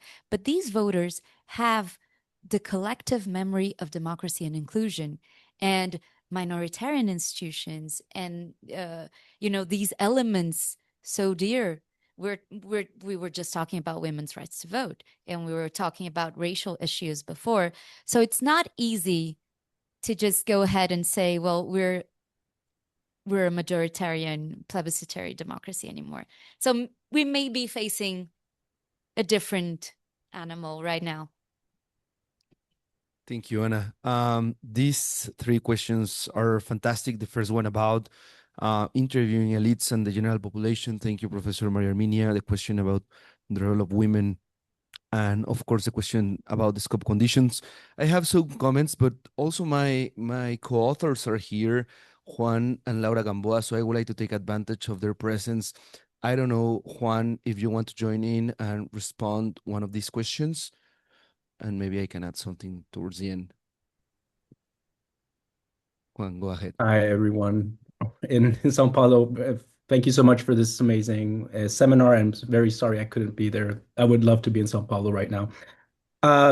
And thank you for the wonderful questions. I'll just quickly address Professor Maria Arminia's question. Indeed, I think it would be interesting also to survey elites, depending on how we define these, could be political or kind of in a much more broader way, in the same way that Brightline does it with the surveys that we've been using in the United States. And we might find some different intensities in these kind of cognitive mechanisms. But we do have some evidence that points that this is also available within broader public opinion. There's some very interesting surveys from Datafolha, that indicate that on average, there is this sense among some in Brazilian public opinion that they can at least have there's differentiated views on the future of Brazilian democracy and its sustainability. So it's not exactly what we're trying to gauge. That's why we want to do our own service where we're really specifically measuring these things. But there is evidence that even in broader public opinion, there are these understandings about, or these beliefs, I think it's a better sense of, better said, of how vulnerable a democracy is within one's own country. So I think it's a good point about the elites, but I think this we will find this in both Brazilian and U.S. public opinion, and it varies. There's some noise in some moments, but I think as we move along, these are things that we can consider. And the elite part, I think it's also a point well taken. I don't know, Laura, you want to talk about the activating mechanisms? Sure. So thank you very much, Anna and Abe, for organizing this. I was in the morning in the panels, and I enjoyed it very much. I'm sorry I had to miss some of this panel. Scheduling and time zones didn't work out. So in terms of the scope conditions, I think this is two questions, one of which I think is a very interesting one, and I think is underdeveloped in the paper, which is about the causal mechanism. Like, what is the pathway that connects like this vulnerability with an actual differential reaction? And for that one, I'm just going to say point well taken, and I'm just going to leave it there. The intuition behind this is a differential you observe in the United States on how people react to things that seem very intuitive for Latin Americans, broadly speaking. And this also goes to like the point that Juan was making, right? Like, so Colombia never had a dictatorship in the full sense of the word, like a military dictatorship. And yet, when we see ICE agents taking people off the streets in unmarked cars and cover agents, we all have a word for this, and it's disappearances. And it comes very easily, and it comes, I mean, I've done this with family conservatives and liberals. They all immediately identify this. Americans, on the other hand, have a very hard time labeling these things. They just don't know what they're seeing. So intuitively, that's what we're trying to gauge.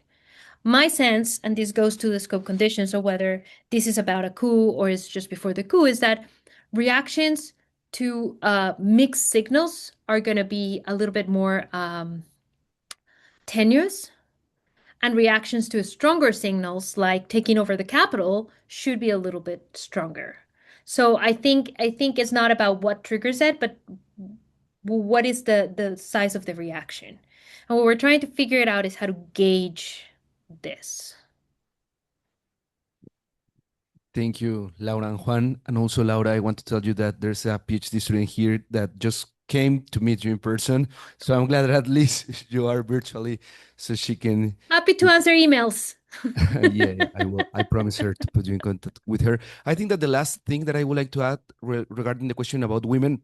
So in this survey that we are planning to do, we will capture demographics. So that will tell us maybe some differences that we will identify at the end. And also regarding the first question, we also want to measure age. So we will see if there are like differences in terms of perception regarding like age groups, but also about the role of women. I think that this movie that we were showing about the different ways in which this topic was socialized, I think that Ainda Estou Aqui is a movie that really very powerful in terms of the role of women during the dictatorship. So it's a really important question, and I think that it's something that we can explore further. So I think that in grace of time, I'm not going to talk more, and I will pass along the mic to my colleagues, unless that Laura and Juan want to add something else.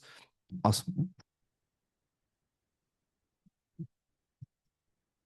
Hello, I'm Luisa. I'm a professor at the Federal University of Rio Grande do Sul, and we agreed that Leslie would make the presentation. I would take the questions.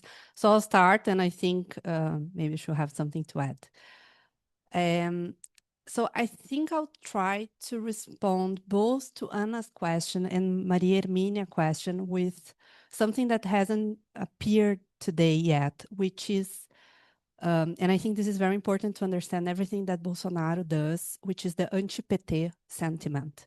So if you want to predict what Bolsonaro is going to do, you look at what PT did, and then you say it's going to do it the other way around.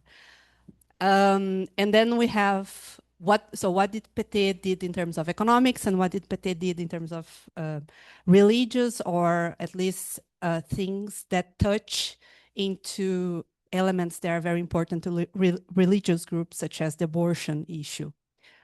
And I think the thing is, PT had trouble in advancing the economic agenda that it wanted. So in the beginning, in Lula 1, PT makes policies that are even more neoliberal than Cardoso, which I think it was, I can't remember who now, who said it was like he has to kiss the cross to make everyone believe that it was going to make credible policies and that everyone could trust that Lula wasn't the same person that he was in the past.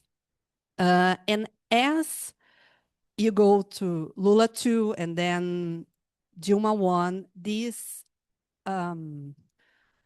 policies, they start to become more interventionist. And part of the explanation for that is the external environment. So you have the commodity boom, which allows PT to make the distributive policies that he wanted, but without hurting the profits of the big corporations. And in doing that, it smashes the middle class. One way that it did that, for example, was to mess with things that the middle class was used to. For example, how do you say empregada doméstica?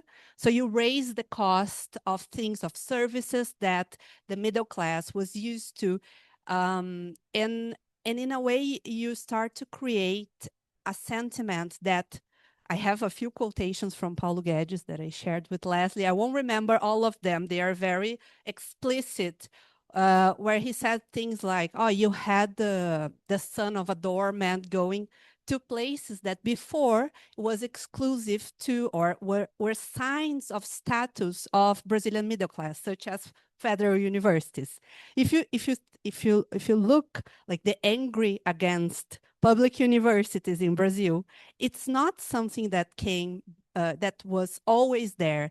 It starts, for example, after the racial and income quotas. How do you say that? Yeah, quotas, racial. Yeah. And that will be, in a way. So just to continue with like what's happening in the big international trend and what's going on in Brazil. So when the commodity boom, and it's not just the commodity boom, it's also the liquidity conditions, which are mostly influenced by American monetary policy. So this starts to end from 2011, then 2013, you have the tapering of the policies that the US was doing after the 2008 global financial crisis. and the commodity boom, like the end of the high commodity prices ends in 2014. And this international scenario is important to understand the capacity of PT governments to conciliate these policies that were more characteristics of especially its later governments and the you can say the profits, or I don't know, like the what's going on in the rest of the Brazilian economy. Of course, this does not explain the whole thing, but I think it's an important element. And this change in the international environment coincides with things that were going on domestically, such as Lava Jato. And our argument is that this adds to the political environment that is going to lead to the impeachment of Dilma. So I think your question is really good. And I think what I was thinking is like how specifically like the difference that we make from the neoliberal period to the contested neoliberal period, how that differentiation is important to explain the rise of the far right in Brazil. And what my answer at this moment, and maybe it's not the best one, I think we can link that with the way that the response, the U.S. response to the global financial crisis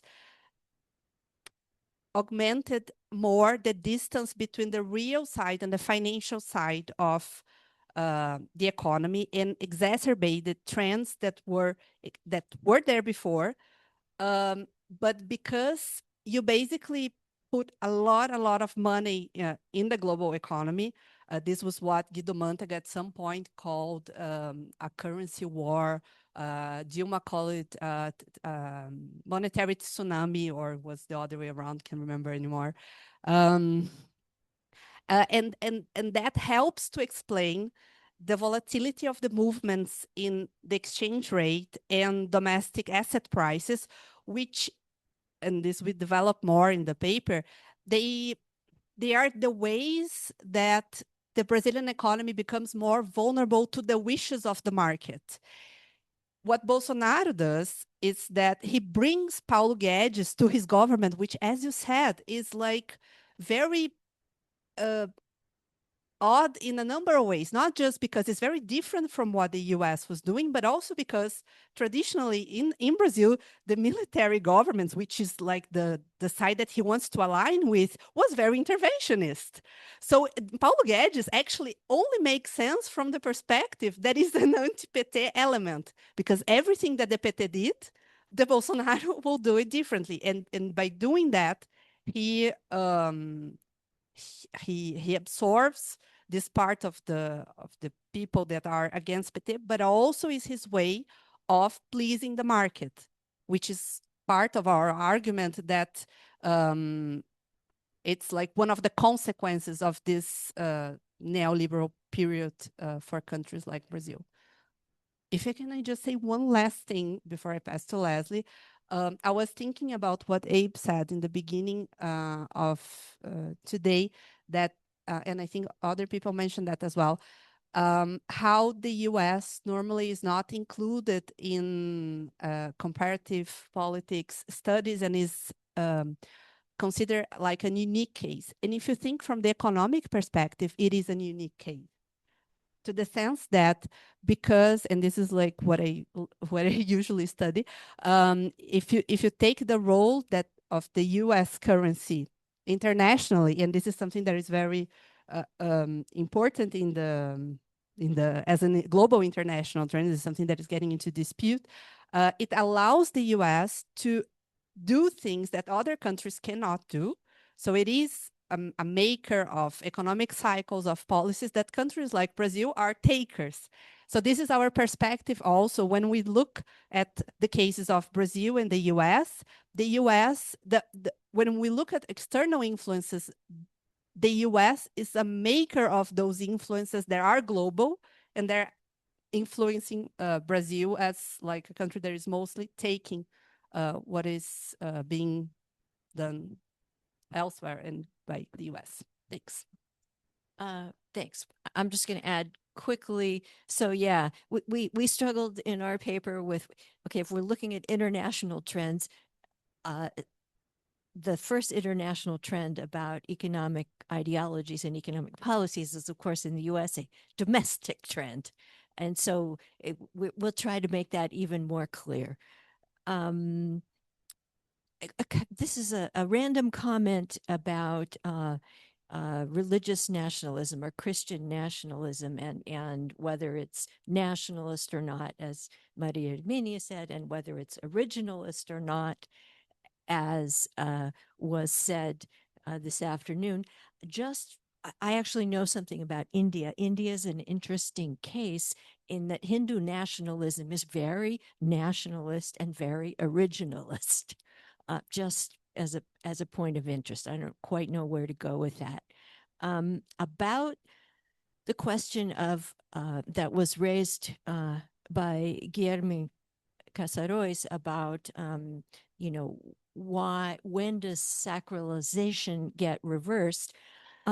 As an institutionalist, I think the answer is when it gets institutionalized, because as various people argued this morning and this afternoon, especially in the second Trump administration, but also in the first and going back even before, a lot of institutions were changed in the US, often by the Supreme Court, and they have not been reversed.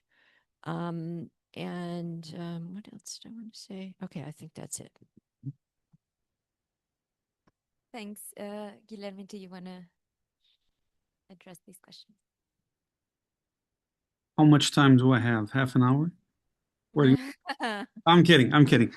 Okay, but actually, I have to respond to like 6 different people, and I'm gonna try to be very brief. Let me start with Natalia. I think Natalia's comments on the role of women, and I apologize for not having mentioned this.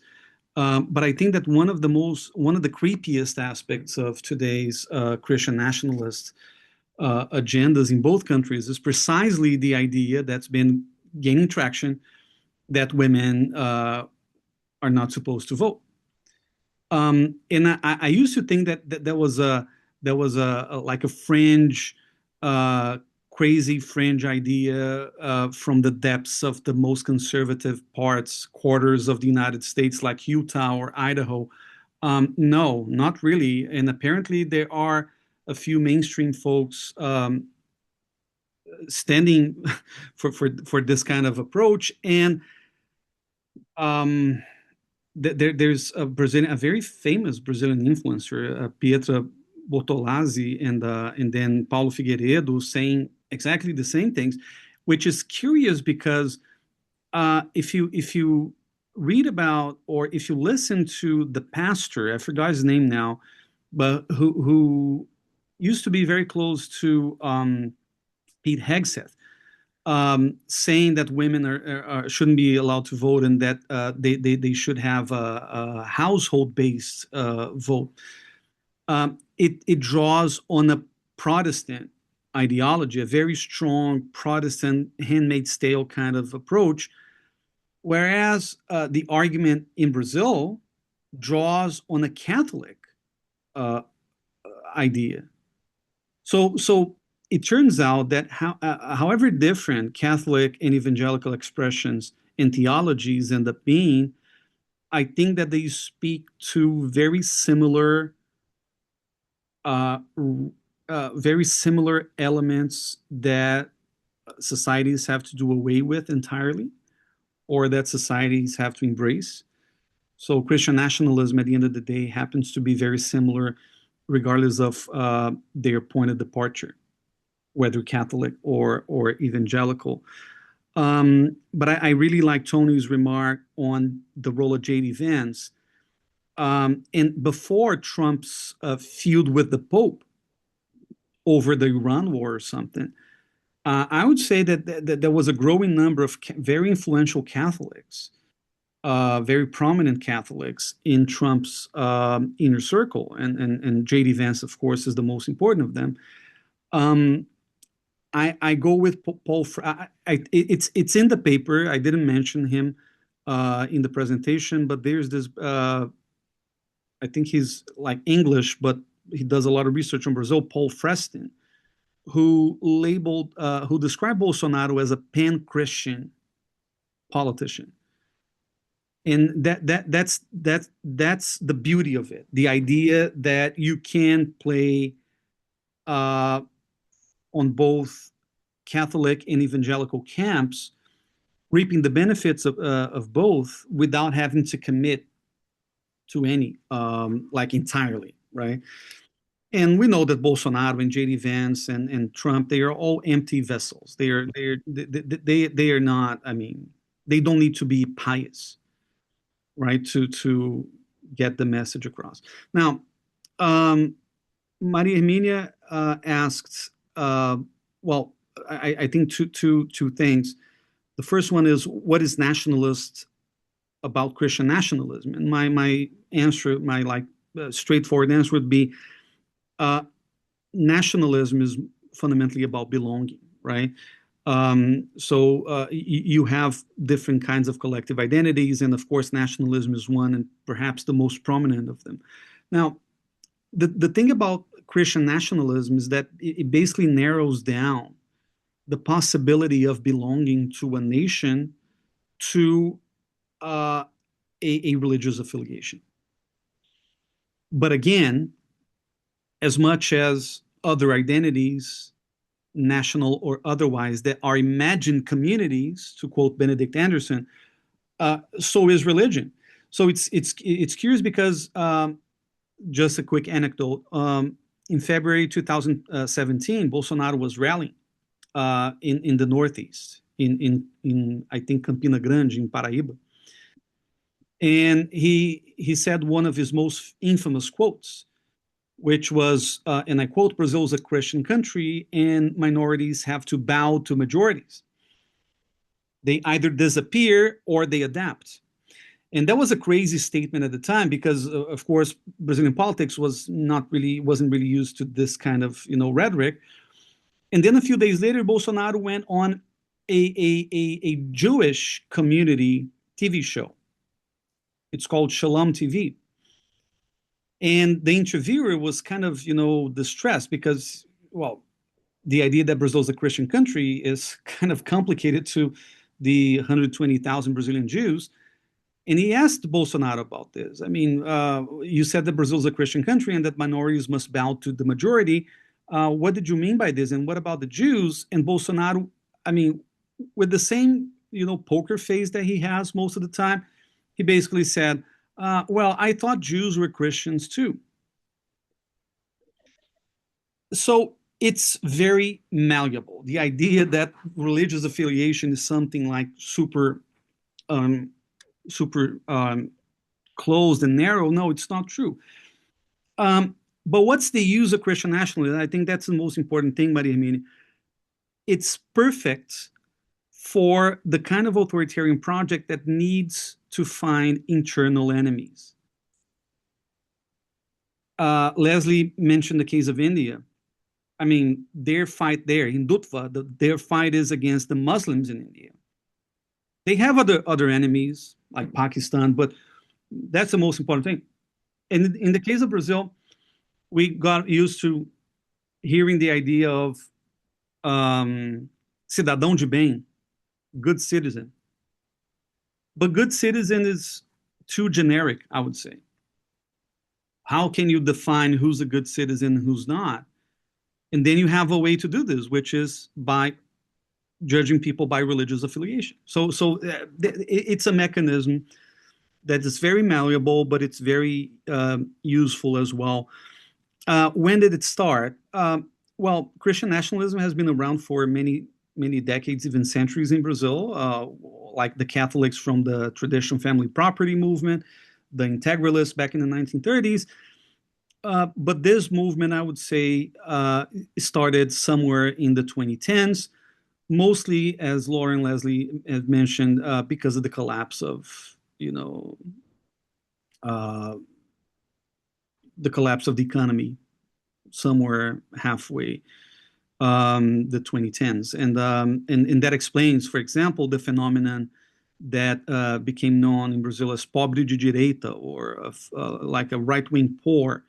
It's a very it became very common in Brazil over the last 10 years, and it's kind of a shock because it contradicts one of the most fundamental ideas on the Brazilian left, which is poor people have to vote for Lula. Poor people have to vote for the Workers' Party, and one day the Workers' Party's own foundation, Perseu Abramo, ran a survey and found out that, well, most people living in the peripheries of cities like São Paulo, they are fundamentally conservative and liberal, economically liberal and socially conservative. So that there might be something wrong with them. Well, what's wrong with them is that the state, capital S, has failed them.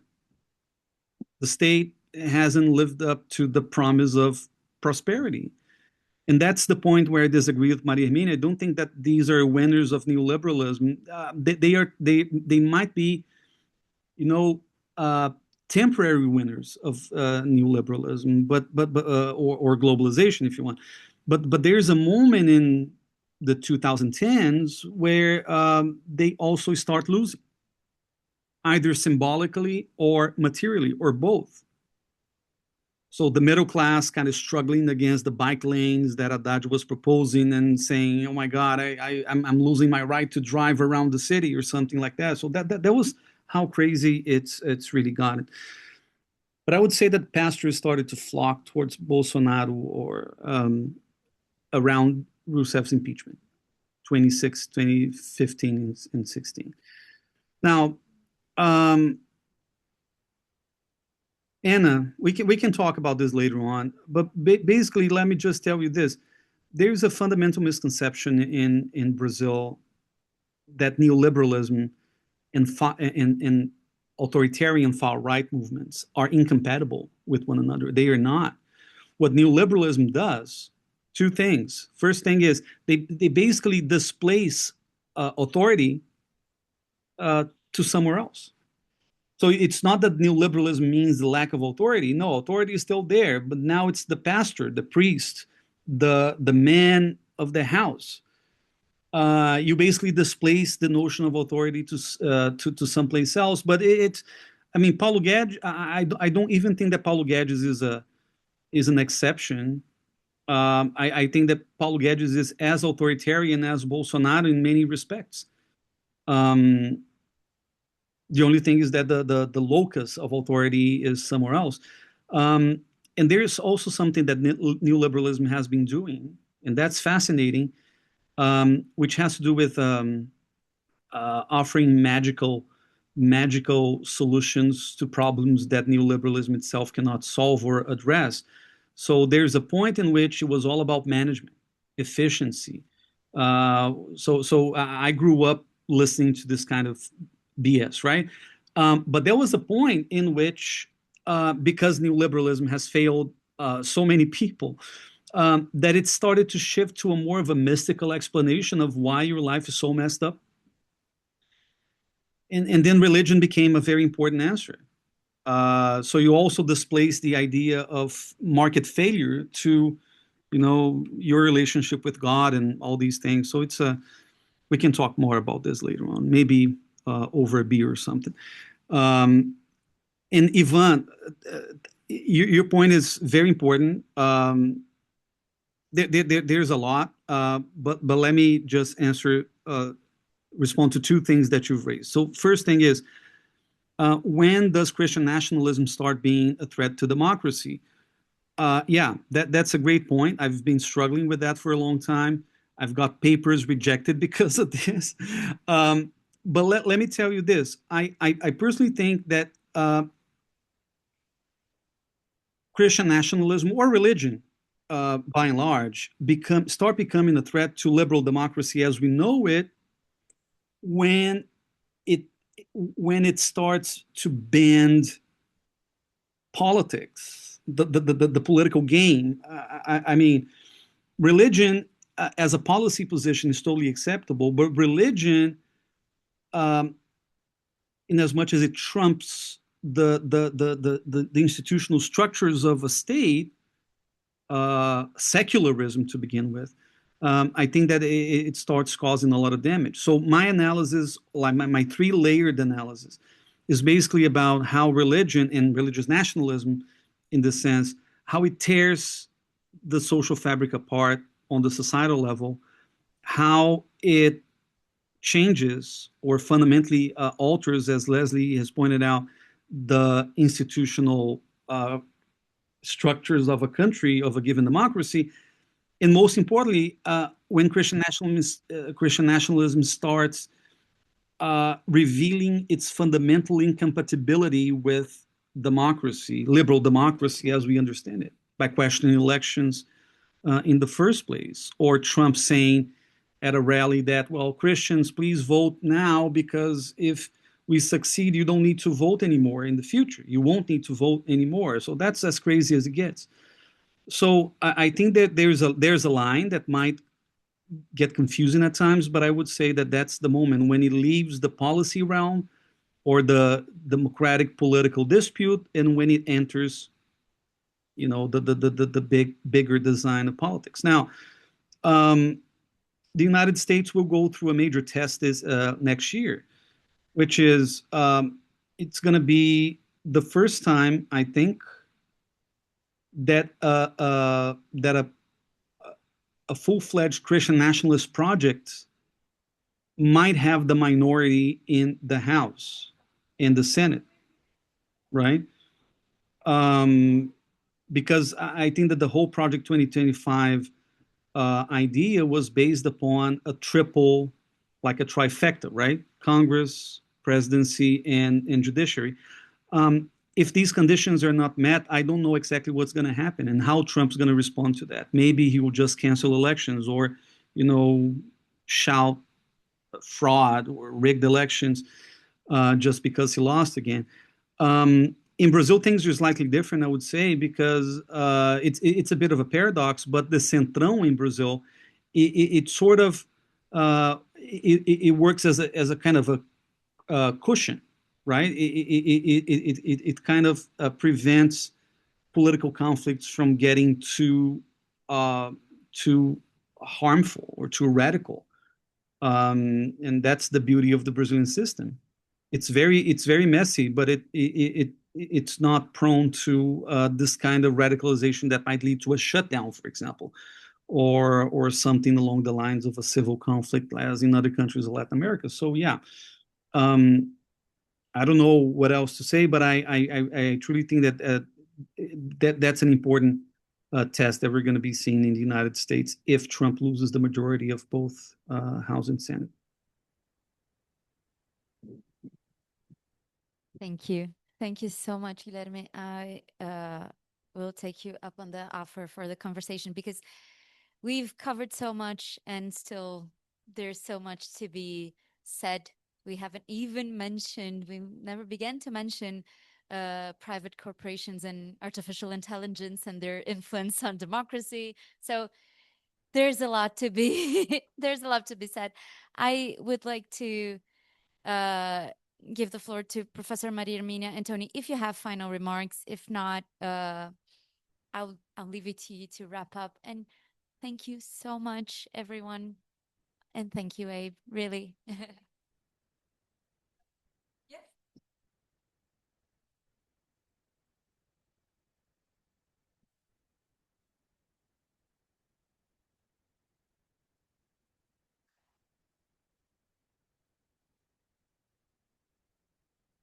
And that is spread around the world. The other is pressure, how international actors exert pressure in a national process.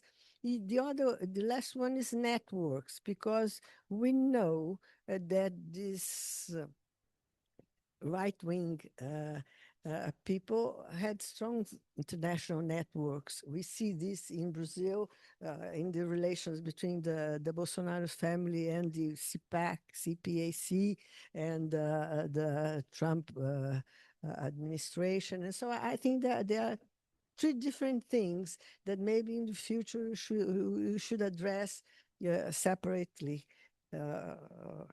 this is one thing. The other one is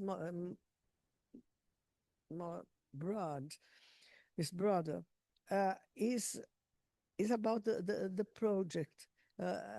We have a theme, the democratic threats, authoritarian threats to democracy.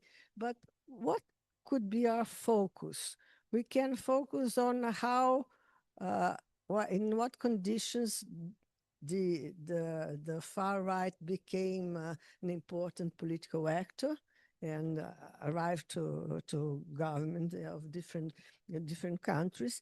And we can also focus on what are the conditions under this group stays in the political game. And it's not a issue about Trump lost the elections and it ended. No, they are rooted political movement, and understand how they root in different societies could be a focus for our discussion.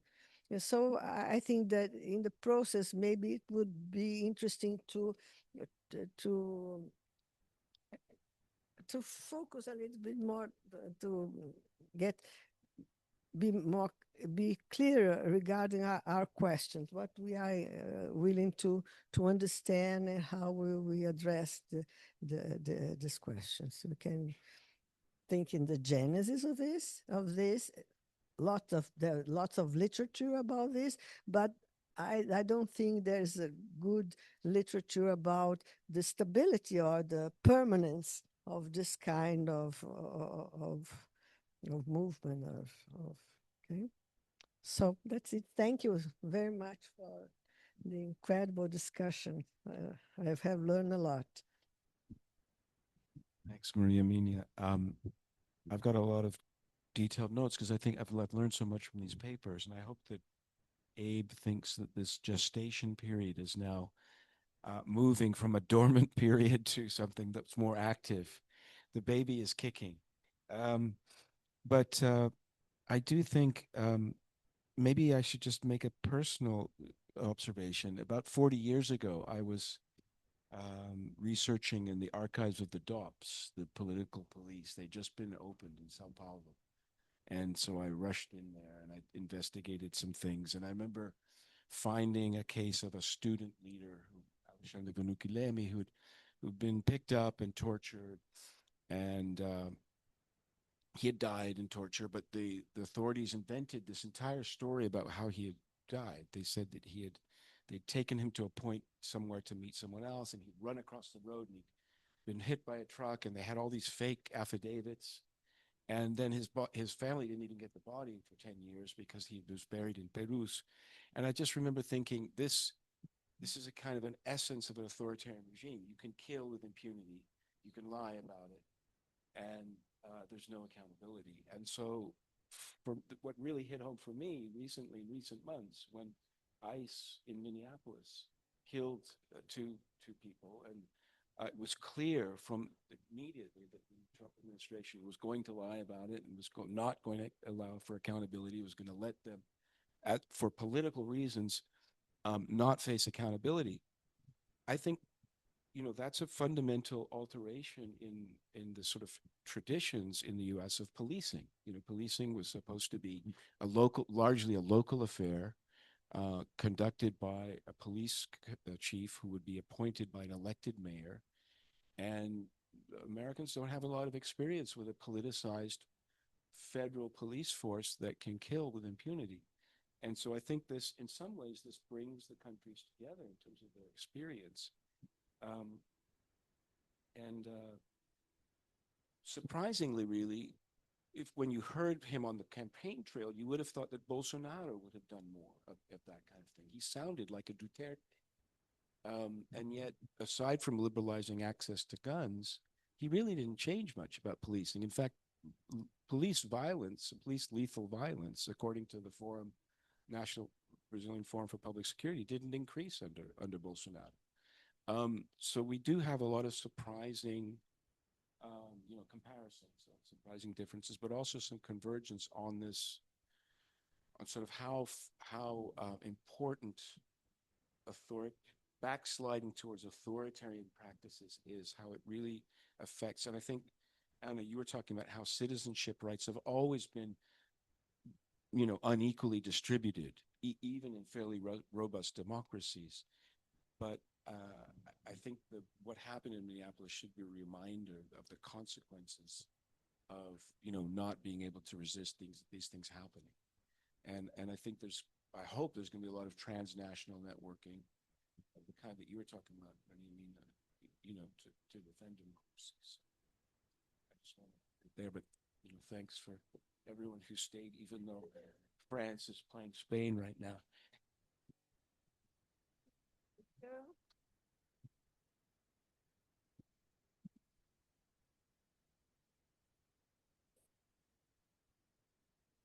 Oh, please.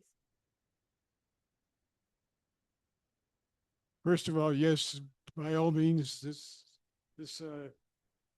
ship has left the dock and is crossing the seas quickly. It'd be a lot of fun to participate in this as we move forward. I learned a great deal today, and I'm sure that as we go over the notes even more clearly, things will emerge, and we'll follow up individually with people to get further discussion about anything that we feel that we would understand even better if we had another conversation, and move things forward. I have one very brief. I'm curious about something which is not central to this, but as long as we're together for just another couple of minutes, I've been interested. I mentioned at the beginning that I'm really not myself that well versed a Brazilianist nor even a comparative politics person. I've mainly done my writing on international relations and U.S. relations, particularly with Latin America and so on. But there have been various comments about Brazil-U.S. relations in the course of the day.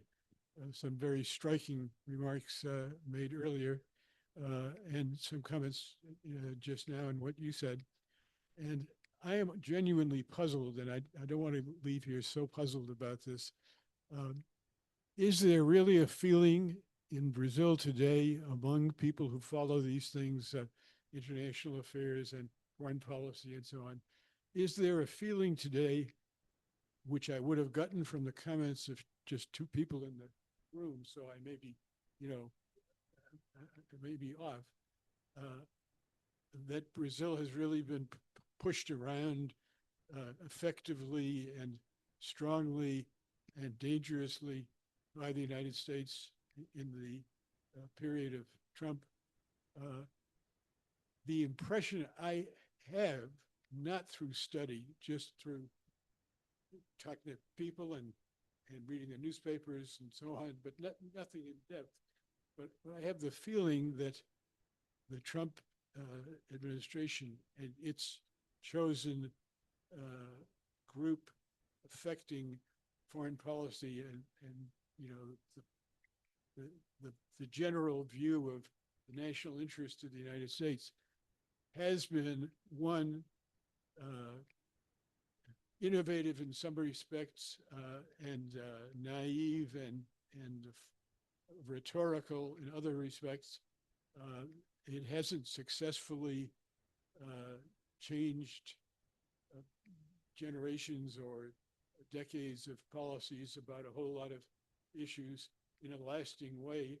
It has announced a whole lot of changes, almost all of which have been abandoned within a period of a couple of years. They will not last in the history book. That's the impression I have. And the impression I have is that it tried in a modest direction to push Brazil around, as well as other countries, on some economic issues, and that even in that area where they had more of a case to be made, that maybe there could be changes that would be in the U.S. interest over some of the practices of the past. My impression is they've abandoned most of what they advanced. I mean, certainly the tariffs, came and mostly went since then. So I'm surprised, if I understood correctly, that there's a lot of concern about being abandoned by all the Latin American neighbors and left to have to deal with the United States, and the United States being so powerful and being eager to push them around. My instinct is that, there are some changes, and there's a lot of rhetorical change, but mostly it's been backed away from. And my guess would be that Brazil is still far and away the strongest country in the entire region in terms of its fundamental relationship with the United States. It's not super antagonistic. It hasn't been. It's been really more easy to deal with than, if you're in many other countries. Could somebody tell me whether I should just relax and not worry about those comments, or whether I misunderstood them? Because right now it leaves me with a big question.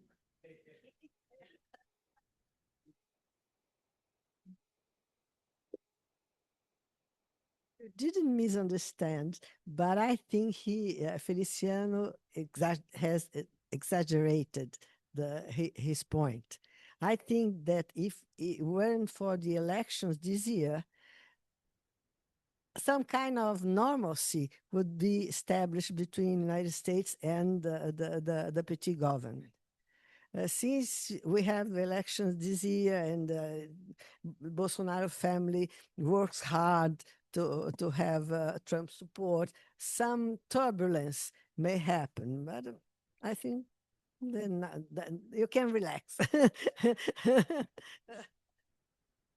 U.S. could change Brazilian politics 100%, and Brazil, U.S. 0%. I think that was a bit of a stark dichotomy.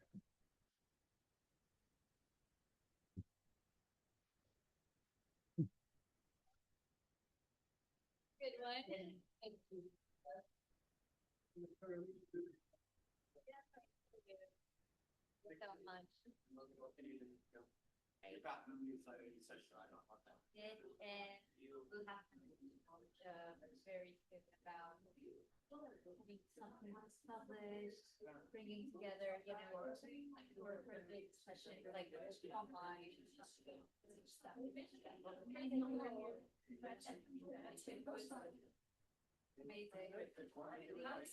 Amazing. And